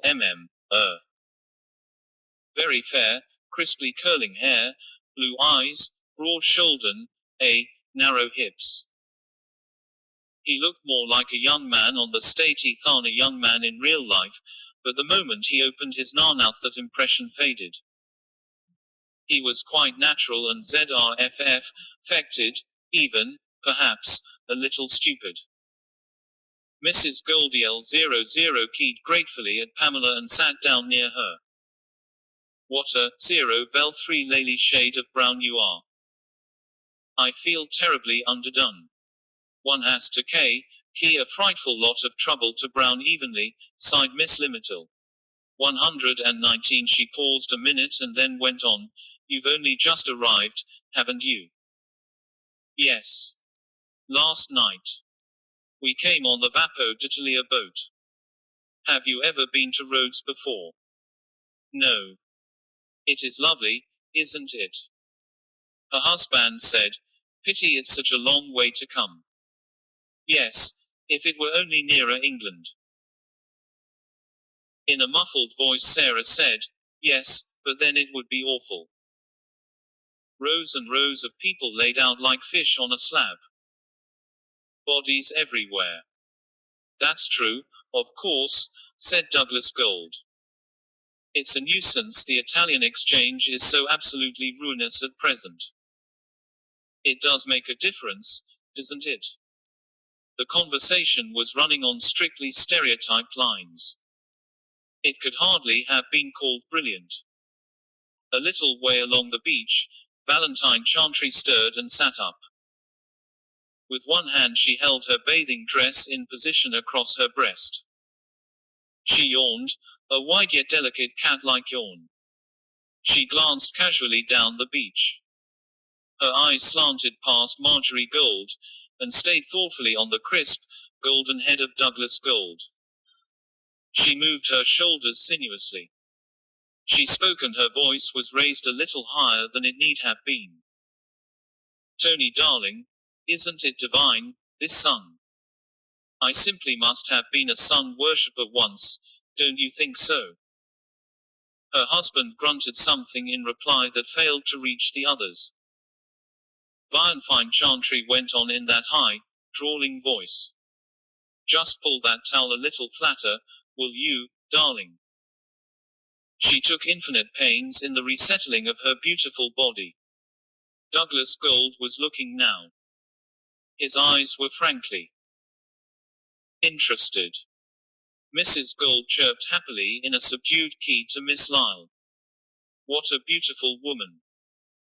120. Pamela, as delighted to give as to receive information, replied in a lower voice, that's Valentine Chantry, you know, who used to be Valentine Dacres. She is rather marvelous, isn't she?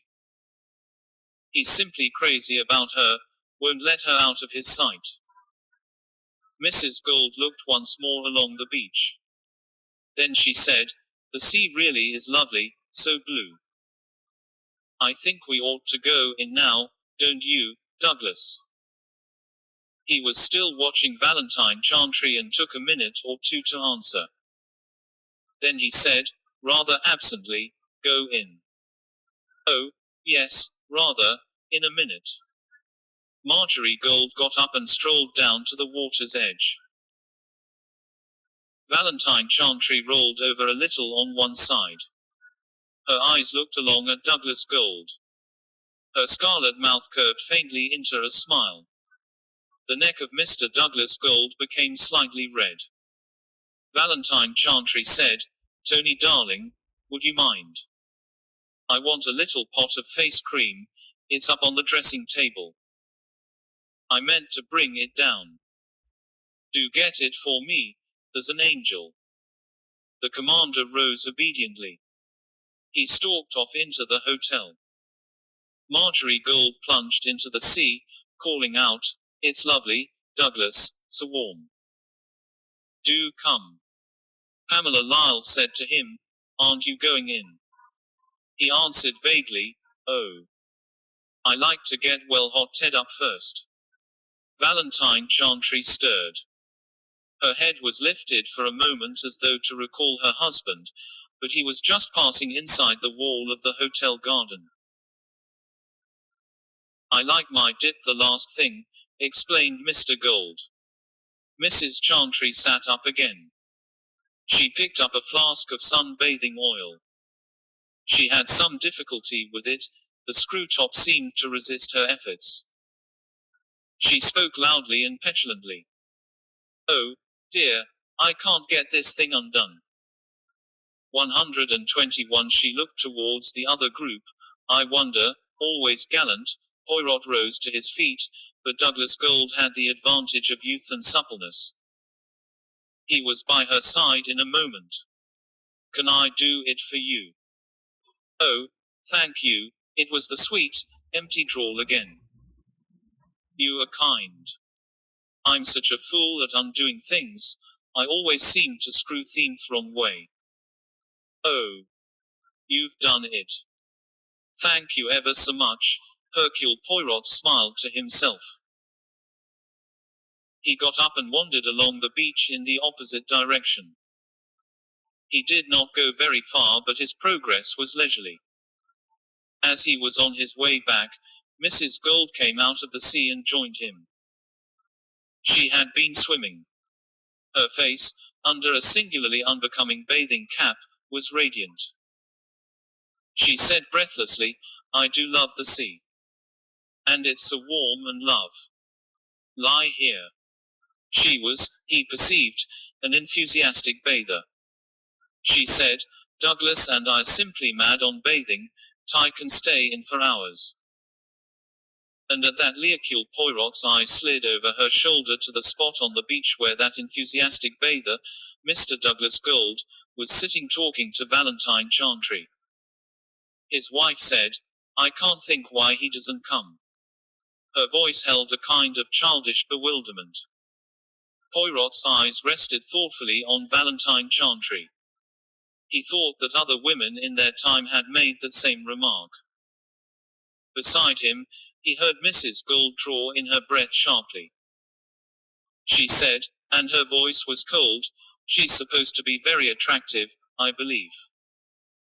But Douglas doesn't like that type of woman. Hercule Poirot did not reply.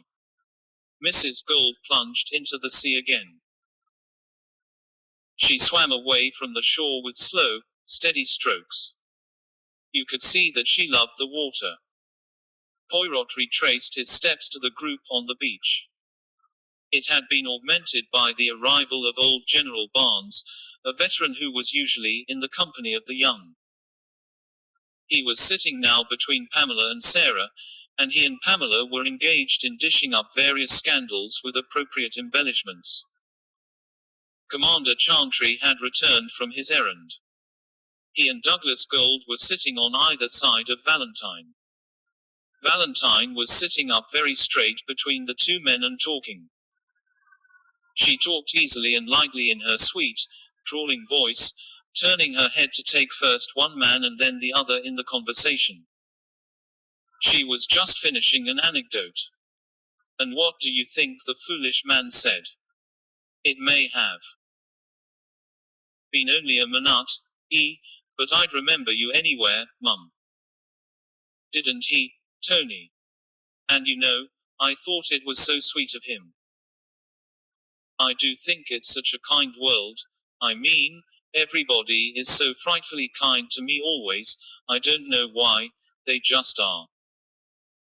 But I said to Tony, do you remember, darling, Tony, if you want to be a teeny weeny bit jealous, you can be jealous of that commissionaire.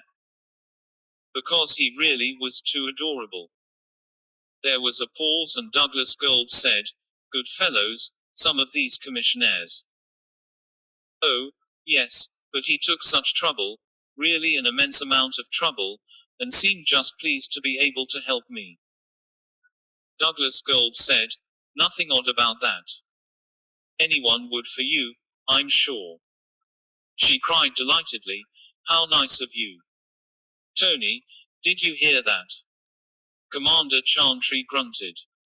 His wife sighed, Tony never makes pretty speeches, do you, my lamb? Single quote. Her white hand with its long red nails ruffled up his dark head. 123 He gave her a sudden sidelong look. She murmured, I don't really know how he puts up with me. He's simply frightfully clever, absolutely frantic with brains, and I just go on talking nonsense the whole time, but he doesn't seem to mind. Nobody minds what I do or say, everybody spoils me. I'm sure it's frightfully bad for me. Commander Chantry said across her to the other man, that your missus in the sea. Yes.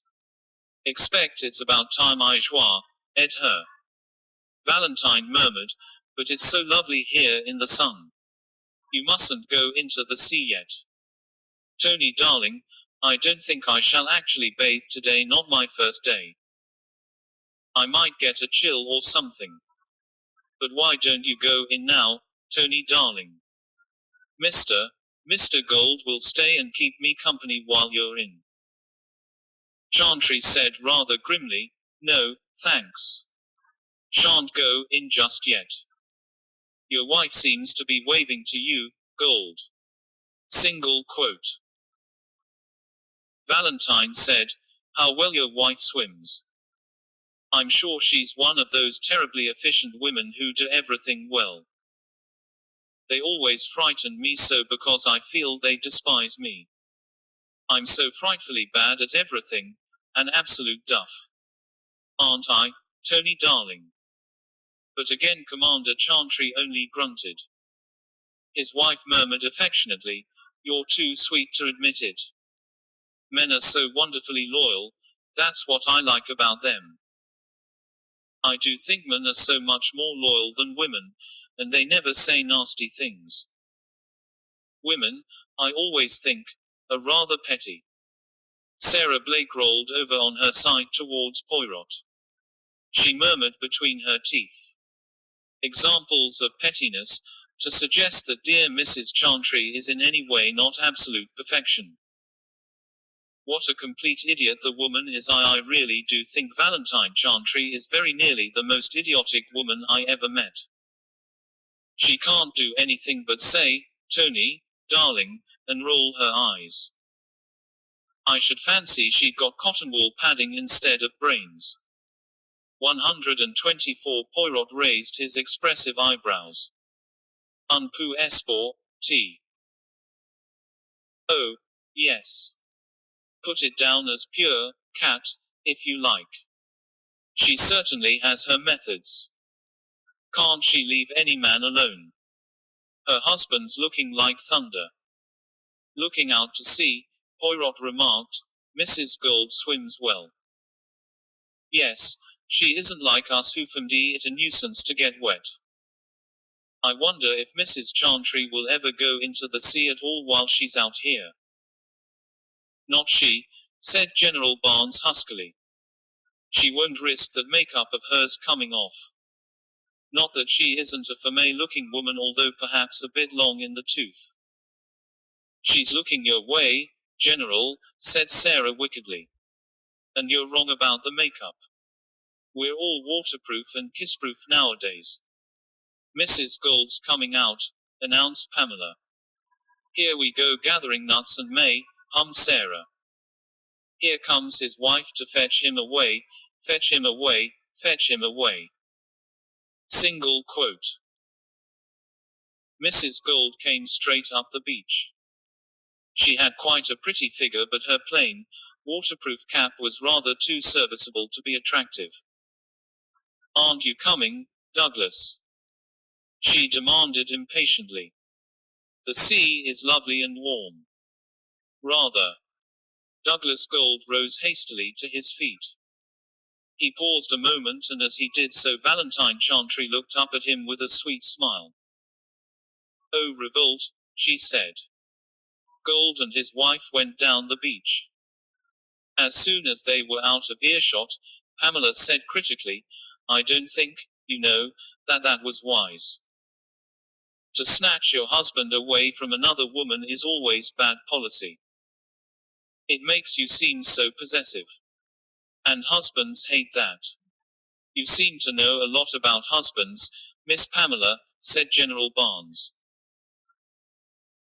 Other people's, not my own. Ah. That's where the difference comes in. Yes, but General, I shall have learnt a lot of the knots. Well, darling, said Sarah, I shouldn't wear a cap like that for one thing. Seems very sensible to me, said the General. Seems a nice, sensible little woman altogether.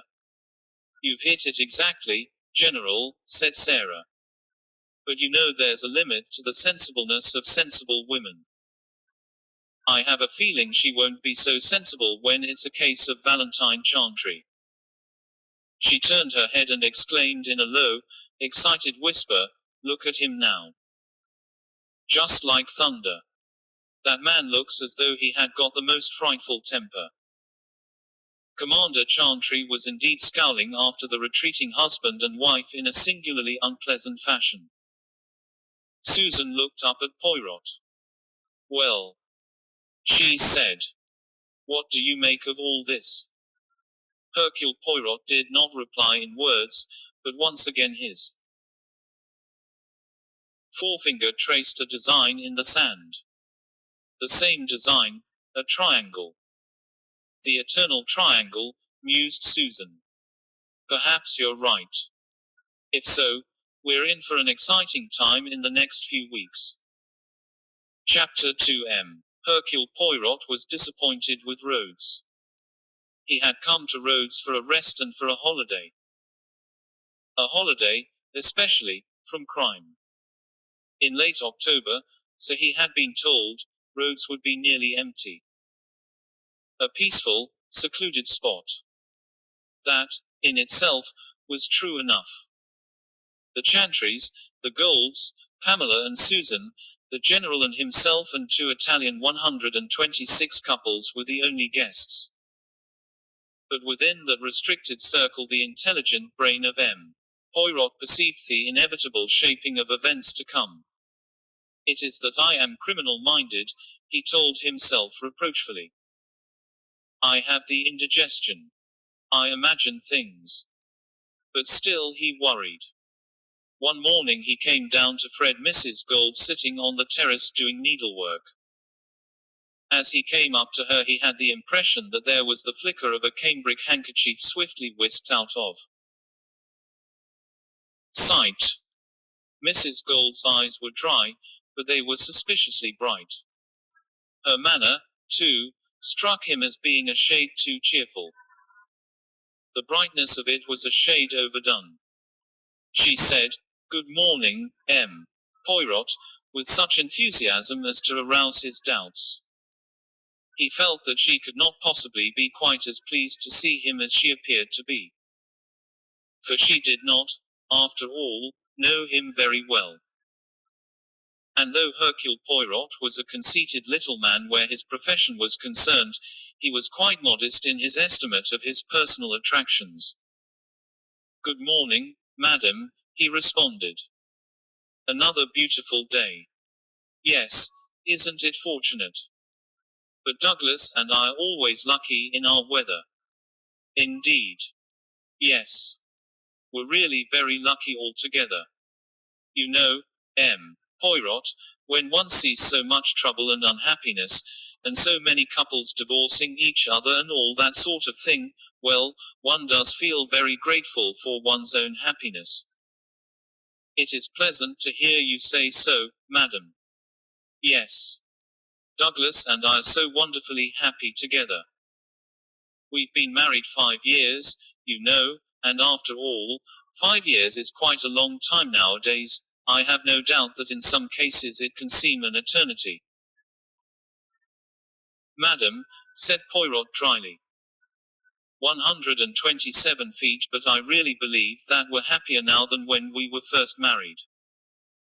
You see, we're so absolutely suited to each other. That, of course, is everything.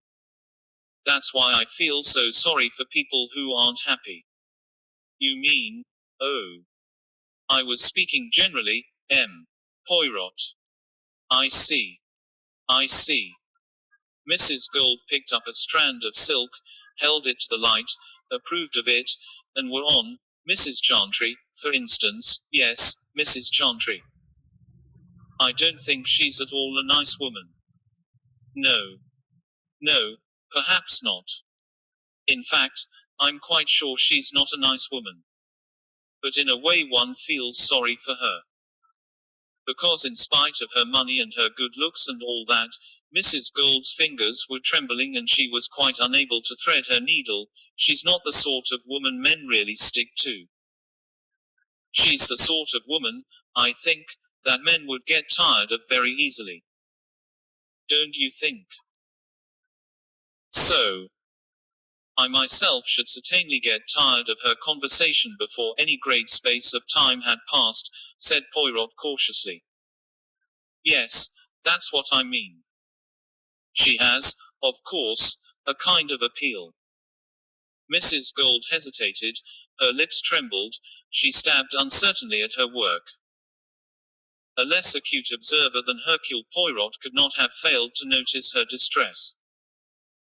She went on inconsequently, "Then are just like children.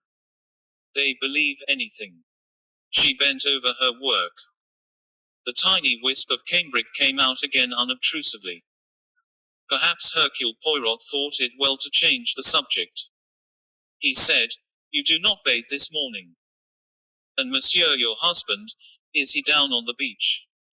128 million rupees. Gold looked up, blinked, resumed her almost defiantly bright manner and replied, "No, not this morning. We arranged to go round the walls of the old city. But somehow or other we missed each other. They started without me." Single quote. The pronoun was revealing, but before Poirot could say anything, General Barnes came up from the beach below and dropped into a chair beside them. "Good morning, Mrs. Gold." "Good morning, Poirot. Both deserters this morning. A lot of absentees. You too, and your husband, Mrs. Gold, and Mrs. Chantry." "And Commander Chantry?" inquired Poirot casually. "Oh, no, he's down there. Miss Pamela's got him in hand." The general chuckled. "She's finding him a little bit difficult. One of the strong, silent men you hear about in books." Marjorie Gold said with a little shiver, "He frightens me a little, that man. He looks so black sometimes. As though he might do anything." She shivered. "Just indigestion, I expect," said the general cheerfully. "Dyspepsia is responsible for many a reputation for romantic melancholy or ungovernable rages." Marjorie Gold smiled a polite little smile. "And where's your good man?" inquired the general. Her reply came without hesitation, in a natural, cheerful voice. "Douglas. Oh, he and Mrs. Chantry have gone into the town. I believe they've gone to have a look at the walls of the old city." "Ah, yes, very interesting. Time of the Lemites and all that. You ought to have gone too, little lady." Single quote. Mrs. Gold said, "I'm afraid I came down rather late." She got up suddenly with a murmured excuse and went into the hotel. General Barnes looked after her with a concerned expression, shaking his head gently. "Nice little woman, that. Worth a dozen painted trollops like 129 someone whose name we won't mention. Ha! Husband's a fool. Doesn't know when he's well off." He shook his head again. Then, rising, he went indoors. Sarah Blake had just come up from the beach and had heard the general's last speech. Making a face at the departing warrior's back, she remarked as she flung herself into a chair, "Nice little woman, nice little woman."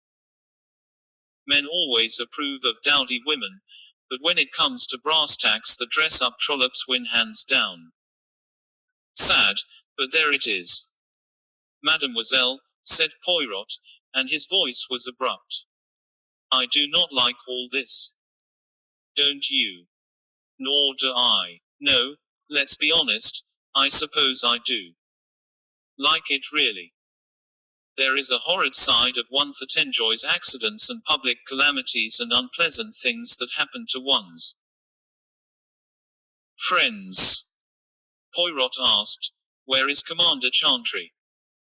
"On the beach being dissected by Pamela. She's enjoying herself if you like. And not being improved in temper by the proceeding. He was looking like a thundercloud when I came up. There are squalls ahead, believe me."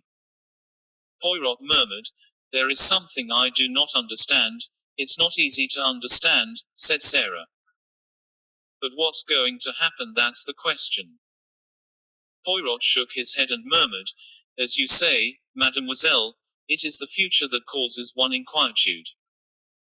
What a nice way of putting it, said Sarah and went into the hotel. In the doorway she almost collided with Douglas Gold.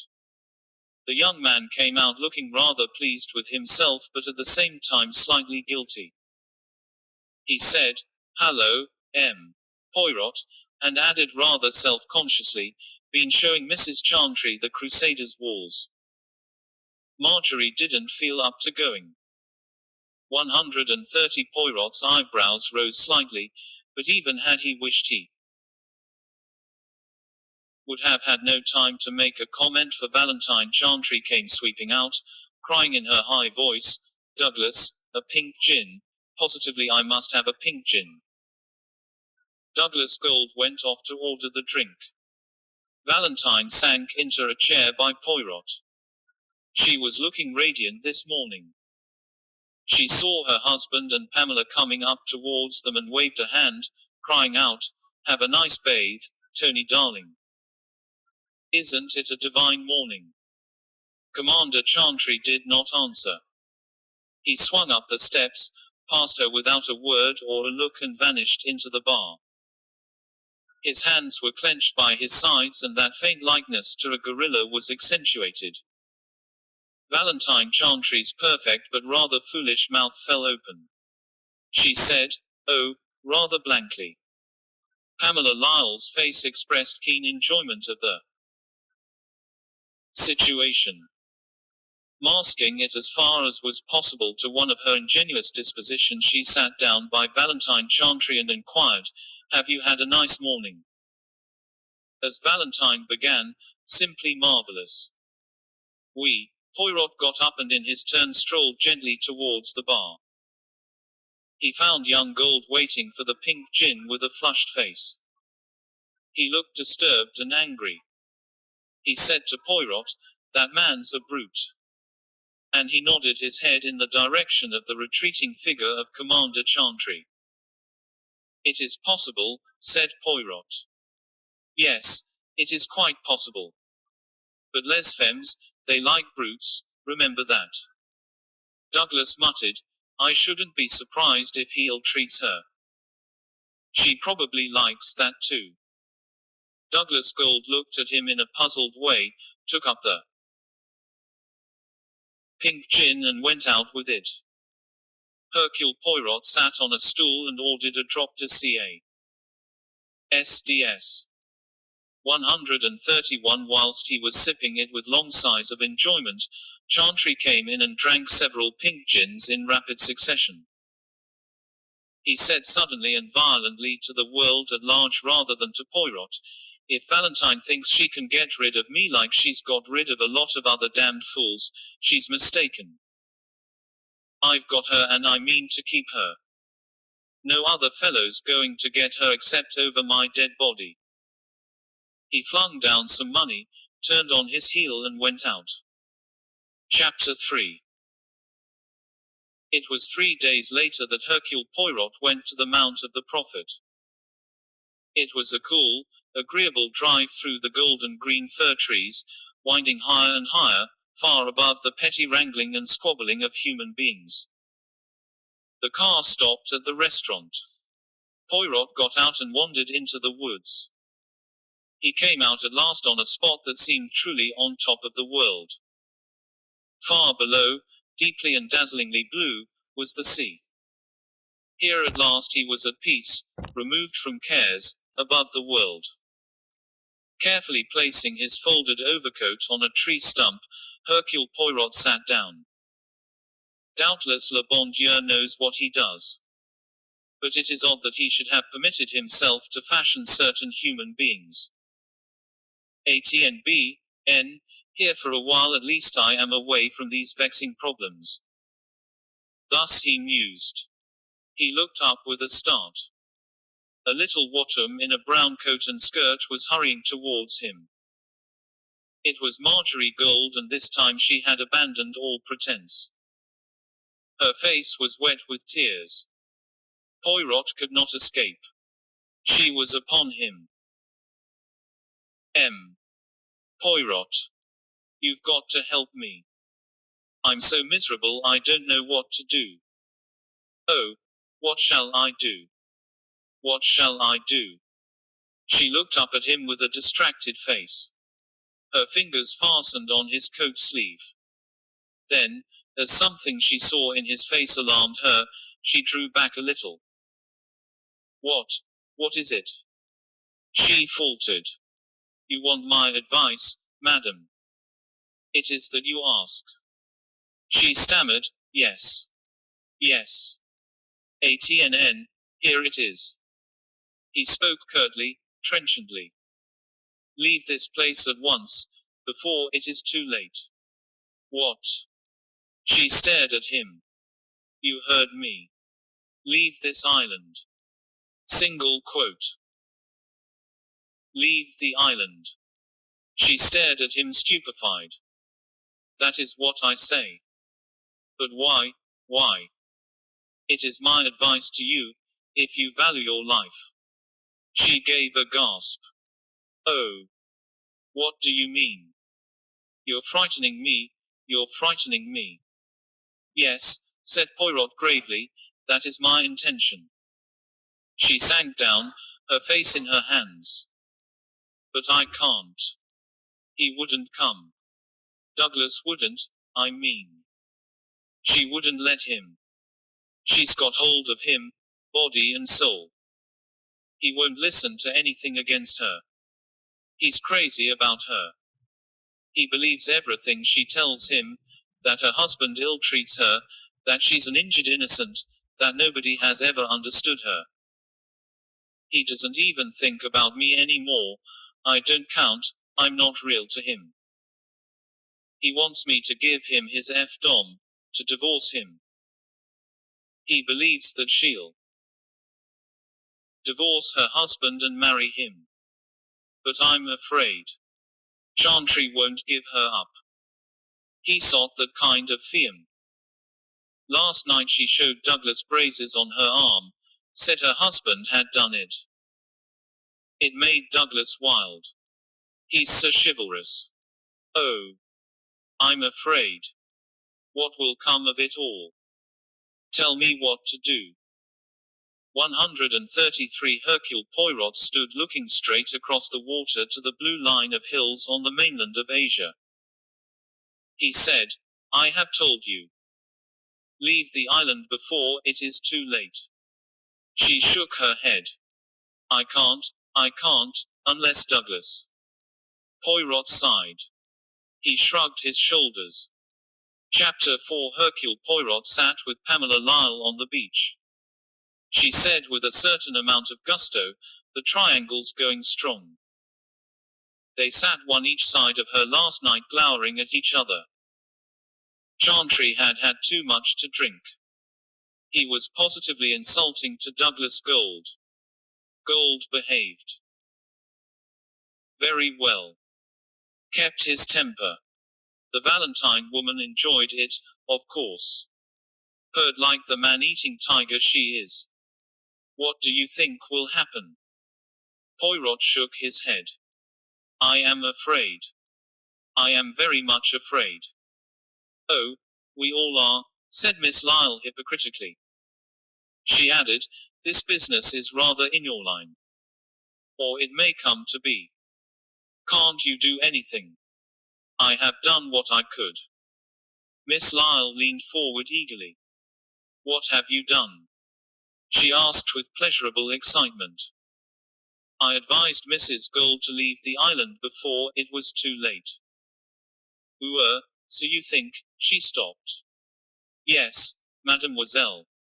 So that's what you think is going to happen? Said Pamela slowly. But he couldn't, he'd never do a thing like that. 134 He's so nice really. It's all the Chantry woman. He wouldn't do, she stopped, then she said softly, murder. Is that really the word that's in your mind? Single quote. It is in someone's mind, mademoiselle. I will tell you that. Pamela gave a sudden shiver. I don't believe it, she declared. Chapter 5 The sequence of events on the night of October the 29th was perfectly clear. To begin with, there was a scene between the two men Gold and Chantry. Chantry's voice rose louder and louder and his last words were overheard by 4 persons: the cashier at the desk, the manager, General Barnes and Pamela Lyle. You goddamn swine. If you and my wife think you can put this over on me, you're mistaken. As long as I'm alive, Valentine will remain my wife. Then he had flung out of the hotel, his face livid with rage. That was before dinner. After dinner, how arranged no one knew, a reconciliation took place. Valentine asked Marjorie Gold to come out for a moonlight drive.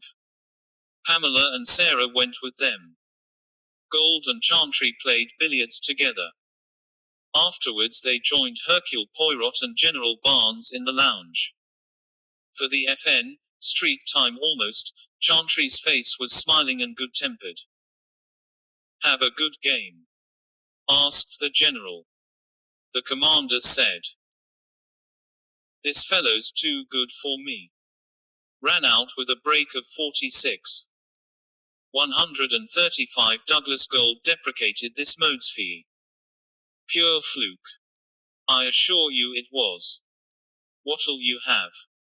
I'll go and get hold of a waiter. Pink gin for me, thanks. Right. General. Thanks. I'll have a whiskey and soda. Same for me. What about you, M. Poirot? You are most amiable. I should like a syrup de cassis. A syrup, excuse me. Syrup de cassis.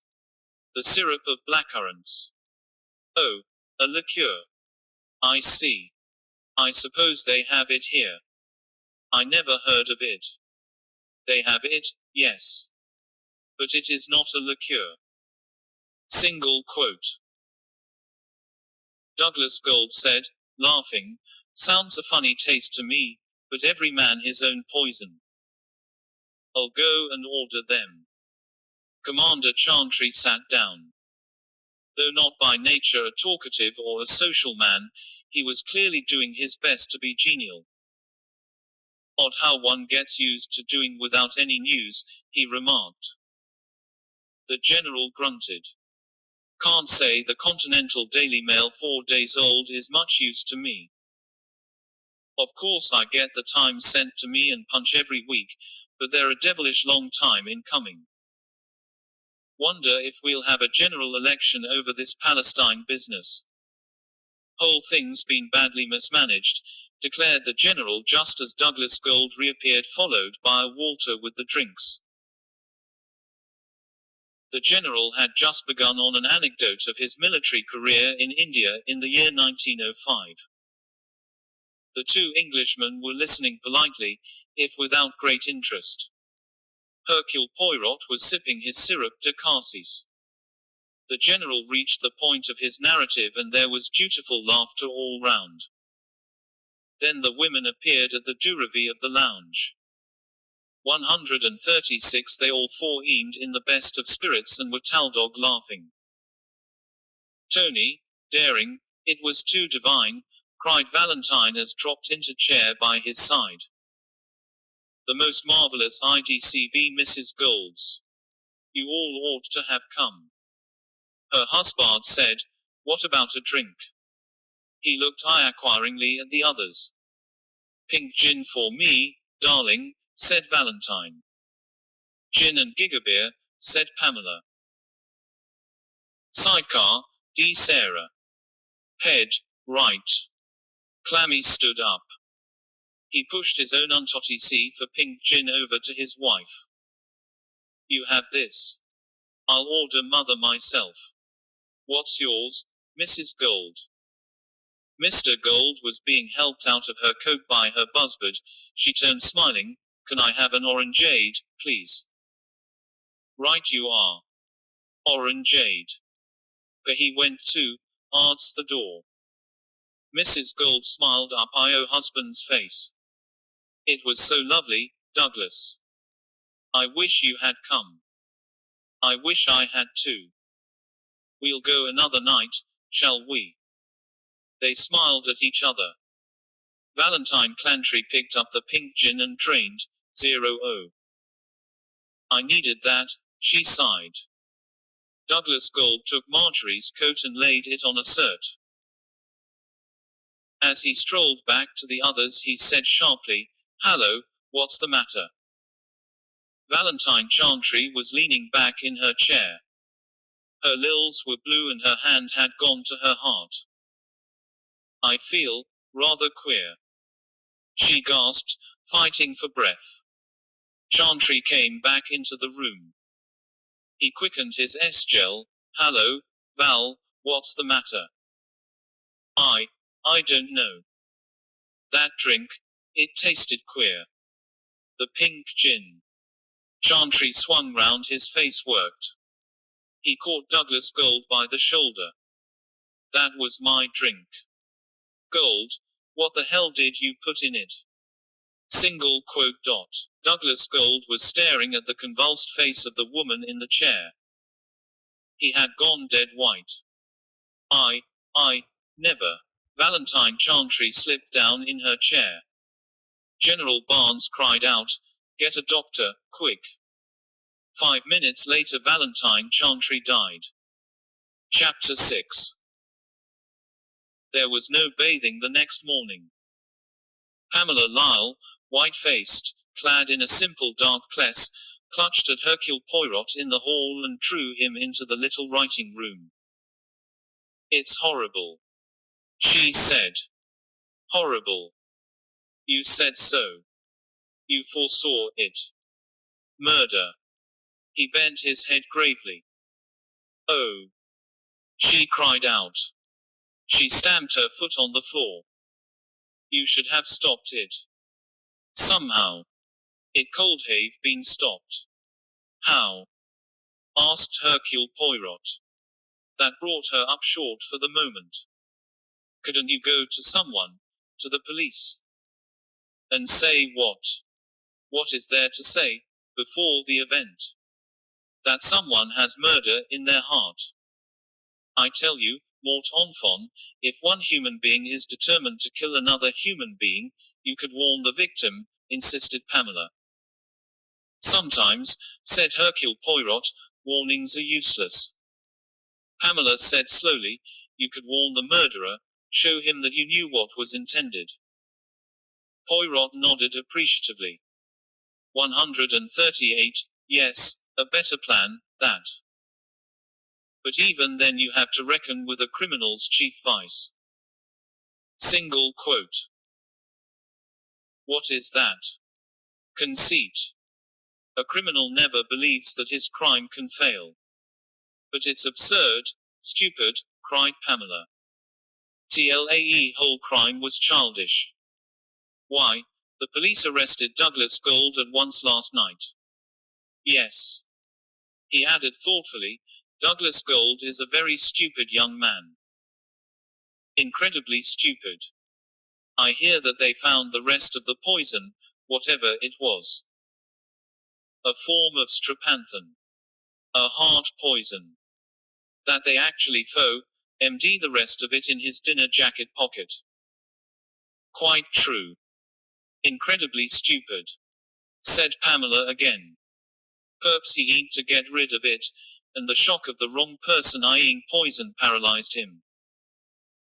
What a scene it would make on the stage, the lover putting the stropanthan in the husband's tea last mad, then, just when his attention is elsewhere, the wife drinks it instead.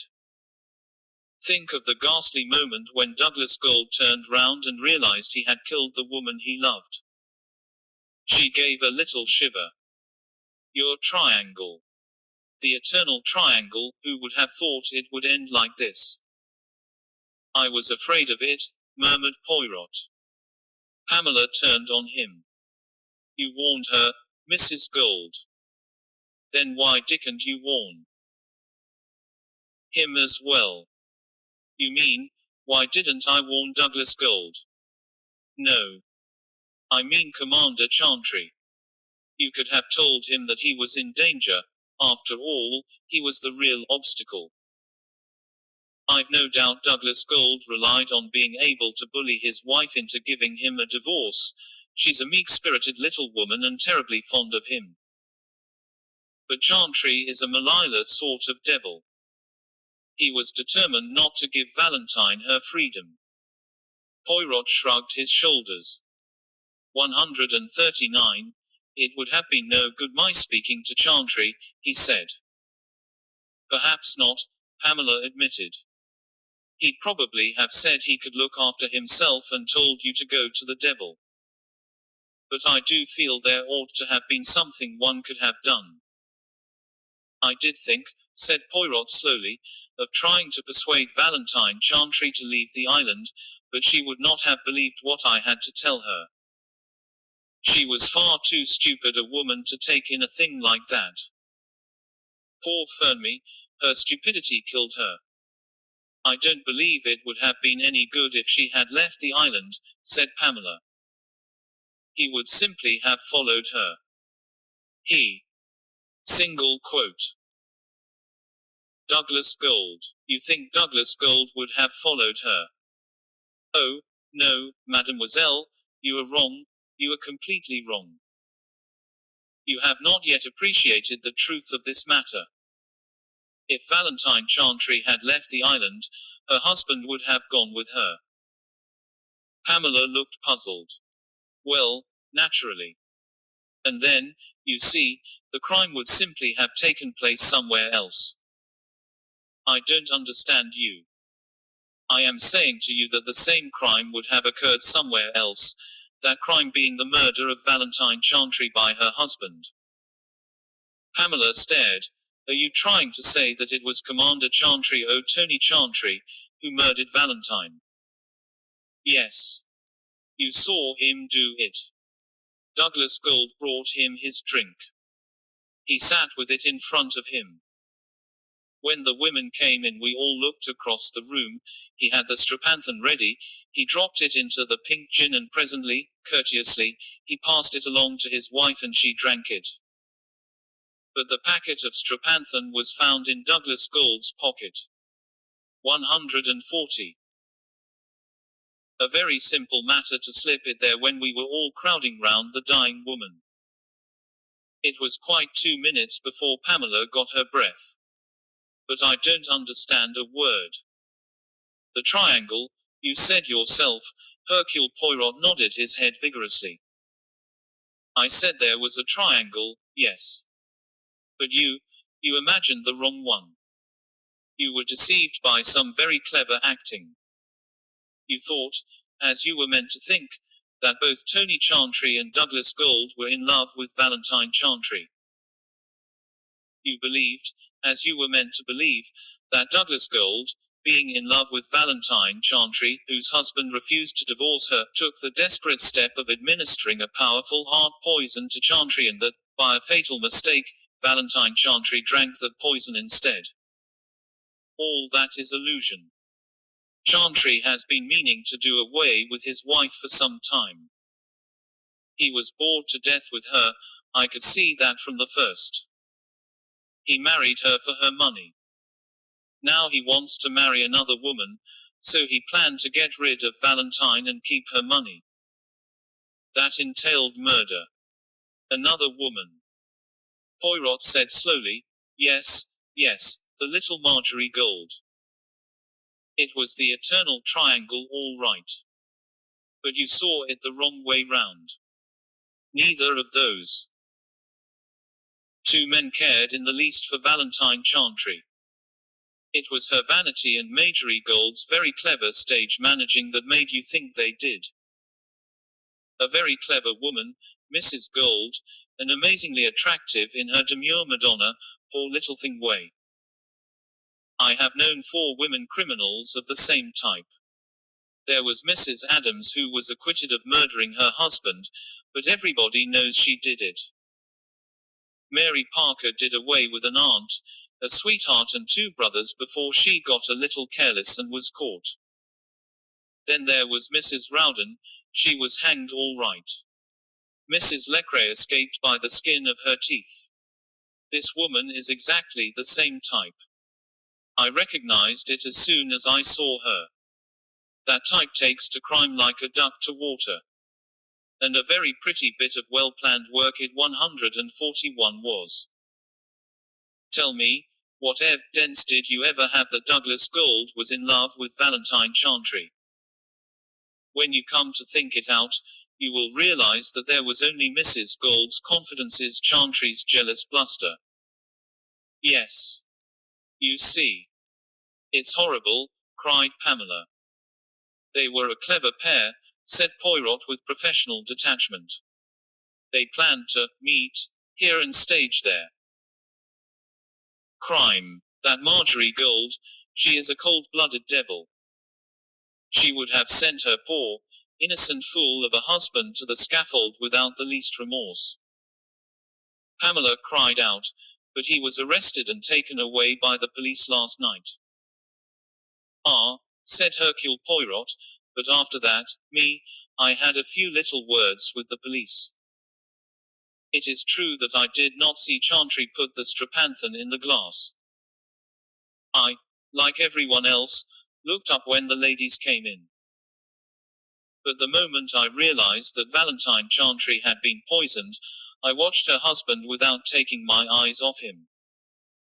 And sir, you see, I actually saw him slip the packet of stropanthan in Douglas Gold's coat pocket. He added with a grim expression on his face, I am a good witness. My name is well known. The moment the police heard my story they realized that it put an entirely different complexion on the matter. Then? Demanded Pamela, fascinated. Then they asked Commander Chantry a few questions. He tried to bluster it out, but he is not really clever, he soon broke down. So Douglas Gold was set at liberty. Yes. And, Marjorie Gold. Poirot's face grew stero. I warned her, he said. Yes, I warned her. Up on the Mount of the Prophet. It was the only chance of averting the crime. I as good as told her that I suspected her. She understood. But she believed herself too clever.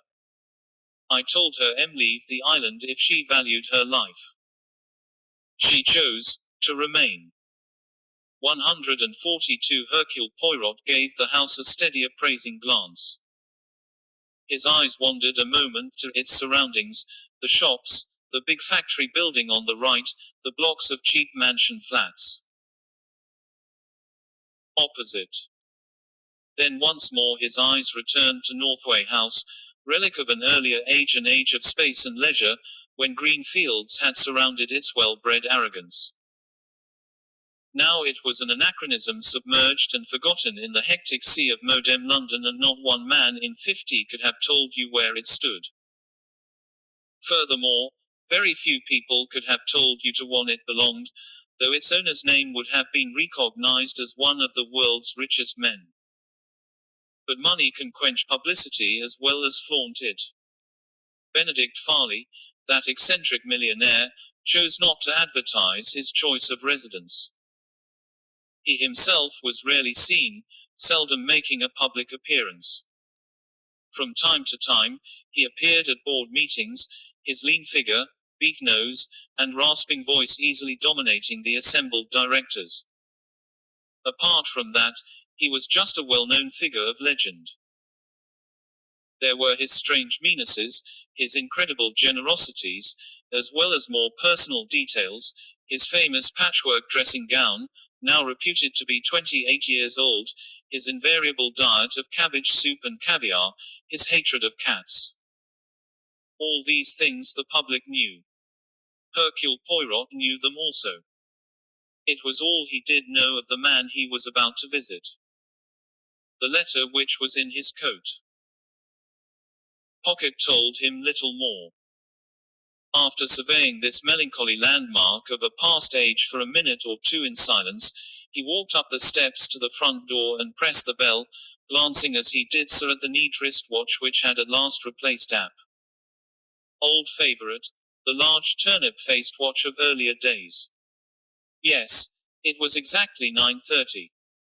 As ever, Hercule Poirot was exact to the minute. The door opened after just the right interval. A perfect specimen of the genus buffer stood outlined against the lighted hall. "Mr. Benedict Farley?"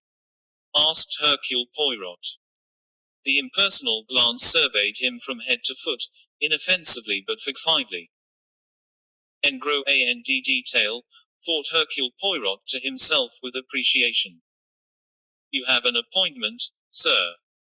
asked the suave voice. "Yes." "Your name, sir?" "Monsieur Hercule Poirot." The buffer bowed and drew back. Hercule Poirot entered the house.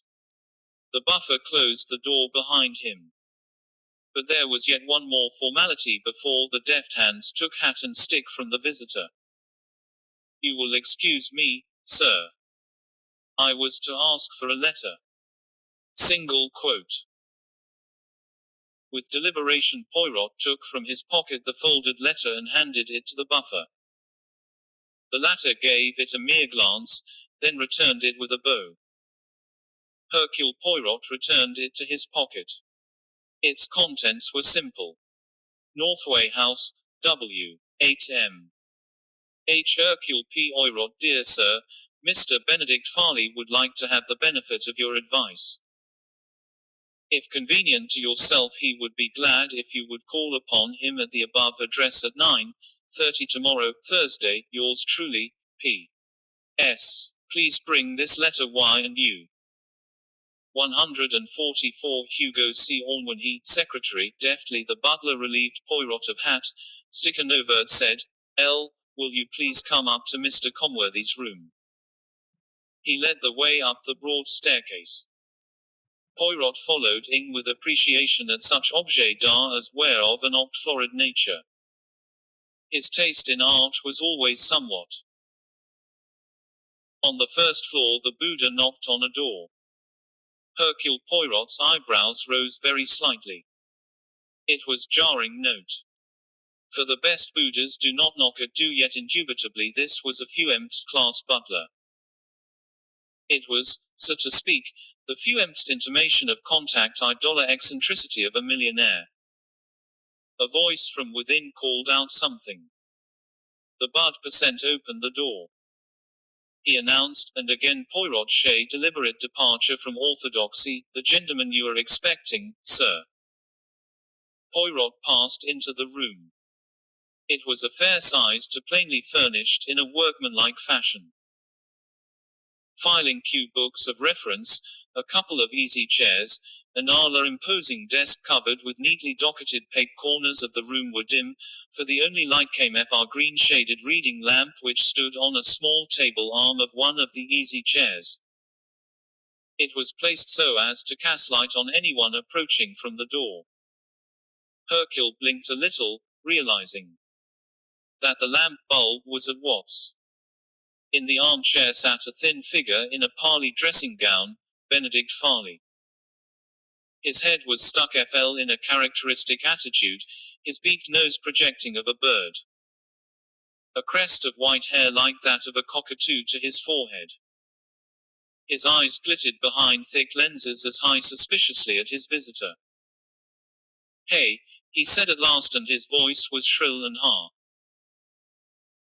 A rasping note in it. "So you're Hercule Poirot, hey?" "At your service," said Poirot politely and bowed, on the back of the chair. Wristwatch which had at last replaced App. Old favorite, the large turnip-faced watch of earlier days. Yes, it was exactly 9:30. As ever, Hercule Poirot was exact to the minute. The door opened after just the right interval. A perfect specimen of the genus butler stood outlined against the lighted hall. "Mr. Benedict Farley?" asked Hercule Poirot. The impersonal glance surveyed him from head to foot, inoffensively but effectively. En gros and detail, thought Hercule Poirot to himself with appreciation. You have an appointment, sir? Asked the suave voice. Yes. Your name, sir? Monsieur Hercule Poirot. The butler bowed and drew back. Hercule Poirot entered the house. The butler closed the door behind him. But there was yet one more formality before the deft hands took hat and stick from the visitor. You will excuse me, sir. I was to ask for a letter.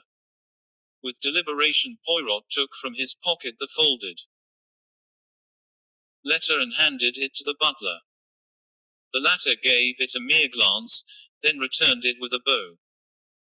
Hercule Poirot returned it to his pocket. Its contents were simple. Non way home, W. 8M. H. Hercule Poirot Dears IR, Mr. Benedict Farley would like to have the benefit of your advice. If convenient to yourself he would be glad if you would call upon him at the above address at 9:30 tomorrow, Thursday, P.S. Please bring this letter with you. 144 Hugo C. Onworthy, Secretary, deftly the butler felicked Poirot of hat, stick and overcoat. He said, up to Mr. Conworthy's room. WMU plea. The broad staircase. Poirot followed him, look he led the way degree, rt such objets d'art as were of an opulent and ing with apprecio, art was always somewhat bourgeois. Florid nature. Hi, butler knocked on a door.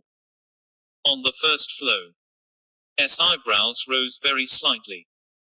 It was the first Hercule Poirot 10's butlers do not knock at doors, and jarring note. 4. Was a FRRST class buffer. Yet indubitably TL2 the FZRST intimation of contact with the it was, ZTS. LV. Re. Eccentricity of a Theoarthur called out something. The buffer threw a voice from, chez AFN degree unst, and again Poirot sensed the open the door. C. Ochre orthodoxy, deliberate departo, or expecting, sir, the gentleman. O degree le, room. It was a fair-sized room, very Poirot past. Workman-like fashion. Filing cabinets, green-shaded rare degree, VC hairs. It was placed so as to cast its full arm of one of the Aachen section from the door. Hercule Poirot GT on anyone all, G. That the lamp bulb was at least 150 blinked a little, FLFF sat a thin figure in a patchwork watts. In the Benedict Farley. His head was stuck forward dressing gown. Attittled, his beak nose projecting like that MA characteristic, light hair like that of a cockatoo rose above of a bird. A crest degree. S littered behind thick lenses as he peered his forehead. His V, sus, pitio, usly adhesives, degree RN, D his voice was shrill and, D, harsh, with hey, he said so you re Hercule Poirot, hey. A rasping note in it, said Poirot politely and bowed, one hand, at your cervix sent ATF on the back of the C-145, sit down, said the old man testily. Hercule Poirot sat down, in the full glare of the lamp. From behind it the old man seemed to be studying him attentively. How do I know you're Hercule Poirot, hey? He demanded fretfully. Tell me that hey. Once more Poirot drew the letter from his pocket and handed it to Farley. Yes, admitted the millionaire grudgingly. That's it. That's what I got Cornworthy to write. He folded it up and tossed it back. So you're the fellow, are you? With a little wave of his hand Poirot said, I assure you there is no deception. Benedict Farley chuckled suddenly. That's what the conjurer says before he takes the goldfish out of the hat. saying that is part of the trick, you know. Poirot did not reply. Farley said suddenly, think I'm a suspicious old man, hey? So I am. Don't trust anybody. That's my motto. Can't trust anybody when you're rich. No, no, it doesn't do. You wished, Poirot hinted gently, to consult me. The old man nodded. Go to the expert and don't count the cost. You'll notice, Poirot, I haven't asked you your fee. I'm not going to. Send me in the bill later, I shan't cut up rough over it. Damned fools at the dairy thought they could charge me 2 and 9 for eggs when 2 and 7's the market price, lot of swindlers. I won't be swindled. But the man at the top's different. He's worth the money. I'm at the top myself, I know. Hercule Poirot made no reply. He listened attentively, his head poised a little on one side. Behind his impassive exterior he was conscious of a feeling of disappointment. He could not exactly put his finger on it. So far Benedict Farley had run true to type, that is, he had 146 conformed to the popular idea of himself, and yet, Poirot was disappointed. The man, he said disgustedly to himself, is a mountebank, nothing but a mountebank. He had known other millionaires, eccentric men too, but in nearly every case he had been conscious of a certain force, an inner energy that had commanded his respect. If they had worn a patchwork dressing gown, it would have been because they liked wearing such a dressing gown. But the dressing gown of Benedict Farley, or so it seemed to Poirot, was essentially a stage property. And the man himself was essentially stagey. Every word he spoke was uttered, so Poirot felt assured, sheerly for effect. He repeated again unemotionally, you wish to consult me, Mr. Farley. Abruptly the millionaire's manner changed. He leaned forward. His voice dropped to a croak. Yes. Yes. I want to hear what you've got to say, what you think. Go to the top. That's my way. The best doctor, the best detective, it's between the two of them. As yet, monsieur, I do not understand. Naturally, snapped Farley. I haven't begun to tell you. He leaned forward once more and shot out an abrupt question. What do you know, Poirot, about dreams? Single quote. The little man's eyebrows rose. Whatever he had expected, it was not this. For that, Farley, I should recommend Napoleon's Book of Dreams, or the latest Practicing Psychologist from Harley Street. Benedict Farley said soberly, I've tried both. There was a pause, then the millionaire spoke, at first almost in a whisper, then with a voice growing higher and higher. It's the same dream, night after night. And I'm afraid, I 147 tell you, I'm afraid. It's always the same. I'm sitting in my room next door to this.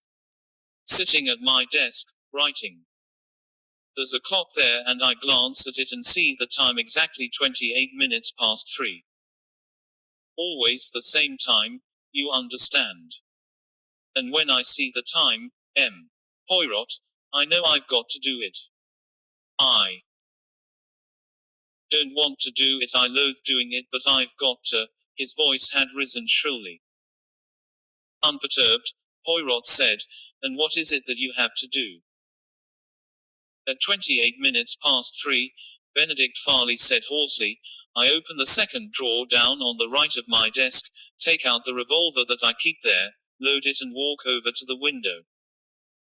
And then, yes. Benedict Farley said in a whisper, then I shoot myself. There was silence. Then Poirot said, that is your dream. Yes. The same every night. Yes. Single quote. What happens after you shoot yourself? I wake up. Poirot nodded his head slowly and thoughtfully. As a matter of interest, do you keep a revolver in that particular drawer? Yes. Why? I have always done so. It is as well to be prepared. Prepared for what? Farley said irritably, a man in my position has to be on his guard. All rich men have enemies. Poirot did not pursue the subject. He remained silent for a moment or two, then he said, 148, why exactly did you send for me? Single quote. I will tell you. First of all, I consulted a doctor, 3 doctors to be exact. Yes. The first told me it was all a question of diet. He was an elderly man. The second was a young man of the modern school. He assured me that it all hinged on a certain event that took place in infancy at that particular time of day 328. I am so determined, he says, not to remember the event, that I symbolize it by destroying myself. That is his explanation. And the third doctor? Asked Poirot. Benedict Farley's voice rose in shrill anger. He's a young man too. He has a preposterous theory. He asserts that I, myself, am tired of life, that my life is so unbearable to me that I deliberately want to end it. But since to acknowledge that fact would be to acknowledge that essentially I am a failure, I refuse in my waking moments to face the truth. But when I am asleep, all inhibitions are removed, and I proceed to do that which I really wish to do. I put an end to myself. His view is that you really wish, unknown to yourself, to commit suicide. Said Poirot. Benedict Farley cried shrilly, and that's impossible, impossible. I'm perfectly happy. I've go. Tea everything I want, everything money can buy. It's fantastic, unbelievable even to suggest a thing like that. Poirot looked at him with interest. Perhaps something in the shaking hands, the trembling shrillness of the voice, warned him that the denial was too vehement, that its very insistence was in itself suspect.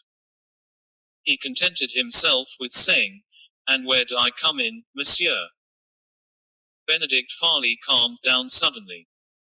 He tapped with an emphatic pounds-gur on the table beside him.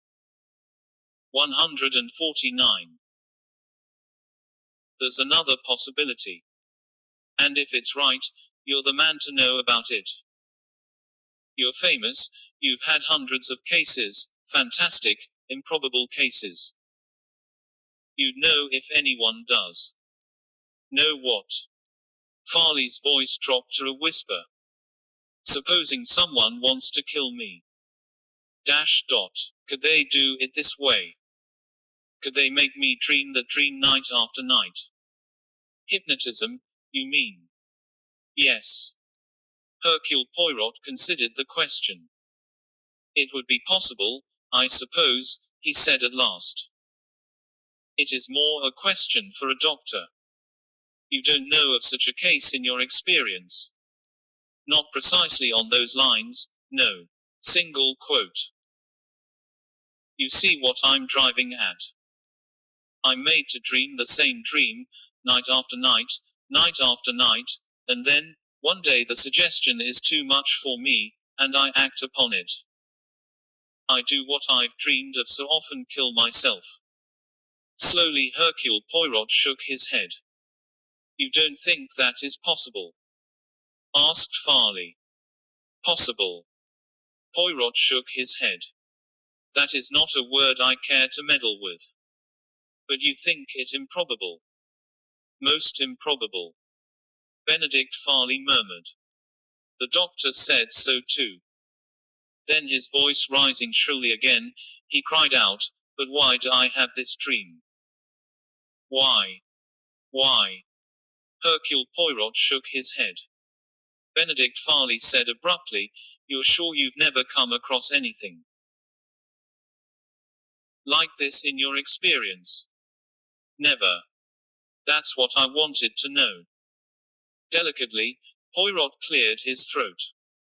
150, you permit, he said, a question. What is it? What is it? Say what you like. Who is it you suspect of wanting to kill you? Farley snapped out, nobody. Nobody at all. But the idea presented itself to your mind.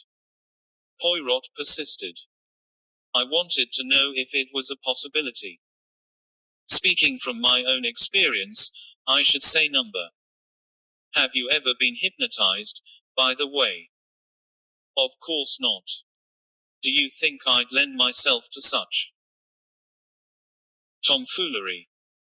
Then I think one can say that your theory is definitely improbable. But the dream, you fool, the dream.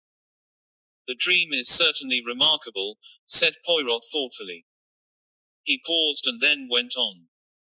I should like to see the scene of this drama, the table, the clock, and the revolver. Of course, I'll take you next door. Wrapping the folds of his dressing gown round him, the old man half rose from his chair. Then suddenly, as though a thought had struck him, he resumed his seat. No, he said. There's nothing to see there. I've told you all there is to tell. But I should like to see for myself. There's no need, Farley snapped. You've given me your opinion. That's the end. Single quote. Poirot shrugged his shoulders. As you please. He rose to his feet. I am sorry, Mr. Farley, that I have not been able to be of assistance to you. Benedict Farley was staring straight ahead of him. Don't want a lot of hanky-panking around, he growled out. I've told you the facts, you can't make anything of them. That closes the matter. You can send me a bill for the consultation fee. 151, I shall not fail to do so, said the detective dryly. He walked towards the door. Stop a minute. The millionaire called him back. That letter, I want it. The letter from your secretary. Eyes. Comma.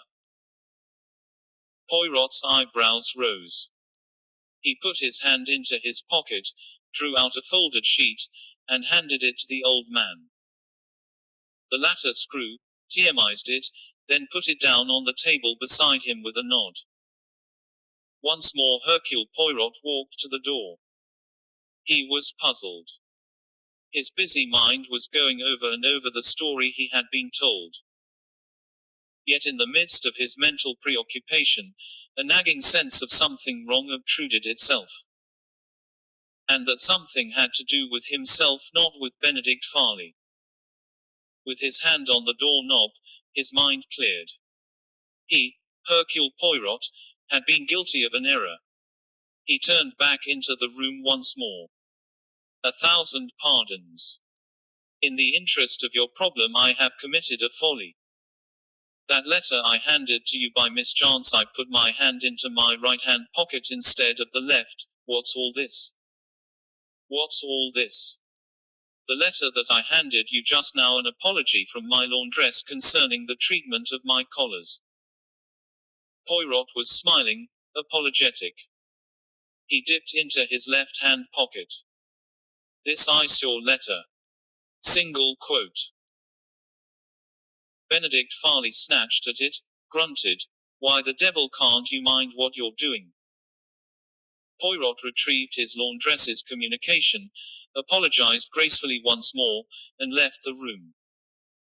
He paused for a moment outside on the landing. It was a spacious one. Directly facing him was a big old oak settle with a refectory table in front of it. On the table were magazines. There were also 2 chairs and a table with flowers. It reminded him a little of a dentist's waiting room. 152. The butler was in the hall below waiting to let him out. Can I get you a taxi, sir? No, I thank you. The night is £E. I will walk. Hercule Poirot paused a moment on the pavement waiting for a lull in the traffic before crossing the busy street. A frown creased his forehead. No, he said to himself. I do not understand at all. No. Thing makes sense. Regrettable to have to admit it, but I, Hercule Poirot, am completely baffled. That was what might be termed the fewemst act of the drama. The second act followed a week later. It opened with a telephone call from one John Swillingfleet, MD. He said with a remarkable lack of medical decorum, that you, Poirot, old horse. St. Lingertoleet here. Yes, my friend. What is it? I'm speaking from Northway House, Benedict Farley's. Ah, yes. Poirot's voice quickened with interest. What of Mr. Farley? Farley's dead. Shot himself this afternoon. There was a pause, then Poirot said, yes. I notice you're not overcome with surprise. Know something about it, old horse. Why should you think that? Single quote. Well, it isn't brilliant deduction or telepathy or anything like that. We found a note from Farley to you making an appointment about a week ago. I see. We've got a tame, polite inspector here. Got to be careful, you know, when one of these millionaire blokes bumps himself off. Wondered whether you could throw any light on the case. If so, perhaps you'd come round. I will come immediately. Good for you, old boy. Some dirty work at the crossroads, eh? 153. Poirot merely repeated that he would set forth immediately. Don't want to spill the beans over the telephone. Quite right. So long. Single quote. A quarter of an hour later Poirot was sitting in the library, a low long room at the back of Northway House on the ground floor. There were 5 other persons in the room.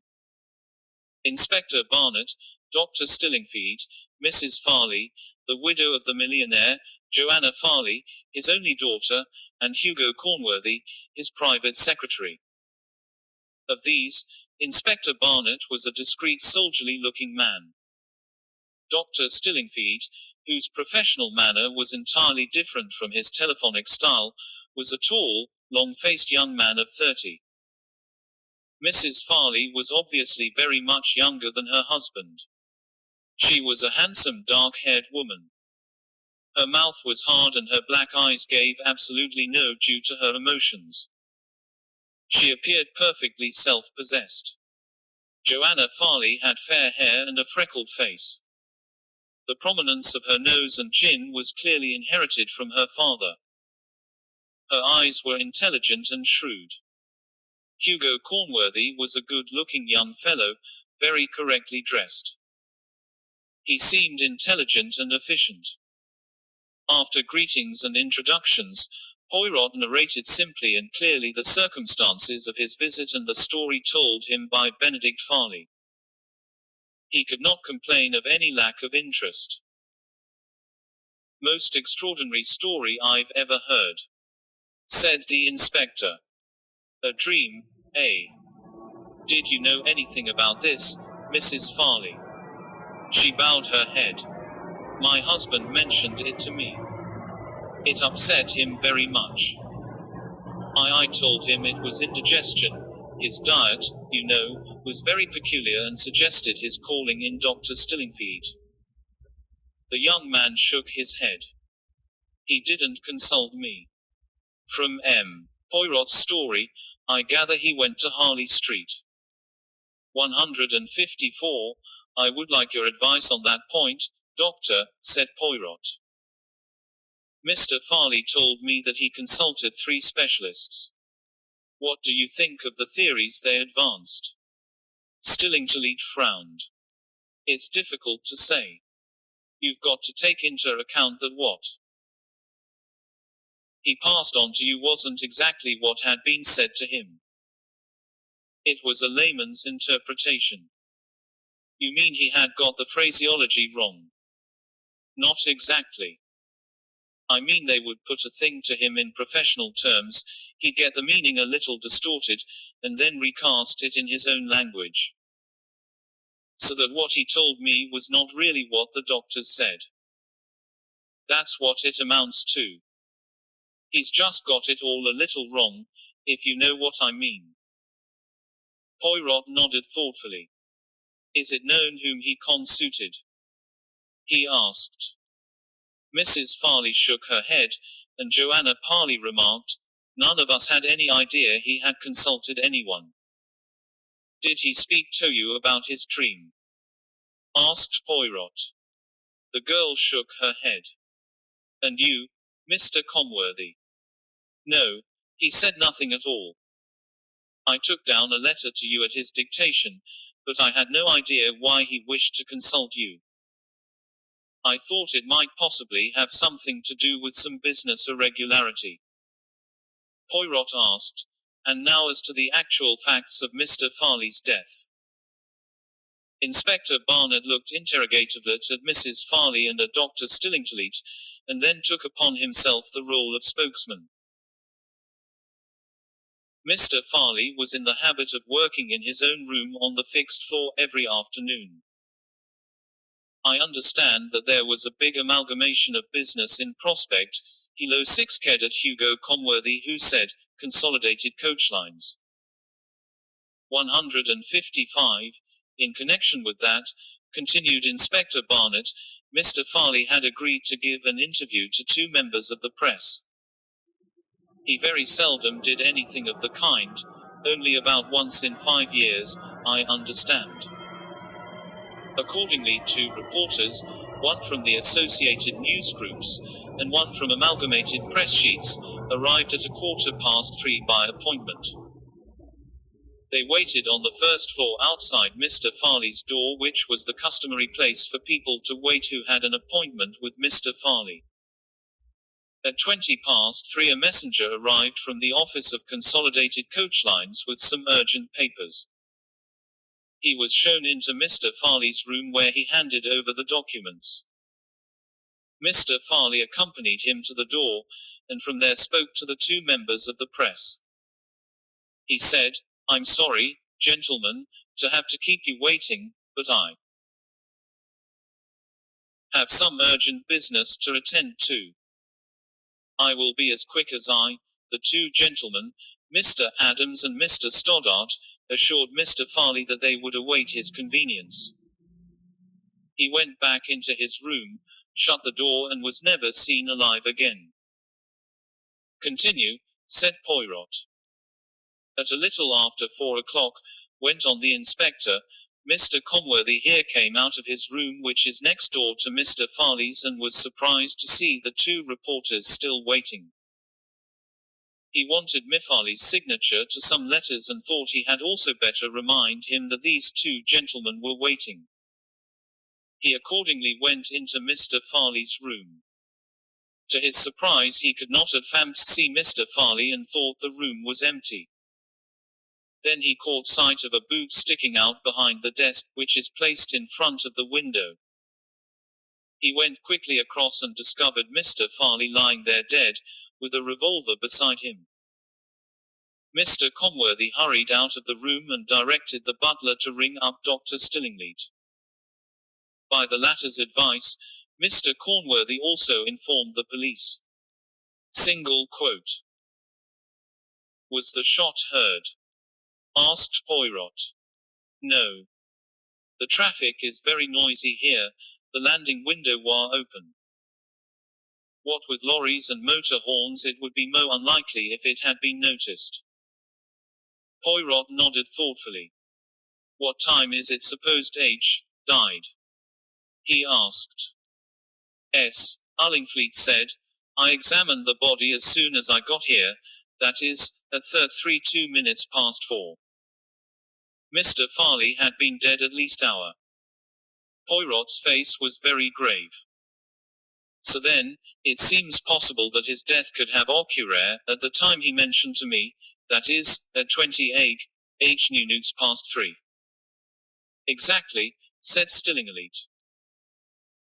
Any FM marks on the revolver? Yes, his own. And the revolver itself? The inspector took up the tale. Was one which he kept in the second right-hand drawer of high desk, just as he told you. Mrs. Farley has identified it positively. Moreover, you understand, there is only one entrance to the room, the door giving onto the landing. The two reporters are sitting exactly opposite the door, and they swear that no one entered the room from the time Mr. Farley spoke to them, and Mr. Comworthy entered it at a little after 4 o'clock. So that there is every reason to suppose that Mr. Farley comnutted Stewsealed. Inspector Barnett smiled a little. There would have been no doubt at all but for one point. And that single quote. The letter written to you. Poirot smiled too. I see. Where Hercule Poirot is concerned, immediately the suspicion of murder arises. 15, precisely, said the inspector dryly. However, after your clearing up of the situation, Poirot interrupted him. One little minute. He turned to Mrs. Farley. Had your husband ever been hypnotized? Never. Had he studied the question of hypnotism? Was he interested in the subject? She shook her head. I don't think so. Suddenly her self-control seemed to break down. That horrible dream. It's uncanny. That he should have dreamed that, night after night, and then, it's as though he were hounded to death.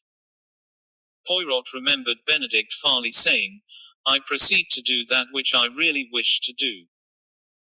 I put an end to myself. He said, had it ever occurred to you that your husband might be tempted to do away with himself? Single quote. No, at least sometimes he was very queer. Joanna Farley's voice broke in clear and scornful. Father would never have killed himself. He was far too careful of himself. Dr. Stillingfleet said, it isn't the people who threaten to commit suicide who usually do it, you know, Miss Farley. That's why suicides sometimes seem unaccountable. Poirot rose to his feet. Is it permitted, he asked, that I see the room where the tragedy occurred? Certainly. Dr. Stillingfleet, the doctor accompanied Poirot upstairs. Benedict Farley's room was a much larger one than the secretary's next door. It was luxuriously furnished with deep leather-covered armchairs, a thick pile carpet, and a superb outsize writing desk. Poirot passed behind the latter to where a dark stain on the carpet showed just before the window. He remembered the millionaire saying, 28 minutes past 3. I opened the second drawer on the right of my desk, take out the revolver that I 158 keep there, load it, and walk over to the window. And then I shoot myself. Single quote. He nodded slowly. Then he said, the window was open like this. Yes. But nobody could have got in that way. Poirot put his head out. There was no sill or parapet and no pipes near. Not even a cat could have gained access that way. Opposite rose the blank wall of the factory, a dead wall with no windows in it. Stillingfleet said, funny room for a rich man to choose as his own sanctum, with that outlook. It's like looking out onto a prison wall. Yes, said Poirot. He drew his head in and stared at the expanse of solid brick. I think, he said, that wall is important. Stillingfleet looked at him curiously. You mean, psychologically? Poirot had moved to the desk. Idly, or so it seemed, he picked up a pair of what are usually called lazy tongs. He pressed the handles. The tongs shot out to their full length. Delicately, Poirot picked up a burned match stump with them from beside a chair some feet away and conveyed it carefully to the wastepaper basket. "When you've finished playing with those things," said Stillingfleet irritably. "Hercule." Poirot murmured, "An ingenious invention," and replaced the tongs neatly on the writing table. Then he asked, "Where were Mrs. Farley and Miss Farley at the time of the death?" Mrs. Farley was resting in her room on the floor above this. Miss Farley was painting in her studio at the top of the house. Hercule Poirot drummed idly with his fingers on the table for a minute or two. Then he said, "I should like to see Miss Farley. Do you think you could ask her to come here for a minute or two? 159, if you like." Stillingfleet glanced at him curiously, then left the room. R2. Another minute or two the door opened and Joanna Farley care M. "You do not mind, mademoiselle, if I ask you a few questions?" She returned his glance coolly. "Please ask anything you choose." Single quote. "Did you know that your father kept a revolver in his desk?" "No." "Where were you and your mother, that is to say your stepmother that is fight?" "Yes, Louise is my father's second wife. She is only 8 years older than I am." "You were about to say. Where were you and she on Thursday of last week?" "That is to say, on Thursday night." She reflected for a minute or two. "Thursday. Let me see. Oh, yes, we had gone to the theatre. To see Little Dog Laughed. Your father did not suggest accompanying you. He never went out to theatres. What did he usually do in the evenings?" "He sat in here and read. He was not a very sociable man." The girl looked at him directly. "My father," she said, "had a singularly unpleasant personality. No one who lived in close association with him could possibly be fond of him." "That, mademoiselle, is a very candid statement." "I am saving you time, M. Poirot. I realize quite well what you are getting at. My stepmother married my father for his money. I live here because I have no money to live elsewhere. There is a man I wish to marry, a poor man. My father saved to it that he lost his job. He wanted me, you see, to mar well, an easy matter since I was to be his heiress. Your father's fortune passes to you." Single quote. "Yes. That is, he left Louise, my stepmother, a quarter of a 160 million free of tax, and there are other legacies, but the residue goes to me." She smiled suddenly. "So you see, M. Poirot, I had every reason to desire my father's death. I see, mademoiselle, that you have inherited your father's intelligence." She said thoughtfully, "Father was clever. One felt that with him, that he had force, driving power, but it had all turned sour bitter, there was no humanity left." Hercule Poirot said softly, "Grand Dieu, but what an imbecile!" Joanna Farley turned towards the door. "Is there anything more?" "Two little questions. These tongs here," he picked up the lazy tongs, "were they always on the table?" "Yes. Father used them for picking up things. He didn't like stooping." "One other question.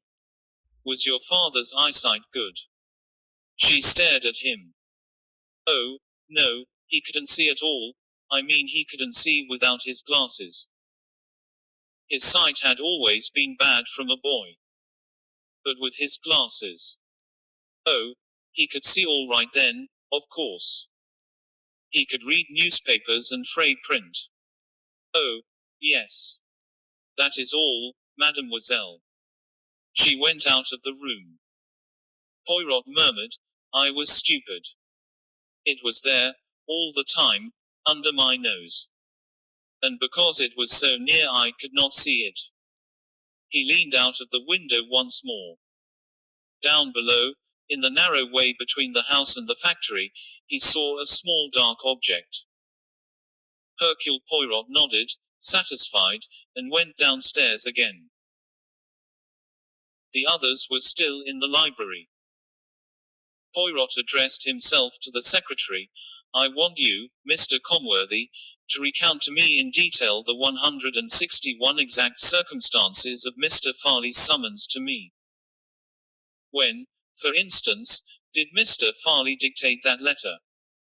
On Wednesday afternoon, at 5:30, as far as I can remember. Were there any special directions about posting it? He told me to post it myself. And you did so? Yes. Did he give any special instructions to the butler Abu? Admitting me? Yes. He told me to tell Holmes is the butler, that a gentleman would be calling at 9:30. He was to ask the gentleman's name. He was also to ask to see the letter. Rather peculiar precaution to take, don't you think? Cornworthy shrugged his shoulders. Mr. Farley, he said carefully, was rather a peculiar man. Any other instructions? Yes. He told me to take the evening off. Did you do so? Yes. Immediately after dinner I went to the cinema. When did you return? I let myself in about 11:15. Did you see Mr. Farley again that evening? No. And he did not mention the matter the next morning. Poirot paused a moment, then resumed, when I arrived I was not shown into Mr. Farley's own room. No. He told me that I was to tell Holmes to show you into my room. Why was that? Do you know? Comworthy shook his head. I never questioned any of Mr. Farley's orders, he said dryly. He would have resented it if I had. Did he usually receive visitors in his own room? 162 feet Ustorley, but not always. Sometimes he saw them in my room. Was there any reason for that? Hugo Comworthy considered. No, I hardly think so. I've never really thought about it. Turning to Mrs. Farley, Poirot asked, You permit that I ring for your butler? Certainly, M. Poirot. Very correct, very urbane, Holmes answered the bell. You rang, madam. Mrs. Farley indicated Poirot with a gesture. Holmes mind. Politely. Yes, sir. What were your instructions, Holmes, on the Thursday night when I came here? Holmes cleared his throat, then said, Enter dinner. Mr. Comworthy told me that Mr. Farley expected a Mr. Hercule Poirot at 9:30. I was to ascertain the gentleman's name, and I was to verify the information by glancing at a letter. Then I was to show him up to Mr. Cornworthy's room. Were you also told to knock on the door? An expression of distaste crossed the butler's countenance. That was one of Mr. Farley's orders. I was always to knock when introducing visitors, business visitors, that is, he added. Ah, that pulled me. Were you given any other instructions concerning me? No, sir. When Mr. Cornworthy had told me what I have just repeated to you, he went out. What time was that? 10 minutes to 9, sir. Did you see Mr. Farley after that? Yes, sir, I took him up a glass of hot water as usual at 9 o'clock. Was he then in his own room or in Mr. Comworthy's? He was in his own room, sir. You notice nothing unusual about that room. 163. Unusual. No, sir. Where were Mrs. Farley and Miss Farley? They had gone to the theatre, sir. Single quote. Thank you, Holmes, that will do. Holmes bowed and left the room. Poirot turned to our millionaire's widow. One more question, Mrs. Farley. Had your husband got sight? No. Not without his glasses. He was very short-sighted. Oh, yes, he was quite helpless without his spectacles. He had several pairs of glasses. Yes. Ah, said Poirot. He leaned back. I think that concludes the case. There was silence in the room.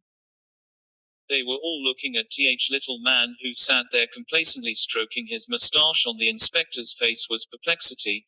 Dr. S.T.D. Lingfield was frowning. Cornworthy merely stared uncomprehendingly. Mr. Farley gazed in blank astonishment. Joanna Farley looked eager. Mrs. Farley broke the silence. I don't understand, M. Poirot. Her voice was fretful. The dream, yes, said Poirot. That dream was very important. Mrs. Farley shivered.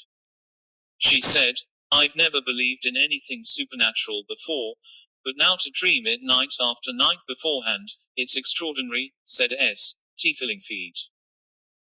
Extraordinary. If we hadn't got your word for it, Poirot, and if you hadn't had it straight from the horse's mouth, he coughed in embarrassment, and readopting his professional manner, I beg your pardon, Mrs. Farley.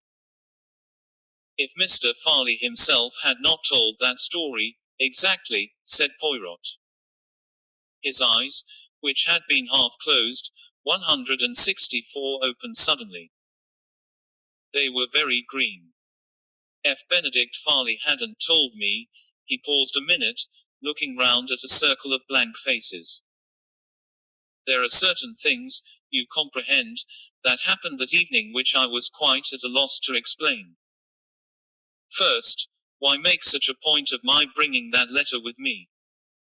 Identification, suggested Cornworthy. No, no, my dear young man. Really that idea is too ridiculous. There must be some much more valid reason. For not only did Mr. Farley require to see that letter produced, but he definitely demanded that I should leave it behind me. And moreover, even then he did not destroy it. It was found among his papers this afternoon. Why did he keep it? Joanna Faffy's voice broke in. He wanted, in case anything happened to him, that the facts of his strange dream should be made known. Poirot nodded approvingly. You are astute, mademoiselle. That must be, that can only be the point of the keeping of the letter. When Mr. Farley was dead, the story of that strange dream was to be told. That dream was very important. That dream, mademoiselle, was Vita. I will come now, he went on, to the second point. After hearing his story, I asked Mr. Farley to show me the desk and the revolver. He seems about to get up to do so, then suddenly refuses. Why did he refuse? This time no one advanced an answer. I will put that question differently. What was there in that next room that Mr. Farley did not want me to see? There was still silence. Yes, said Poirot, it is difficult, that. And yet there was some reason, some urgent reason why Mr. Farley received me in his secretary's room and refused point blank to take me into his own room. There was something in that room he could not afford to me see. And now I come to the third inexplicable thing that 165 happened on that evening. Mr. Farley, just as I was leaving, requested me to hand him the letter I had received. By Inadvertence I handed him a communication from my laundress. He glanced at it and laid it down beside him. JTT before I left the room I discovered my error and rectified I.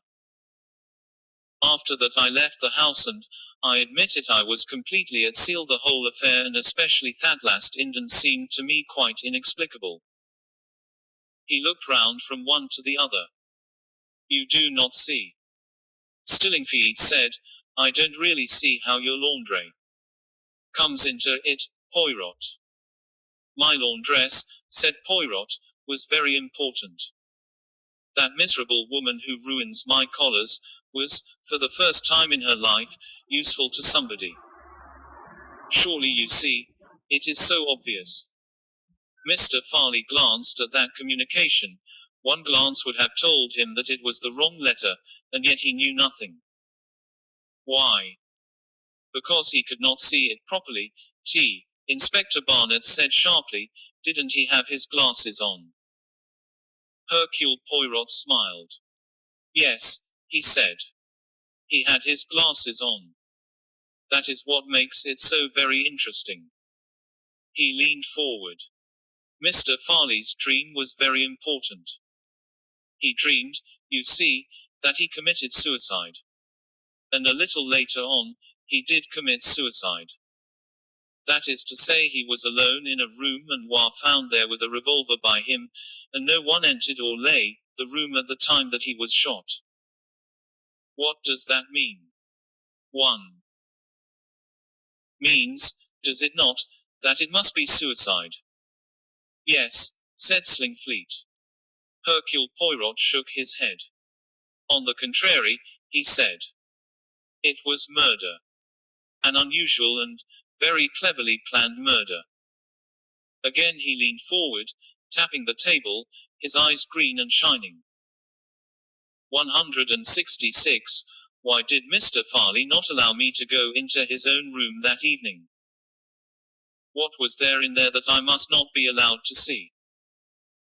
I think, my friends, that there was Benedict Farley himself. He smiled at the blank faces. Yes, yes, it is not nonsense what I say. Why could the Mr. Farley to whom I had been talking not realize the difference between two totally dissimilar letters? Because, Rose Amos, he was a man of sight wearing a pair of very powerful glasses. Those glasses would render a man of normal eyesight practically blind. Isn't that so, Doctor? Stillingfleet murmured, that's so, of course. Why did I feel that in talking to Mr. Farley I was talking to a mountebank, to an actor playing a part?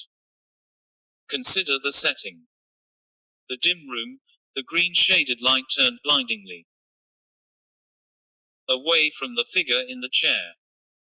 What did I see? The pound Amos patchwork dressing gown, the beak nose, faked with that useful substance, nose putty, the white crest of hair, the powerful lenses concealing the eyes.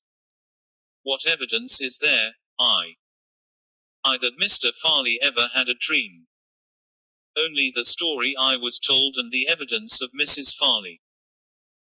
What evidence is there that Benedict Farley kept a revolver in his desk?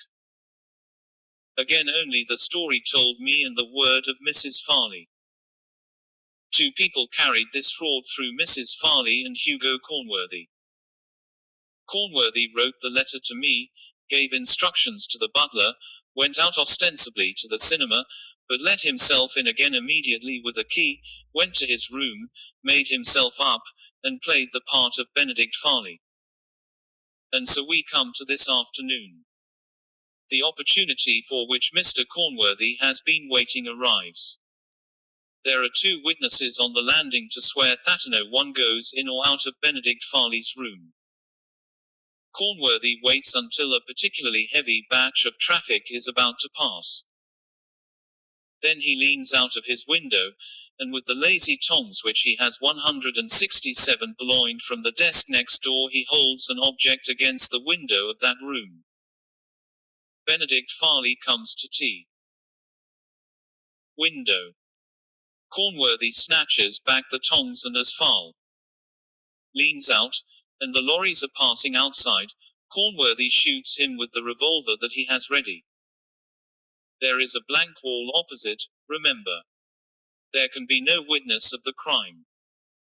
Cornworthy waits for over half an hour, then gathers up some papers, conceals the lazy tongs and the revolver between them and goes out onto the landing and into the next room. He replaces the tongs on the desk, lays down the revolver after pressing the dead man's pounds shares on it, and hurries out with the news of Mr. Farley's suicide. He arranges that the letter to me shall be found and that I shall arrive with my story, the story I heard from Mervale's own lips, of his extraordinary dream, the strange compulsion he felt to kill himself. A few credulous people will discuss the hypnotism theory, but the main result will be to confirm without a doubt that the actual hand that held the revolver was Benedict Farley's own. Hercule Poirot's eyes went to the widow's face.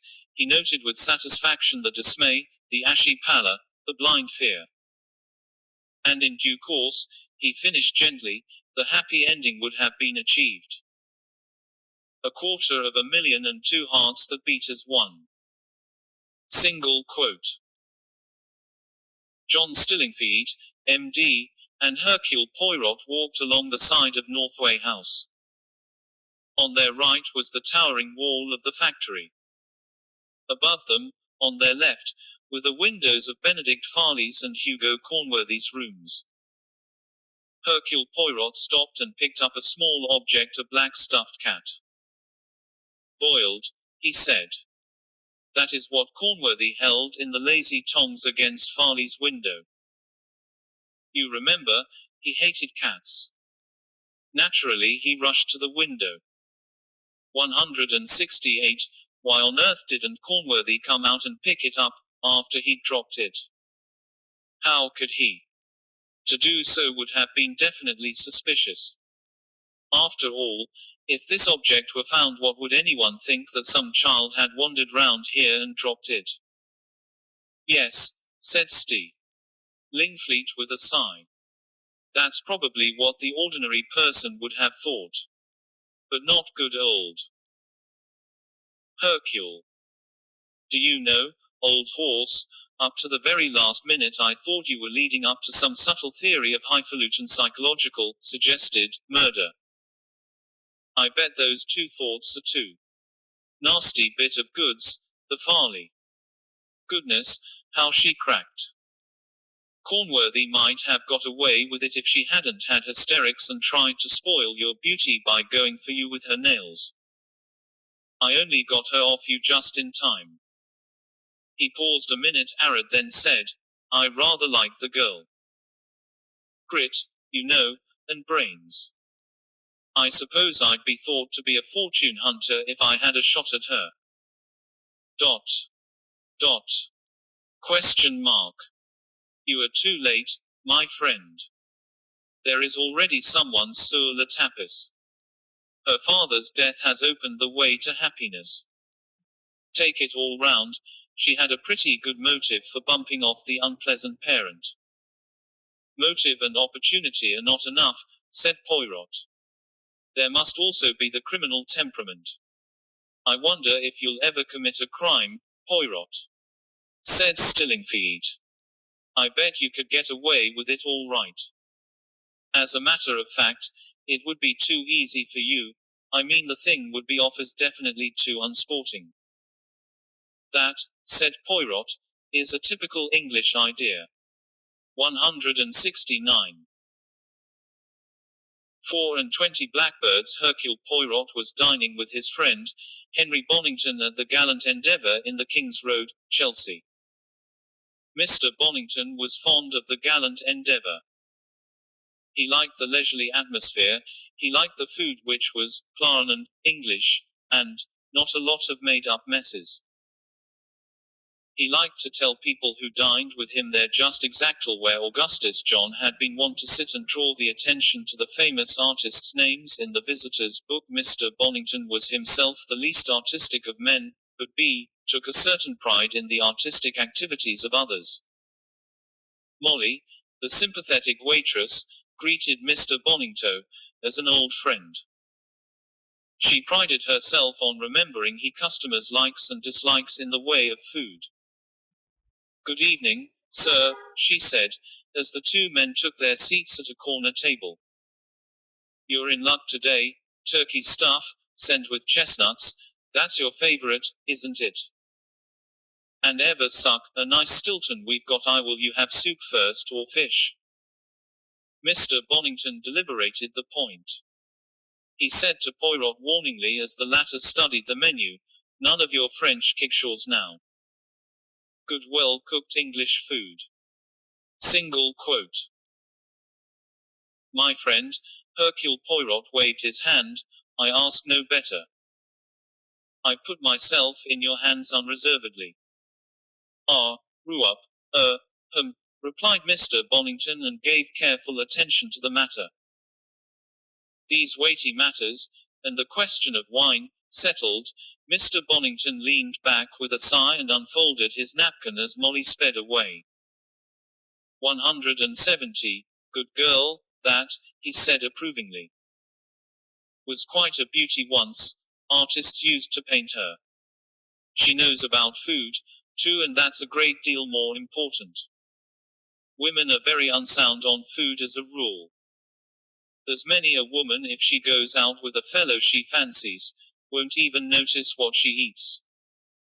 She'll just order the first thing she sees." Hercule Poirot shook his head. "C'est terrible.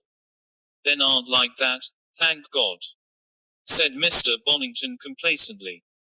"Never." There was a twinkle in Hercule Poirot's eye. "Well, perhaps when they're very young," conceded Mr. Bonington. "Young puppies. Young fellows nowadays are all the same, no guts, no stamina. I've no use for the young, and they," he added with strict impartiality, "have no use for me.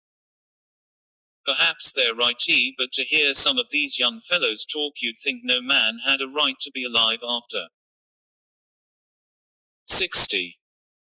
From the way they go on, you'd wonder more of them didn't help their elderly relations out of the world." "It is possible," said Hercule Poirot, "that they do. Nice mind you've got, Poirot, I must say. All this police work saps your ideals." Hercule Poirot smiled. "Tout de MBME," he said. "It would be interesting to make a table of accidental deaths over the age of 60. I assure you it would raise some curious speculations in your mind. The trouble with you is that you've started going to look for crime instead of waiting for crime to come to you." "I apologize," said Poirot. "I talk what you call the shop. Tell me, my friend, of your own affairs. How does the world go with you?" "Mess," said Mr. Bonington. "That's what's the matter with the world nowadays. Too much mess. And too much tilde language. The fine language helps to conceal the mess. Like a highly flavored sauce concealing the fact that the fish 171 underneath it is none of the best. Give me an honest fillet of sole and no messy sauce over it." Single quote. It was given him at that moment by Molly, and he grunted approval. "You know just what I like, my girl," he said. "Well, you come here pretty regular, don't you, sir?" "Ought to know what you like." Hercule Poirot said. "Do people then always like the same things?" "Do not like a change sometimes. Not gentlemen, sir. Ladies like variety, gentlemen always like the same thing." "What did I tell you?" grunted Bonington. "Women are fundamentally unsound where food is concerned." He looked round the restaurant. The world's a funny place. See that odd-looking old fellow with a beard in the corner. Molly'll tell you he's always here Tuesdays and Thursday nights. He has come here for close on 10 years now. He's a kind of landmark in the place. Yet nobody here knows his name or where he lives or what his business is. It's odd when you come to think of it. When the waitress brought the portions of turkey, he said, "I see you've still got old Father Time over there." That's right, sir. Tuesdays and Thursdays, his days are.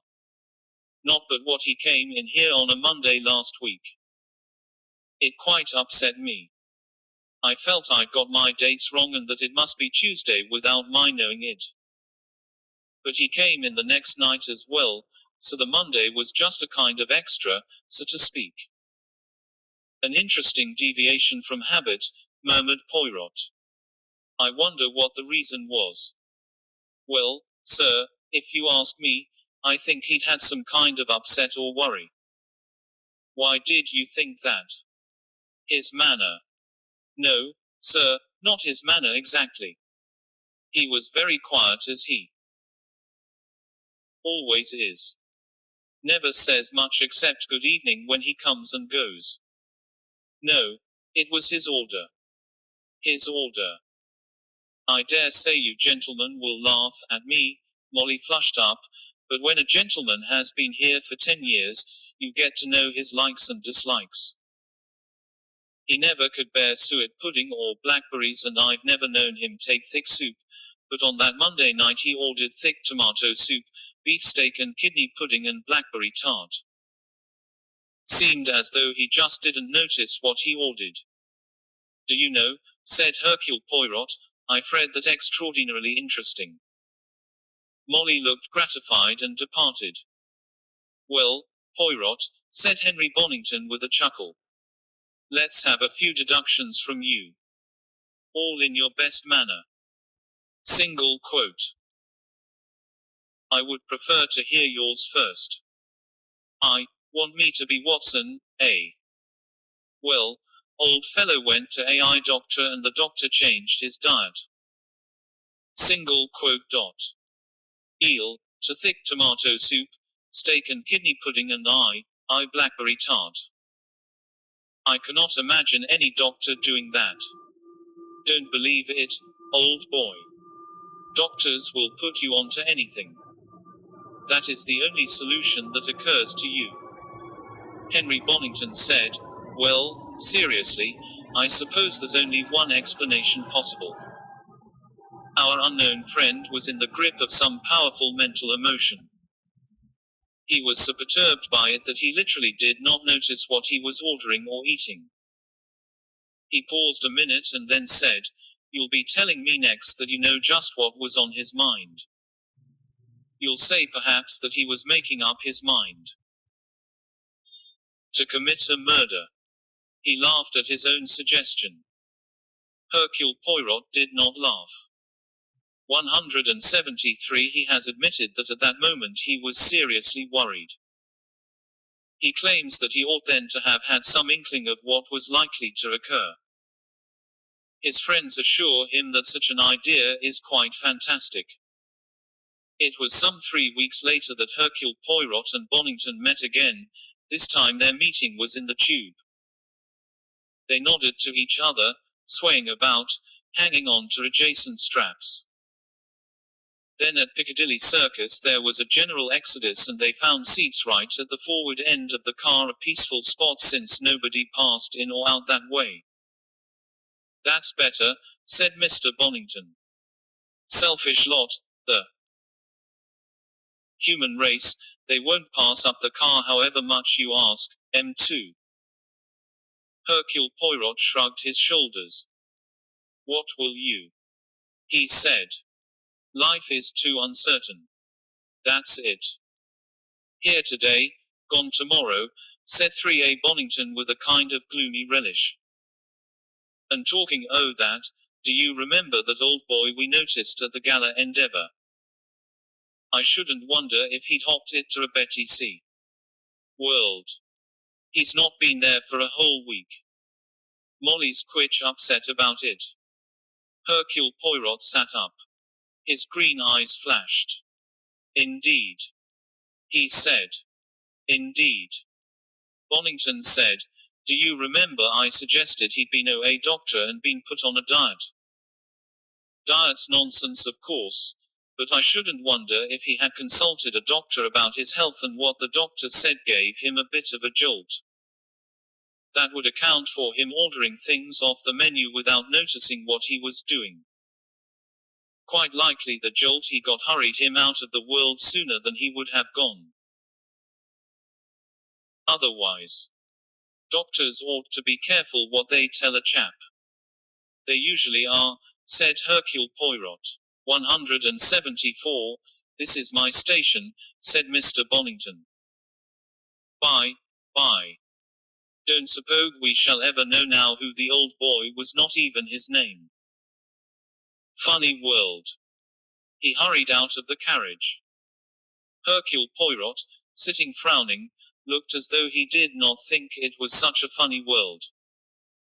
He went home and gave certain instructions to his faithful valet, George.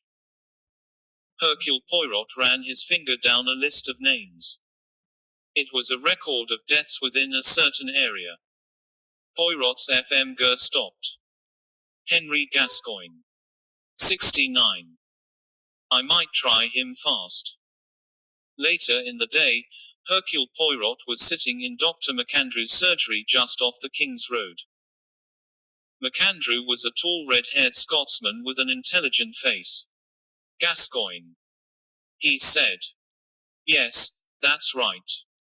Eccentric old bird. Lived alone in one of those derelict old houses that are being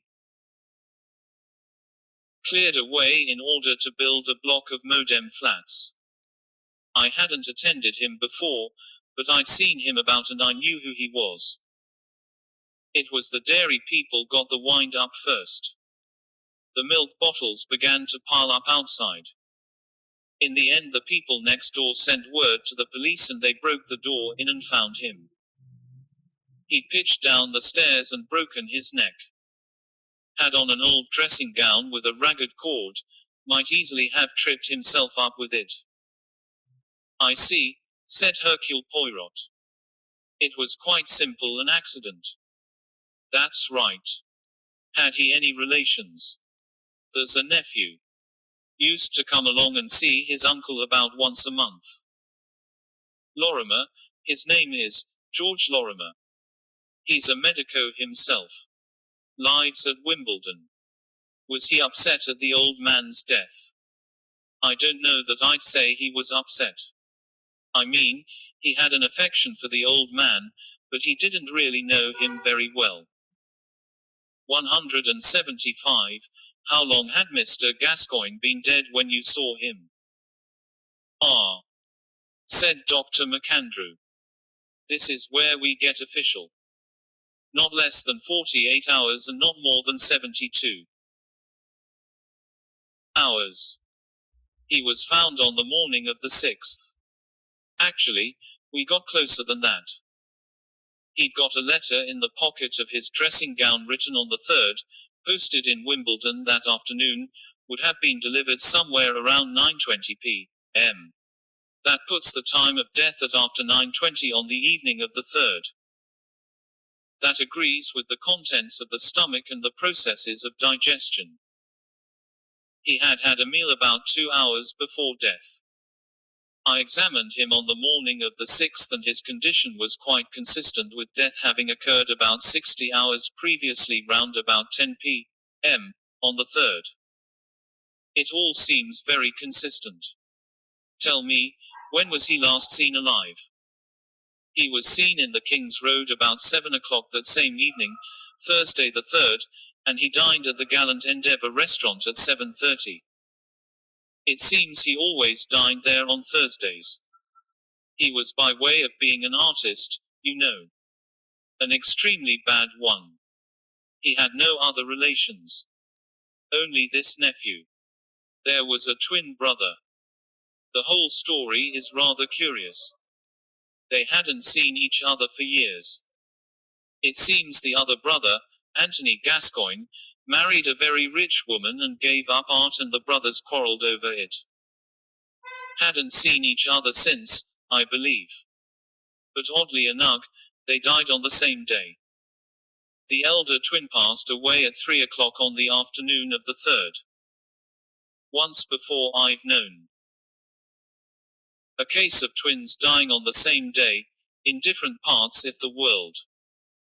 Probably just a coincidence, but there it is. Is the other brother's wife alive? No, she died some years ago. Where did Anthony Gascoigne live?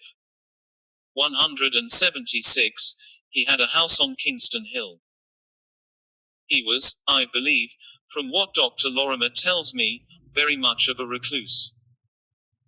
Hercule Poirot nodded thoughtfully. The Scotsman looked at him keenly. What exactly have you got in your mind, M. Poirot?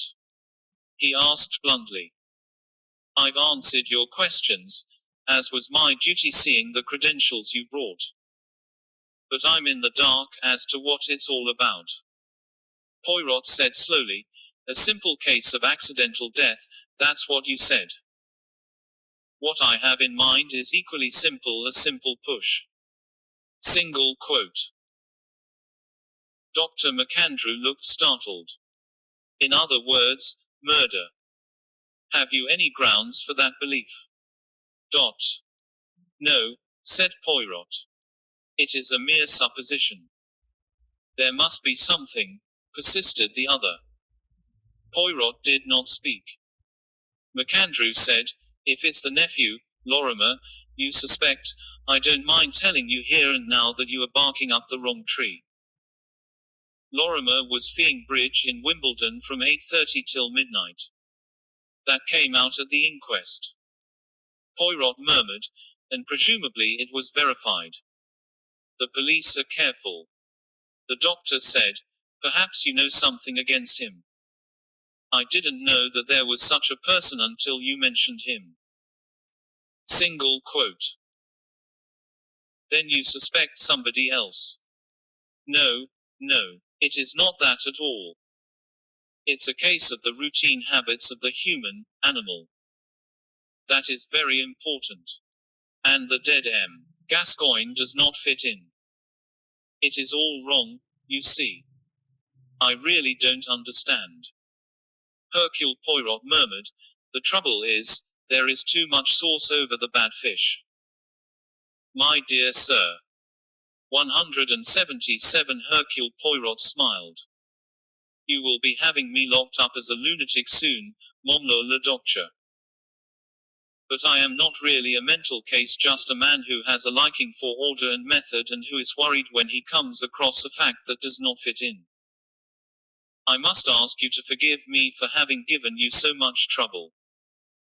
He rose and the doctor rose also. Th. Pound. S. D. Mac. Andre. W. Honestly, I can't see anything Usalkaus about me of Henry Gascoigne.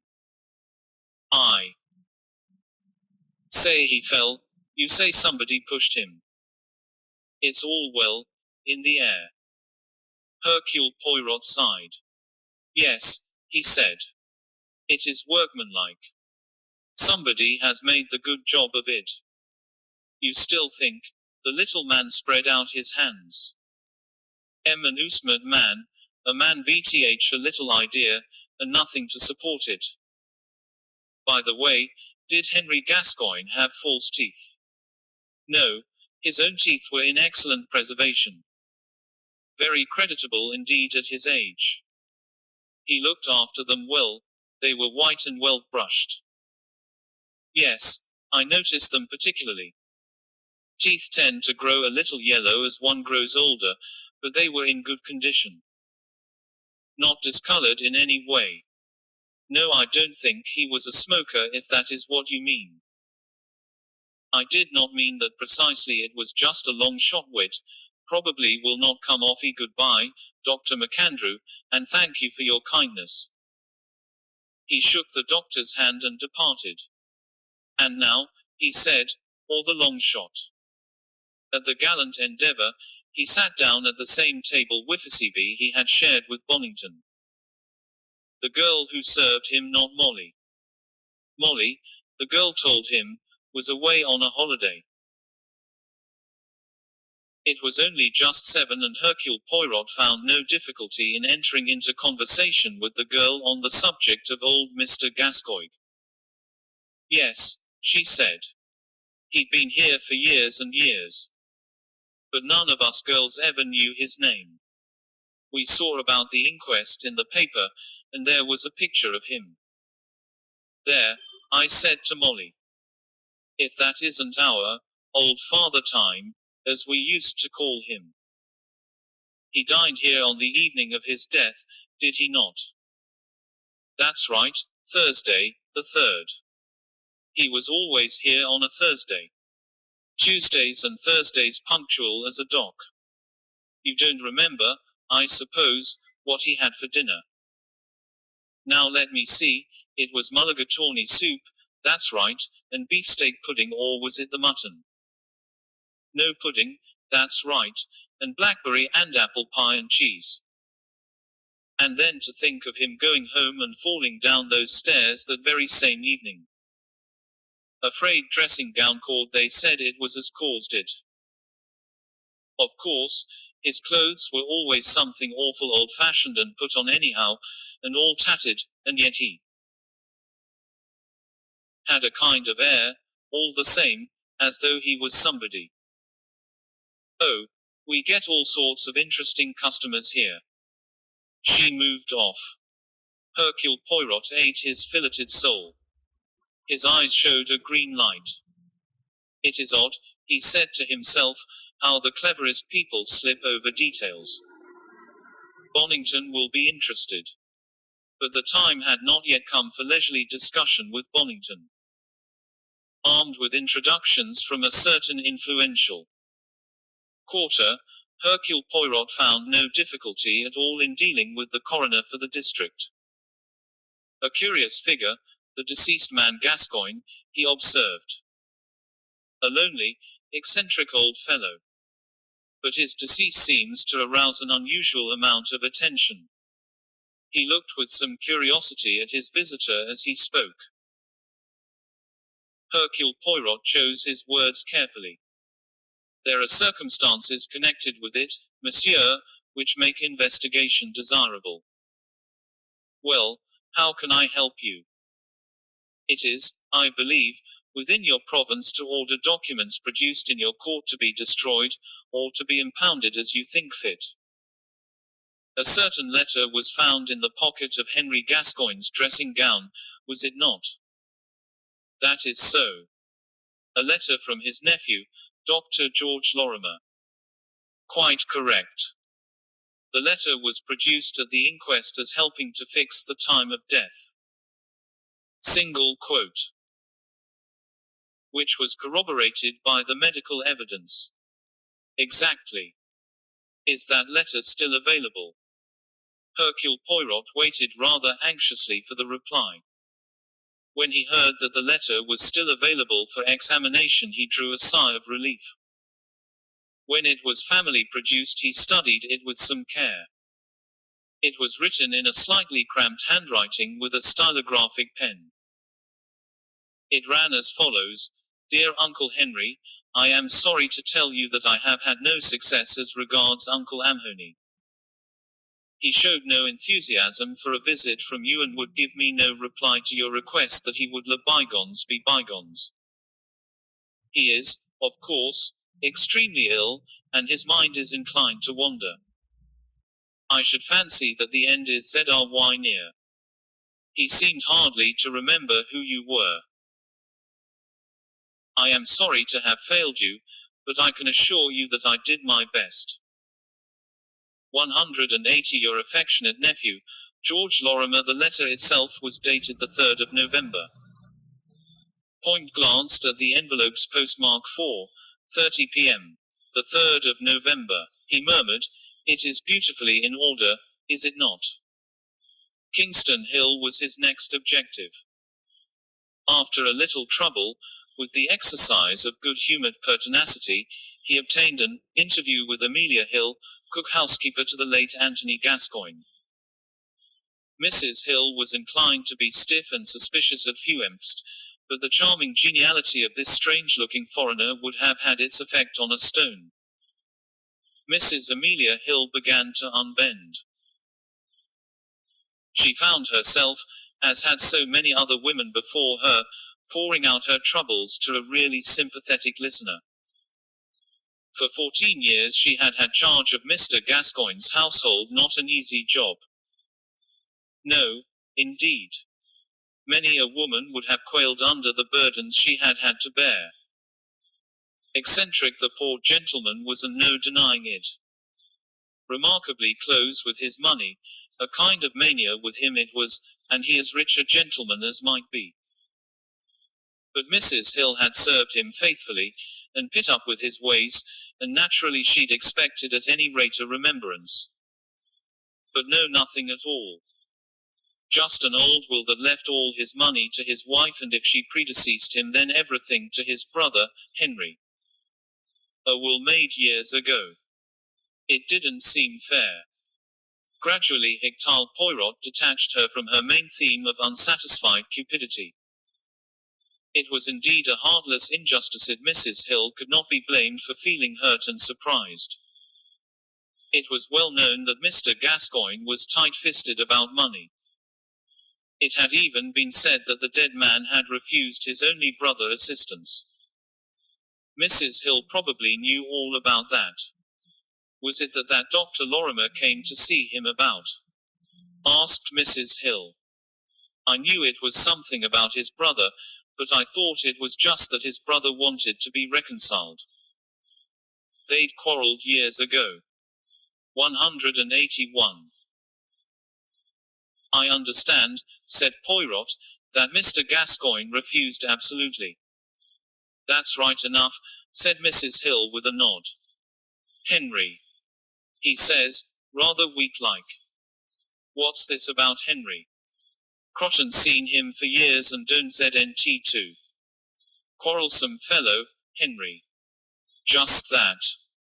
The conversation then reverted to Mrs. Hill's own grievances, and the unfeeling attitude of the late Mr. Gascoigne's solicitor. With some difficulty Hercule Poirot took his leave without breaking off the conversation too abruptly. Answer, just after the dinner hour, he came to If. Idcrest, Dorset Road, Wimbledon, the residence of Dr. George Lorimer. The doctor was in. Hercule Poirot was shown into the surgery, and there presently Dr. George Lorimer came to him, obviously just risen from the dinner table. I'm not a patient, doctor, said Hercule Poirot. And my coming here is, perhaps, somewhat of an impertinence, but I'm an old man and I believe in plain and direct dealing. I do of care for lawyers and their long-winded roundabout methods. He had certainly aroused Lorimer's interest.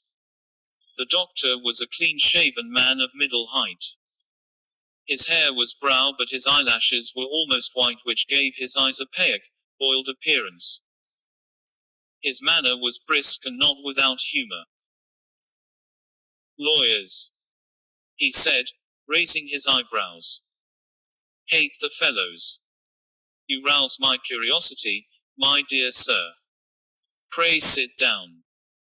Poirot did so, and then produced one of his professional cards, which he handed to the doctor. George Lorimer's white eyelashes blinked. Poirot leaned forward confidentially. A good many of my clients are women, he said. Naturally, said Dr. George Lorimer, with a slight twinkle. As you say, naturally, agreed Poirot. Women distrust the 182 official police. They prefer private investigations. They do not want to have their troubles made public. An elderly woman came to consult me a few days ago. She was unhappy about a husband she'd quarreled with many years before. This husband of hers was your uncle, the late Mr. Gascoigne. George Lorimer's face went purple. My uncle. Nonsense. His wife died many years ago. Not your uncle, Mr. Anthony Gascoigne. Your uncle, Mr. Henry Gascoigne. Uncle Henry. But he wasn't married. Oh yes, He was, said Hercule Poirot, lying unblushingly. Not a doubt of it. The lady even brought along her marriage certificate. It's a lie, cried George Lorimer. His face was now as purple as a plum. I don't believe it. You're an impudent liar. It is too bad, is it not? Said Poirot. You have committed murder for nothing. Murder. Lorimer's voice quavered. His pale eyes bulged with terror. By the way, said Poirot, I see you have been eating blackberry tart again.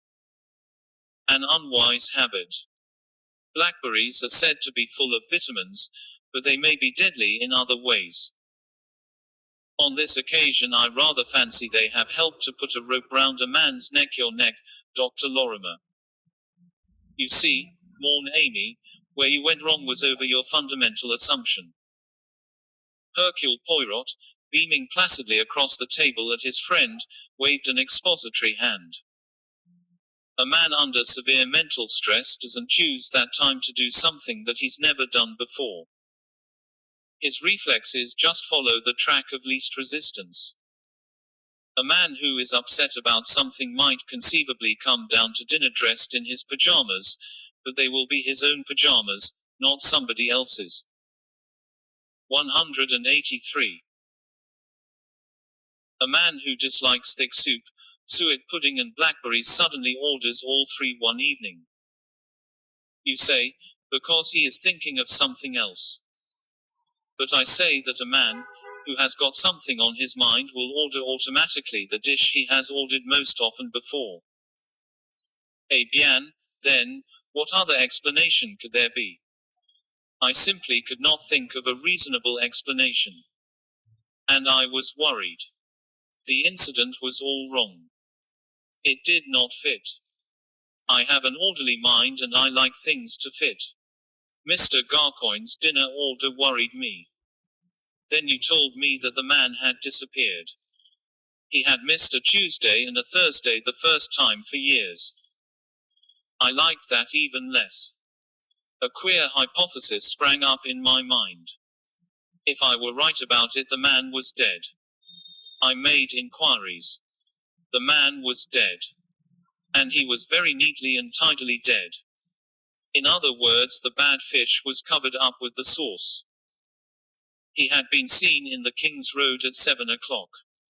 He had had dinner here at 7:30, 2 hours before he died. It all fitted in, the evidence of the stomach contents, the evidence of the letter. Much too much sauce. You couldn't see the fish at all. Devoted nephew wrote the letter. Devoted nephew had beautiful alibi for time of death. Death very simple, a fall down the stairs. Simple accident. Simple murder. Everyone says the former. Devoted nephew only surviving relative. Devoted nephew will I inherit, but is there anything to inherit? Uncle, R. Nat and, as you. 182 a brother. And brother in his time had C. And brother lives in a big rich house on T would seem that rich wife must have you see the sequence, rich wife leaves. Anthony leaves money to Henry, George a complete chain. Very pretty in theory, said Bonington. But what did you do? Once you know, you can usually get hold of what you want. Henry had died 2 hours after a meal, that is all the inquest really bothered about. But supposing the meal was not dinner, but lunch. Put yourself in George's place. George wants money, badly. Anthony Gascoigne is dying, but his death is no good to George. His money goes to Henry, and Henry Gascoigne may live for years. So Henry must die too, and the sooner the better, but his death must take place at your Anthony's, and at the same time George Mew Street have an alibi. Henry's habit of dining regularly at a restaurant on 2 evenings of the week suggests an alibi to George. Being a cautious fellow, He tries his plan out first. He impersonates his uncle on Monday evening at the restaurant in question.